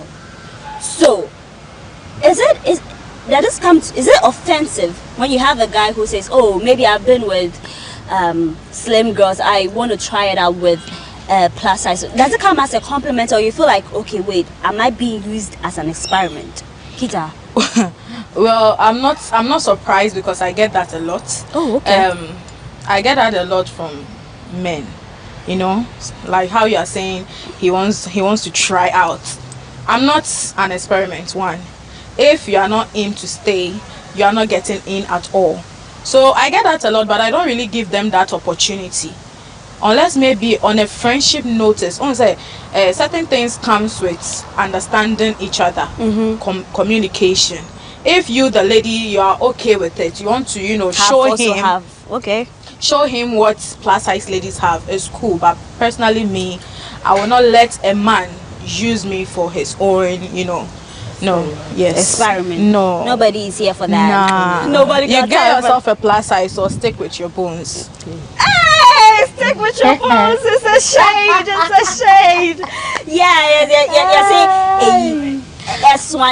Kita, I like that. Being confident in yourself and, you know, standing up to what you believe in. If you're not ready, you use the door. Yeah, Etonam. So for a woman plus size, how do you detect that this guy coming is just in for the punani? Or is in for a real commitment? How do you differentiate that? Because I say they are words and all that. It's like of late plus size women are trending. So every guy or man out there wish to go out with them. Now, to detect whether a guy just wants to make fun with you, well, I won't say anything much about it, but it's about how we portray ourselves out there to them. If you are in quotes, he would like to come on and exploit. So you have to be vigilant, know what you like for your body, know what you believe in, so that it wouldn't be plus size ladies are trending, but to the negative of it. Okay. When you see a plus size woman portraying, like, you know, in a movie, the way you can touch your butt and all that, does it come across that you guys are being on serious, or you feel it's a personal thing, they decide what to do with their life? Oh yeah, everybody with his her choice. Everybody with her choice. Seriously, I'm confident in my own way, but I would like to make a positive impact. Meanwhile, we have others who are also positive in their own way, confident in their own way, but would like to exploit. God has given me the thighs, let me flaunt it. I have breasts, that is also good. But then you have to know what you are doing. Great. Yes. So it's a personal decision. It's a personal decision. Kita, I must say that the plus size women that I know, PM is my friend now. Now I've gotten to know you more and all that makes sense. So I follow, and then the ladies that come on board. One will say that plus size women love to show skin. Why is it so? Well, personally, I think growing up wasn't easy being a plus size. People call me Obolo Twin. From school, they body shame me a lot. Because of my body, some of my friends don't even want to go out with me and all that. So growing up, I met friends who are also interested in how beautiful I look in my plus size body, who confidently tell me to love myself and to you know, I had a friend who is late.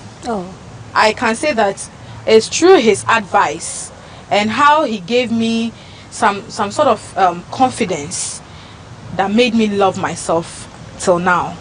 And me being a model, rest in peace, Salty, wherever you are. He always tells me, I will be like, my tummy is too big. You know, he's always around slim girls with a big nyash and you know that kind of a thing. And I'll always be like, me, I'll not go with you. They are having big nyash and all that. He'll say, hey, you that I like, you are the friend I want to go with. You know how your body is. If I'm working with you, I feel good. Too much I feel respect. respected. You know, so like it's jovial, but he made me love myself. And for that reason, I love to portray myself in bikinis.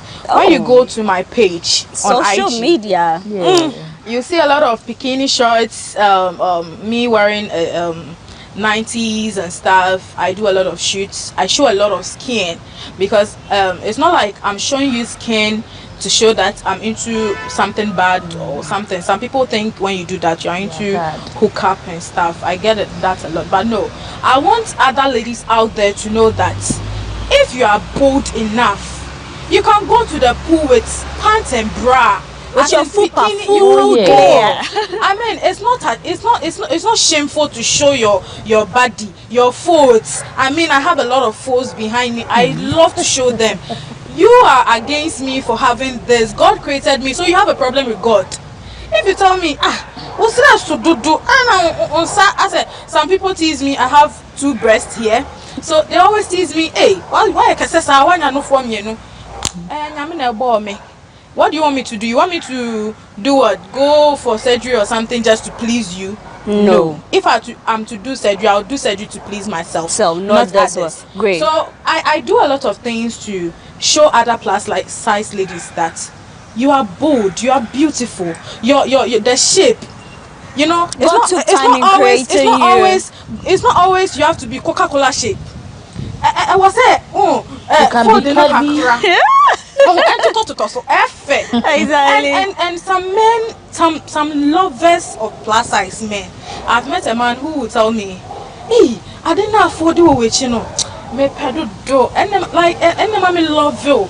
You know, so there are men out there that loves the body, however it is. Whether you are straight from the top, you are big from the, like they love it. No pressure at all. So just find someone who is in tune with that. Great. Before you find someone who will love your body, you have to love yourself first. This is true. It's so true. And even with slim ladies, there are some people who have insecurities. They feel like, oh, yeah, too slim. Later we'll talk about that. But then, Etonam, for someone who goes online, body shame, you post a picture, someone will come, you eat too much, you should undergo surgery, and you should yes, I see. Oh yeah, you would die. I get that a lot. So you see, these are some of all the negative cyberbullying and all that.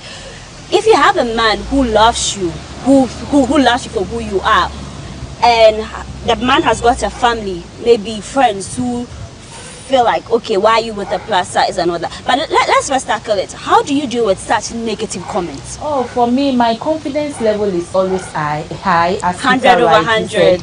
So it is not what you are saying out there that makes me who I will be. Thank you. I do what I'm interested in. So for the fact that I'm naked, half naked, full, whatever, and I should post my picture out there and you comment, that is you. Okay. You see, it is time plus size ladies have more confidence in ourselves to do whatever we do. Because looking at this stigmatization, this body shaming has led a lot to their graves. A lot. People don't feel good at themselves. They are always in Uber. They wouldn't even go to functions. No. And it's like they are being entangled and there are cages that they don't have time for themselves. Yes. People even have the myth that you not get married. You got men who love to be with ladies who are smart, who can be with They will even say, oh, if you are with a plus size and she's sick, how will you carry her to the hospital? All these things. These are some of the bad energies. These are some of the bad energies. So we will have to what is your advice to such people? Like, you know, what message would you tell them? The cyber bullies. Well, that is how they prefer or they chose to be. They should continue. The advice going there, well, you know, we have individual differences. Maybe the person saying that has love for slim ladies, so he will always be against bad mouthing. But you have to be focused in life. One, that is how God created us. Well, there may be exercises we can do to keep fit, to keep the body going. But is it difficult to lose weight? Oh yeah, it comes to discipline.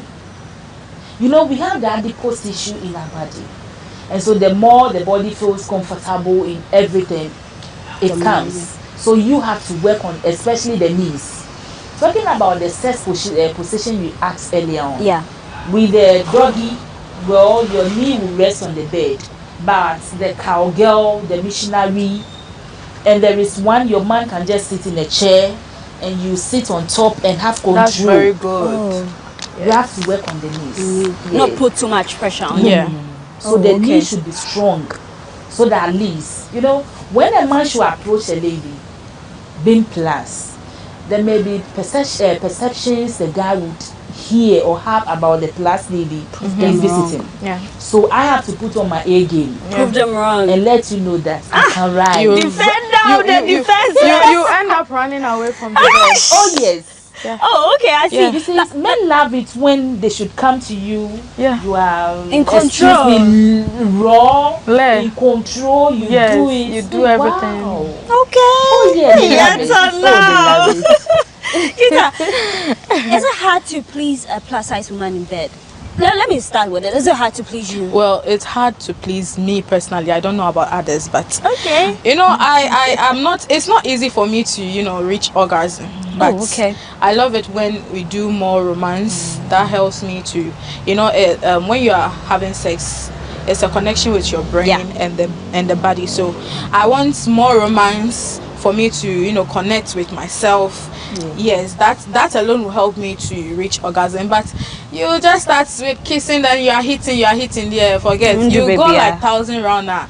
I still not reach. Yeah, so to me, I think it's really hard to please or satisfy a plus size lady on bed. Yeah, especially when you don't know how to go around the body. Yes, great. Yes. Etonam, so whilst reading on the whole lap making with a plus size woman, a lady was sharing experiences like the fupa, raise it, touch it. It's all part of the body. Yeah. Don't feel like maybe I'll be offended if you touch it. So what are the right spots to touch? Oh, the right spots. Let's talk about the breast. Oh, okay. The nipple. The nipples. Okay. The nipple. You can the never go ear wrong with lobes over there. Okay. The inner ear, the lips, the nose, even the eye, the eyebrow.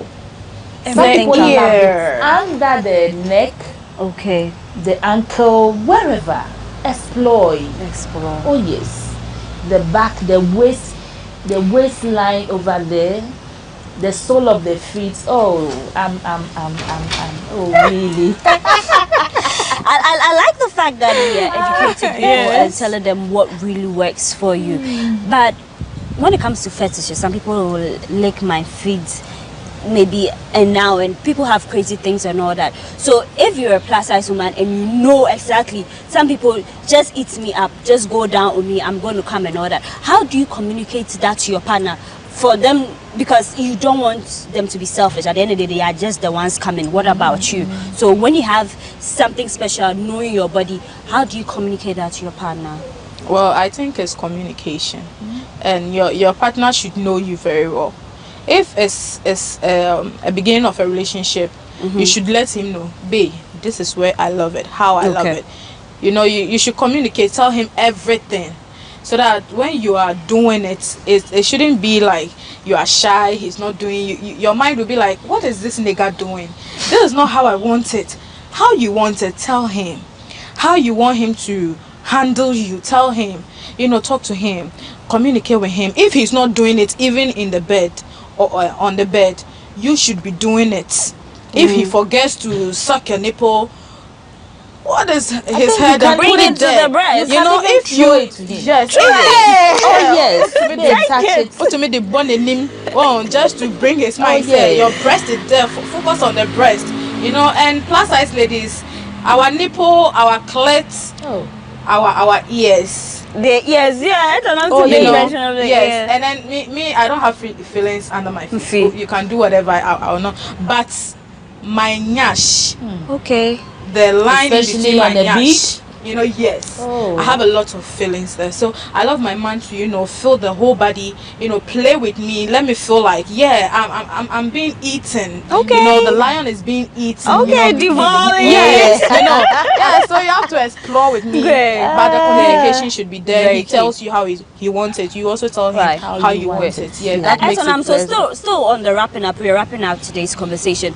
What are some of the things that a man can do to also please share your part to please a woman when it comes to the bedroom? Things that really work for you. So you love me the way I am and be open up to me. Let me trust who you are. It shouldn't be A tomorrow and B tomorrow. Okay. And then there are times I may be moody. You know, sex comes with a state of mind. If I'm stressed, I wouldn't love it. So you have to help me communication, bring my mind back, and then it should be pre-informed. You know, if you are my man that will be meeting or doing something in the night, I think in the course of the day, you know, some naughty chatting, then you know, it is preparing me for the night. Well, we have quickie that is also there, but at least it should come with some sort of communication to prepare me for the game. Well, me, I don't love to be prepared. Hey, when I'm with my man, I mean, the minute I see you, I want to eat you up.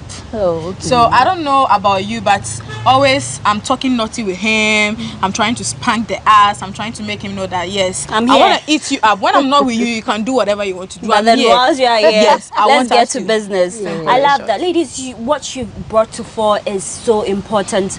The conversation was great. I must say this is one of my best conversations on Moons and Cuddles, just for the fact that we clearing all the misconception and all that. But then before we wrap up, I want you to put out your social media handles and maybe tell us what you do, anything that. I'm sorry. So Kitamo is a plus size model. I'm an actress. I'm an entrepreneur. I sell stuff, a lot of stuff. Like clothes, everything I do. Yes, and my IG handle is Kitamo. Kitamo, Q-I-T-A-M-O-O-R-E. Yeah. M-O-O-R-E.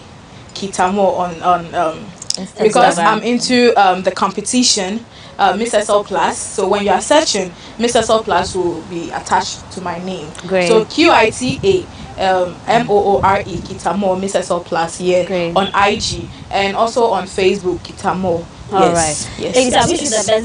But how do you reach you on social media? Okay, so on Facebook it's Agbenyo Regina Etonam, and on IG Regina Etonam Agbenyo. Great. I said that you're a practicing vets officer, and then the whole business thing, and all my ladies here into businesses and all that.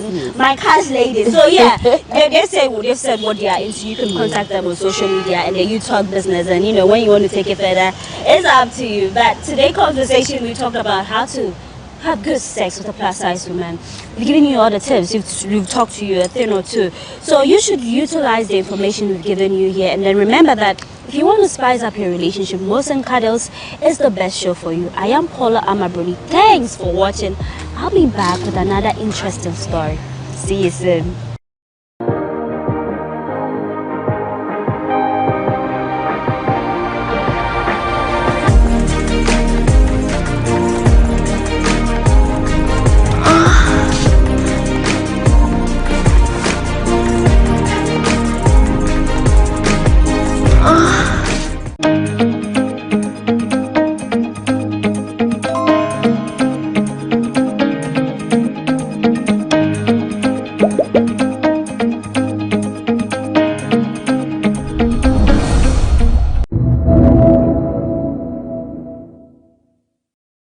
Ahead of the NCA's announcement of a code for citizens of Ghana to be able to check whether or not their Ghana cards had been used in multiple registration of SIM cards, there had been complaints by a number of persons that they had suspicions of this activity, or this illegality, as I should call it.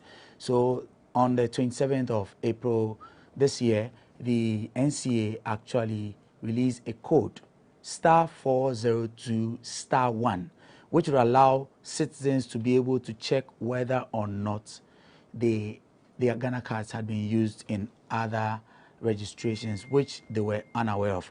My name is Artiste, and in this demonstration video, we'll be doing a real-time check of how effective or how active this *402*1 system is. So come along, let's try it out. So as you can see, this is my phone. I'm just going to key in the code from the National Communications Authority, *402*1 hash. Let's see how it goes. Okay, so it says kindly input your Ghana card personal ID number without the hyphens. So I have my details. I'm just going to input that without the hyphens, and then I reply. It says enter date of birth.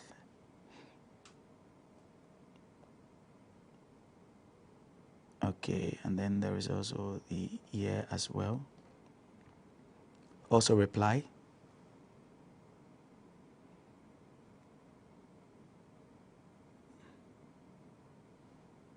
Okay, the system just stopped. I guess I might just have to try this again. So we're going to go through the same process. *402*1 hash. I send that. Okay, it sends me an error. Your request could not be processed. Please try again later. E150. We're just going to try the process once again all together to see if this works. Again, *402*1 hash. There again, kindly input your details, your Ghana card details. I'm just going to do that without the hyphens, which is very important. Reply, date of birth. Okay. We're still at that point where the process delays. I'm still waiting to see whether I get feedback. And this is real time, so you can actually tell how long between when you issue the command and when you get a reply. So it's been close to nearly 30 seconds now. And again, that's a response from the system. It says your request could not be processed. Please try again later. E150. So it appears this is not working. I'm just going to try another phone. So this is my Android. I just want to try and see if it works here. *402*1 hash. Let's see how this goes.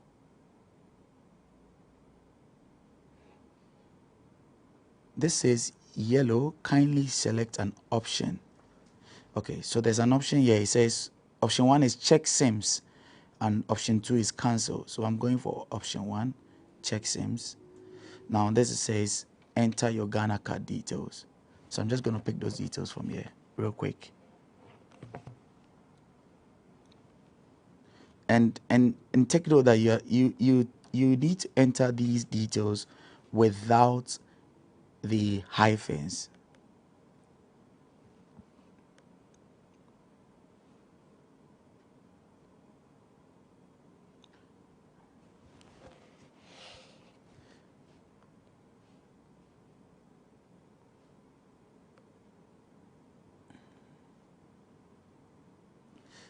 So then again, this one also tells me connection problem or invalid code. I want to believe perhaps I delayed a little, so I'm just going to go through it again. *402*1 hash and see if this works real quick. So option 1, which is check SIMs. Now I enter my Ghana card details. Okay, now as for date of birth, I'm just doing that as well.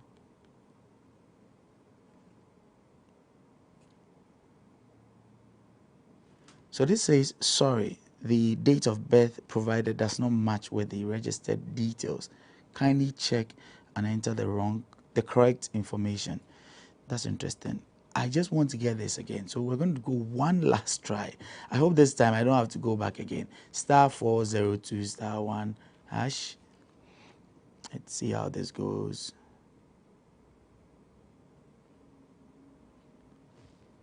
Option 1, which is check SIMs. Enter my details, date of birth,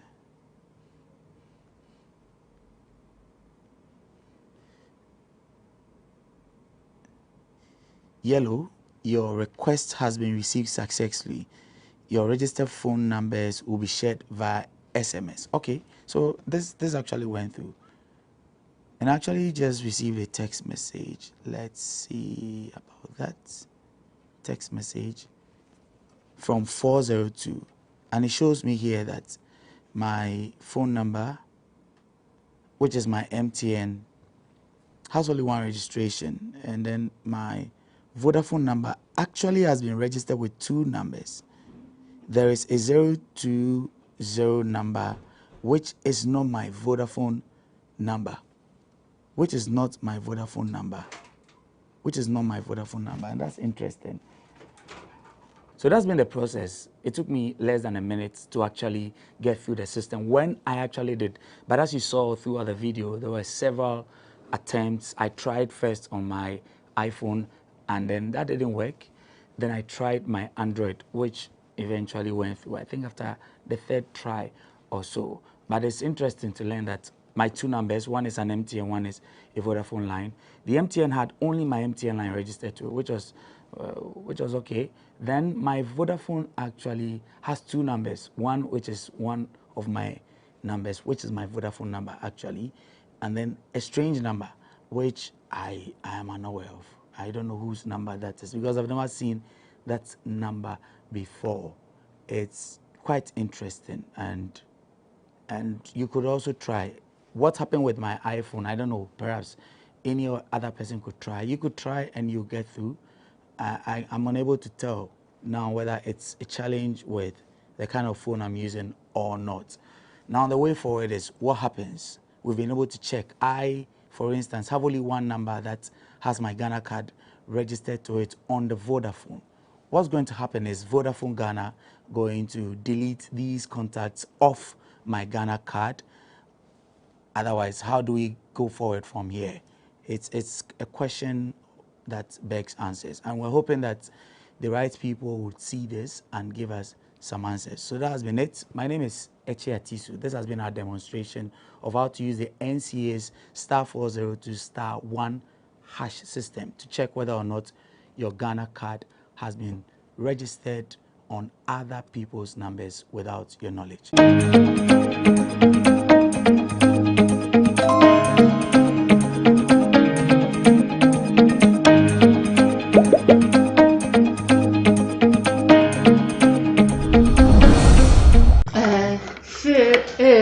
Later on, he became sick and became deafblind. And I was brought here to continue my education.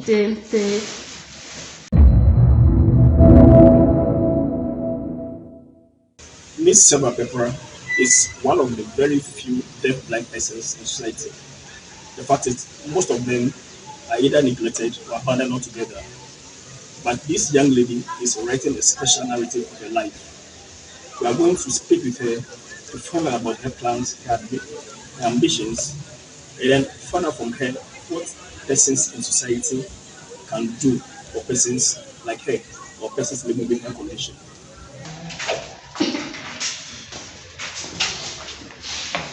Sylvia Abna Pepper's story, as the first of her kind to attain high academic heights, is one to behold. The 34-year-old deaf-blind woman from Bremai, Esukuma in the central region lived her life as a normal child until age 7, when a strange illness led to her admission at the Kolebu Teaching Hospital.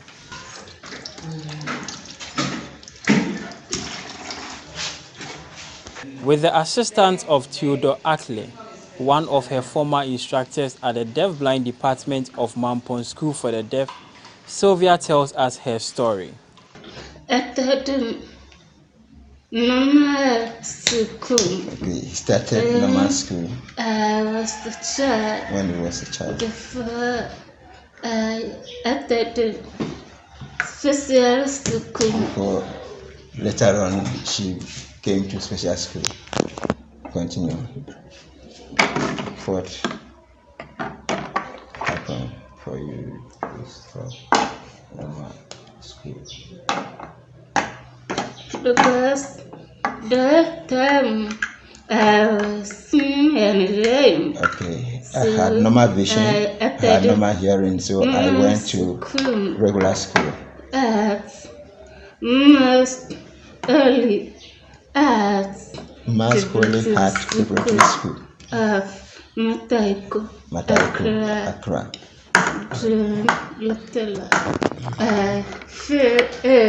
Later on, became sick and became deafblind.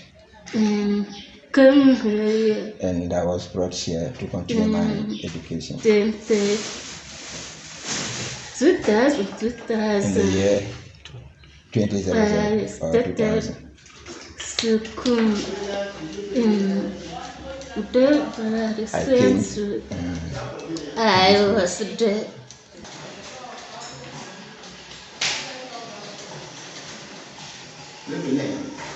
She had to change schools due to her condition and ended up attending the School for the Blind at Mampong, Ikuapem, and the Demonstration School for the Deaf for her senior high school education.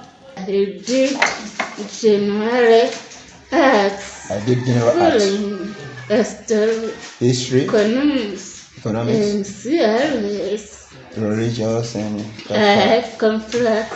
Secondary high school. Senior high school. 2015.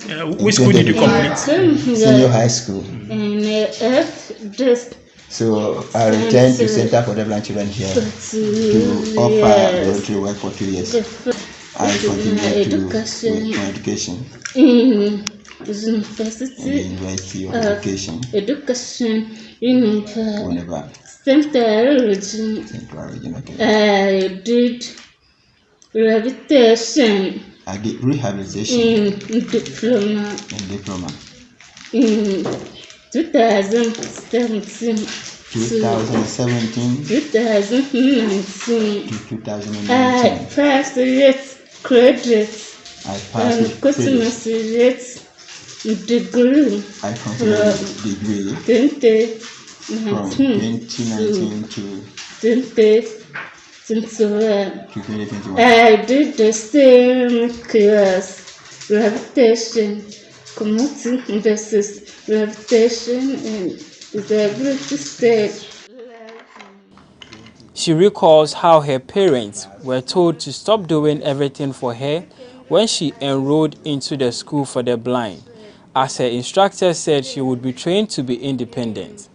Sylvia is now capable of undertaking some basic responsibilities for herself, including cooking, washing, sweeping, cleaning, and many others. When I came here, at first, I didn't know what to do. I couldn't communicate sign language. But because of this center, now I have acquired a lot of skills. Thank you. When I come to this center, then the teacher around them. My family did not support me at first, but when I came to this center, teachers here encouraged my family to support me at first.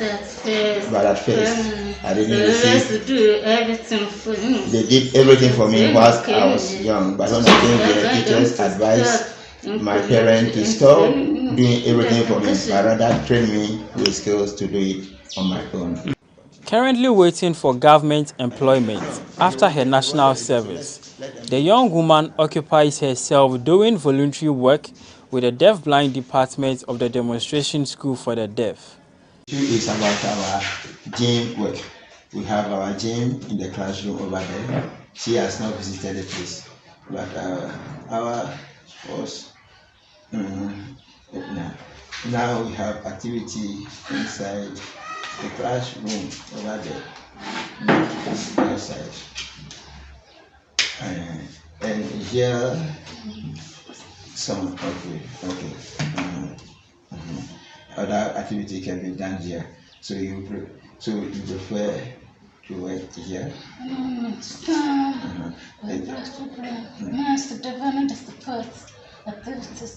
It doesn't matter. That is your idea. That is your idea. But now I am not asking for suggestion. We have planned activities ready to go. Later, ball can come in. Okay, that's it. Okay, so later, so that is good.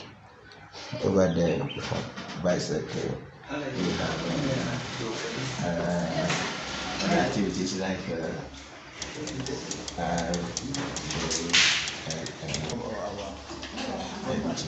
rolling on the floor. Then we have rest up. And you never entered there. You don't know. So today, let's do that so that you see who the pass in the classroom. No more forgetting. Now, what do you want to do? What are you doing right now? You go with us? Okay. I did the same class, relaxation, this is relaxation.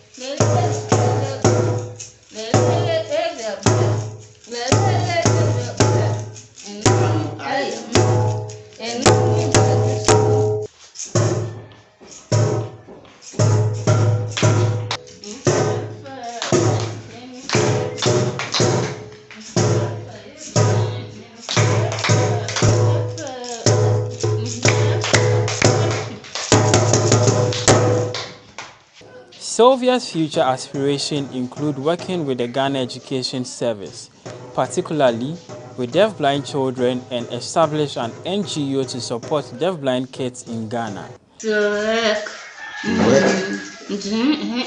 work in Ghana Education Service with deafblind children. I want to open new NGO also.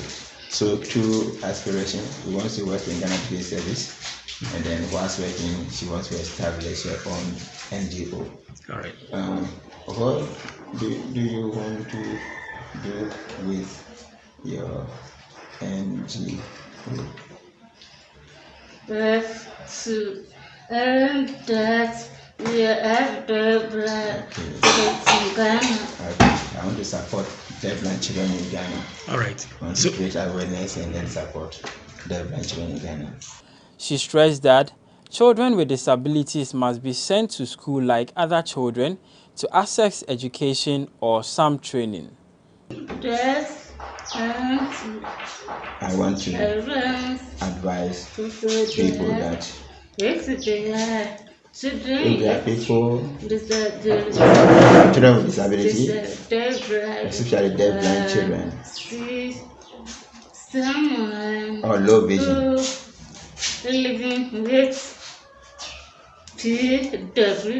people living with disability,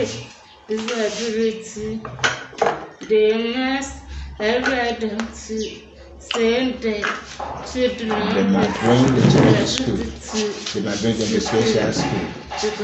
Because schooling is very important for all children in the world. Asked if she has men expressing love interest in her, she answered in the negative. Does she have anybody now? Do you have anybody marry you now? No. However, she hopes to meet a caring man who she would get married to in the near future. Now I'm not married, but in future, Yes, in the future, I want to marry. That I want the God himself to guide me. Only I want God to lead me to a good husband who will stay with me forever. To keep her occupied and raise some capital, she crafts some artwork such as doormats, bed mats, praying mats for Muslims, among others. Though she currently has a personal site guide who voluntarily supports her in her day-to-day activities, she is appealing for some assistance to employ a full-time personal guide and interpreter. I have some challenging example. I have a problem with assistant grade. You have problem with what again? Okay, I have a problem with a site guide. I need somebody to guide me, and then an interpreter, personal interpreter. So I want someone to help me. Everywhere I go, that's government. I want someone to assist me. Okay. If somebody can support to pay a guide or pay an interpreter, I will be happy. I can see, I can hear, I depend on people for my all my activities. I want government to help me to employ a site guide for me so that life can be a little bit comfortable. She's also appealing for a braille computer to enable her lead an independent life. I need computer with braille display which can help me to receive information. I'm sure you've been inspired by the thrilling story of Miss Sylvia, who has put aside all the odds to ensure that she climbs the academic ladder to the highest level. And she's also determined to do more to impact society.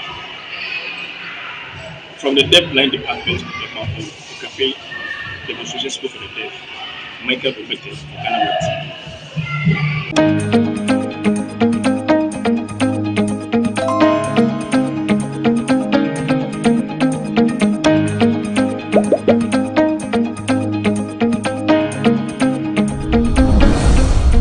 Welcome to the Ghana ICT Hub, a partnership between MTN Ghana and the Government of Ghana through the Ministry of Communications and Digitization. MTN pledged to support Ghana's digitization agenda in line with its ambition to lead the delivery of digital solutions for Africa's progress. In fulfillment of this pledge, MTN Ghana has committed $25 million toward the realization of the Ghana ICT Hub project. The objectives of the Ghana ICT Hub project is anchored on the following: to create an ICT-enabled environment for human capital and ICT skills development, to develop an ICT ecosystem through remote access delivery to facilitate job creation for national development, to provide a modern, state-of-the-art physical infrastructure to serve as a pillar for the digital Ghana agenda. The physical infrastructure, when completed, will provide 4,000 square meters of space with the following facilities: laboratories for technology training and research, innovation hub, co-working spaces for tech innovation startups, Tier 3 data center, conferencing facilities, offices and meeting rooms, commercial lettable spaces, gaming area, restaurant, ancillary facilities. The technology laboratories will be fitted with the next generation ICT equipment and applications to provide the youth of Ghana with practical training in Industry 4.0 technologies such as artificial intelligence, AI, machine learning, cloud computing, 3D printing, robotics, Internet of Things, IoT, advanced manufacturing techniques, cybersecurity, genetic engineering. The project also seeks to establish a complete ecosystem at the hub through remote access delivery to facilitate job creation for national development. The ecosystem shall comprise of MDAs, technology companies, startups, incubators, research agencies, leading universities globally, foundations worldwide, to create a community. 1. The ecosystem community shall bridge the divide between academia and industry and provide solutions to challenges in the key sectors of health, agriculture, and educational sectors of the economy. 2. It shall also run an innovation program providing mentoring and networking for the youth in tech startups. 3. The ecosystem community shall establish an innovation fund to support startups, research agencies, and other entities in the ecosystem. MTN Ghana and the Ministry of Communications and Digitization are championing the Ghana Digital Agenda for Ghana's development. Welcome to the digital age. Now, Obek Canopy. Susu sang kwai bia wan to na bia e man in kwai bebre. Mommy, you fish can see about Kotoso. Pepoga, send me sika from Lemonade Finance. While Brian did the shit and let me £2. Lemonade Finance. Say they're sending money back home from UK, Canada, and now US. I accepted a instant charges. Extinguishing in Sylvia. Unbeatable. We should me promo code Dr. Like Nenya £10, $10, and $10 Canadian for the first transaction. What is send this guy Akofino? Download to Lemonade Finance.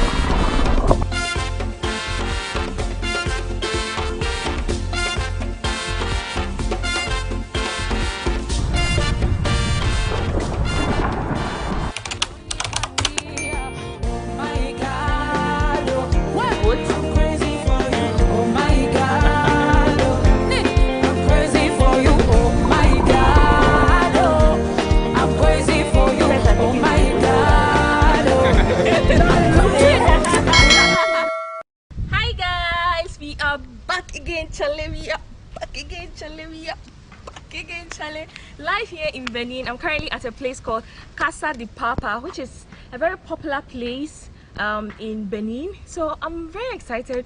Even though it's a budget trip, I saved for this place just to experience everything here. So let's take a short tour. Let's see everything they have to offer. So yeah, let's go, guys. Casa de Papa is located outskirts from the main town. The option to get there was renting a minibus or going by motorbike. We opted for a motorbike, which cost us 2,500 safer.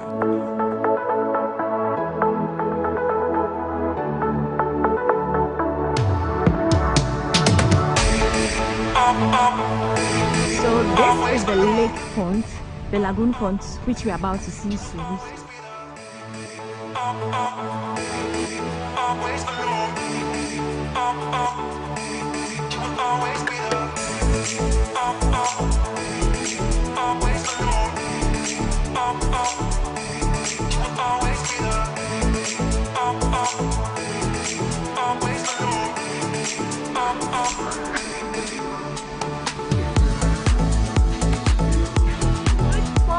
Good morning here from Casa de Papa. I'm going to have breakfast and yeah, so let's go have some breakfast.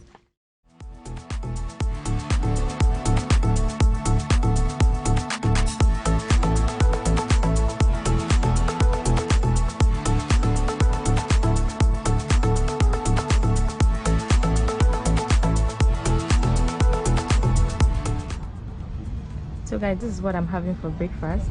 Abigail is trying a local porridge. How does it taste like? Like rice, like oblayo. Oblayo is made of maize, right? It's made of maize, yeah. Yes. So I think it's smaller. Can It's smaller. Yeah, you can see. So this is what I'm having, and yeah, you're all invited. So guys, we are just walking towards the beach after breakfast. Oh, the place is really nice. It's a very huge resort, And Mahavas, that kind of thing. Yeah. And so the resort is close to the sea and it's also close to the river. So they have two. There's a road in between the resorts, which you will soon see. So yeah, let's go to the beach.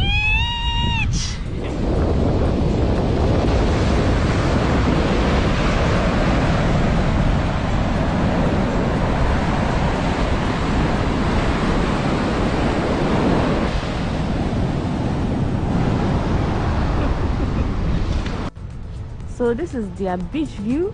Hi, Abigail. Hi.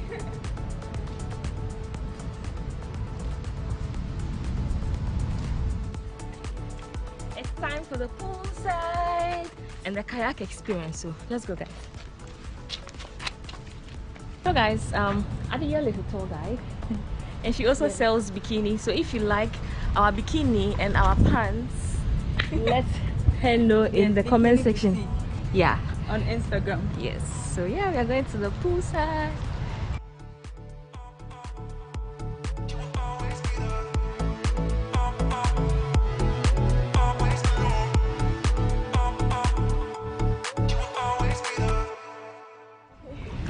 We are ready to swim. Oh my goodness. Feels good, right? It feels so good.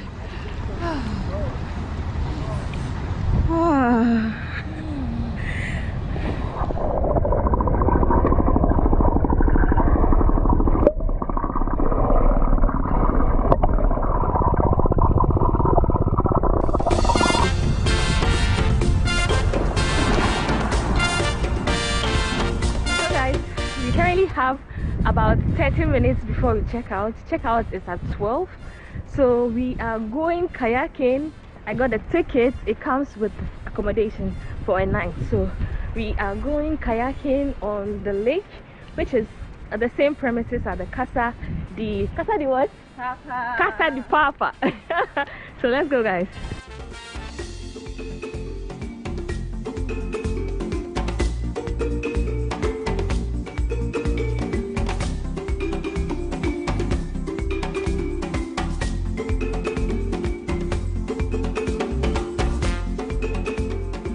We are going kayaking. So they have the 2-in-1, they have the 4-in-1, and they have the 1-in-1. So we opted for the 2-in-1 since we both know how to kayak. Yeah, let's see. Let's see, life jacket first. Yeah. Merci. They've made me speak French this trip.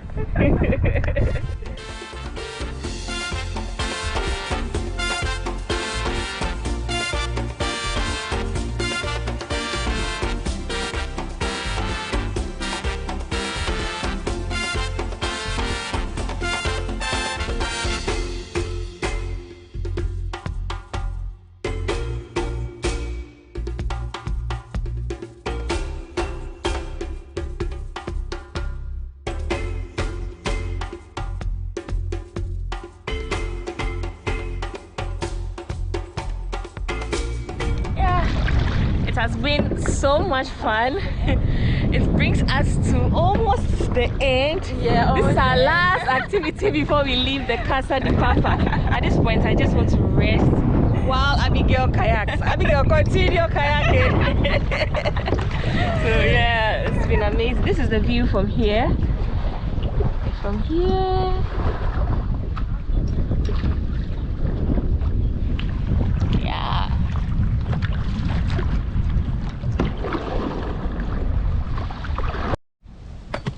We're gonna have coconuts before we leave.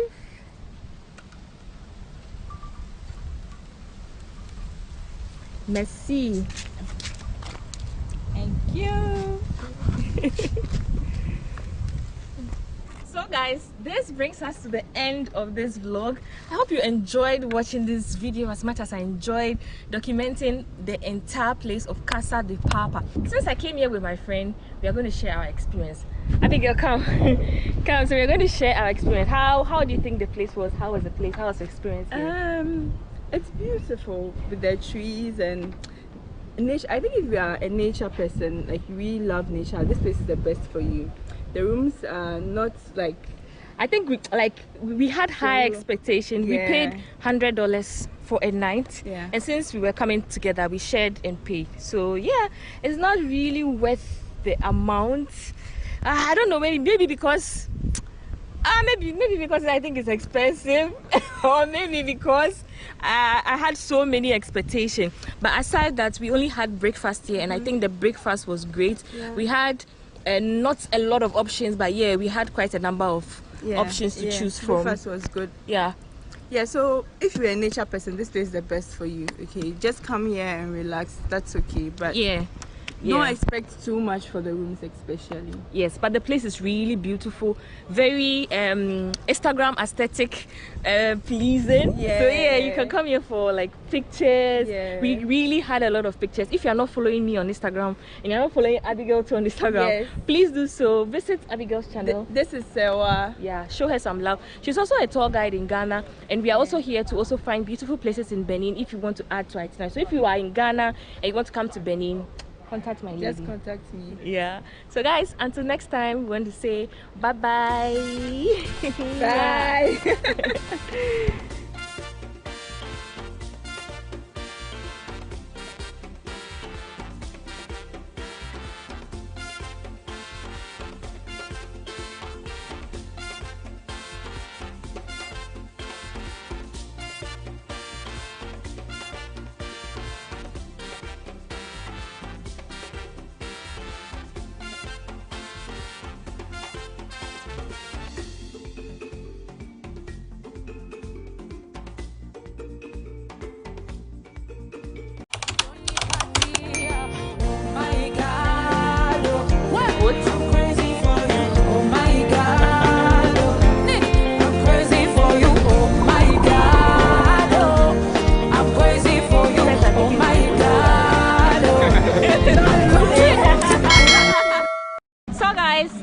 I'm in Benin, and I'm fortunate to have witnessed the Voodoo ceremony here in Benin, Gogotipon, right here in Gogotipon. So let's experience and learn everything about Voodoo here. So let's go, guys. At Gogotipon, we have a lot of Voodoo if you want spirituality. So we have two community spirituality here. This one is to protect all the community. Okay. And when this one, the Zambeto, want to do his ceremony, he have to go to salute this one who have to protect him and all the community. It is what he's doing now. Right. Okay, so he's going to ask permission. To ask permission before taking her son here. Okay. Before you come back here. Yeah. So we just saw them. They came to pass, but apparently they are going to the major Voodoo to ask permission before coming to the people gathered here and perform for us. So I'm waiting here for you to experience everything here Voodoo has to offer. Yeah. Zangbeto is the guarda of the night. Okay. Keep the night to protect the village against the bad spirit or against the bad bad people who can enter the village to do some bad things in the village. So in the old time, there were no we don't have any police station policemen to protect people. So it's the Voodoo, it's this Zangbeto who go out in the night time to do the protection. Okay. So now in our day there is a policeman, but now they use Zangbeto to do some ceremony and some demonstration. Yes. Just like they're doing now. Yes. So there's a big festival, big spectacle now. So this is just a small festival. Yes. They started yesterday and today again. Okay. Yes.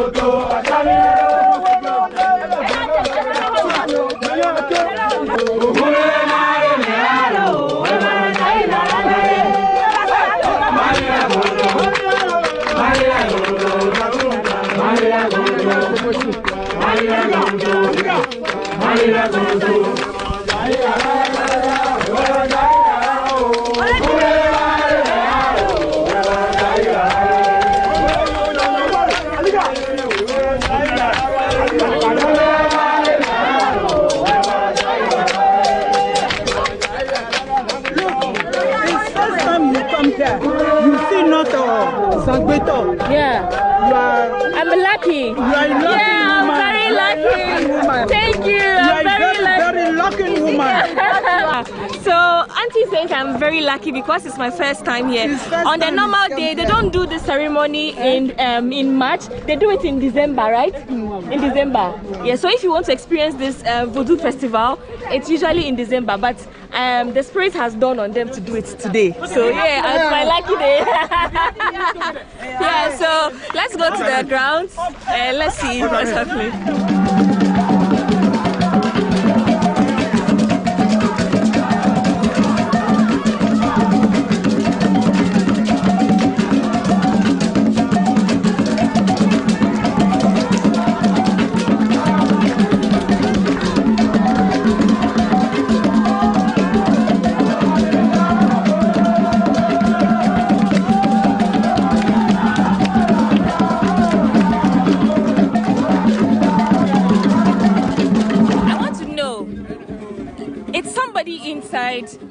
Or is being controlled by the spirit?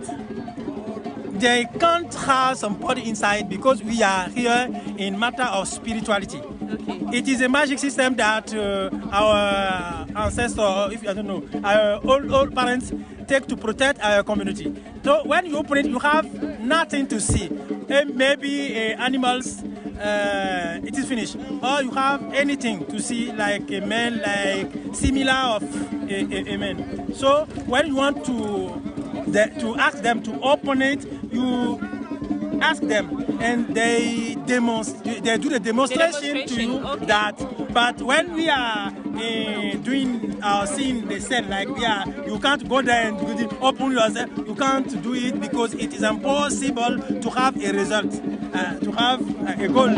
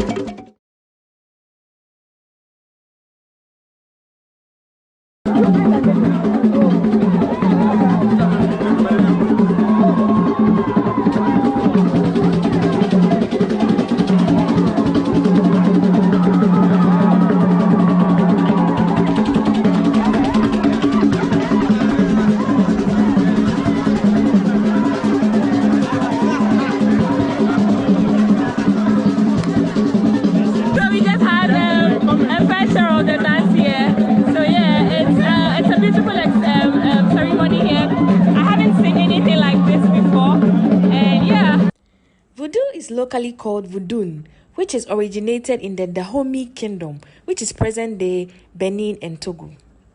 Every year in Benin, locals celebrate the Voodoo festival in tribute to the indigenous religion that worships natural spirits and reveres ancestors.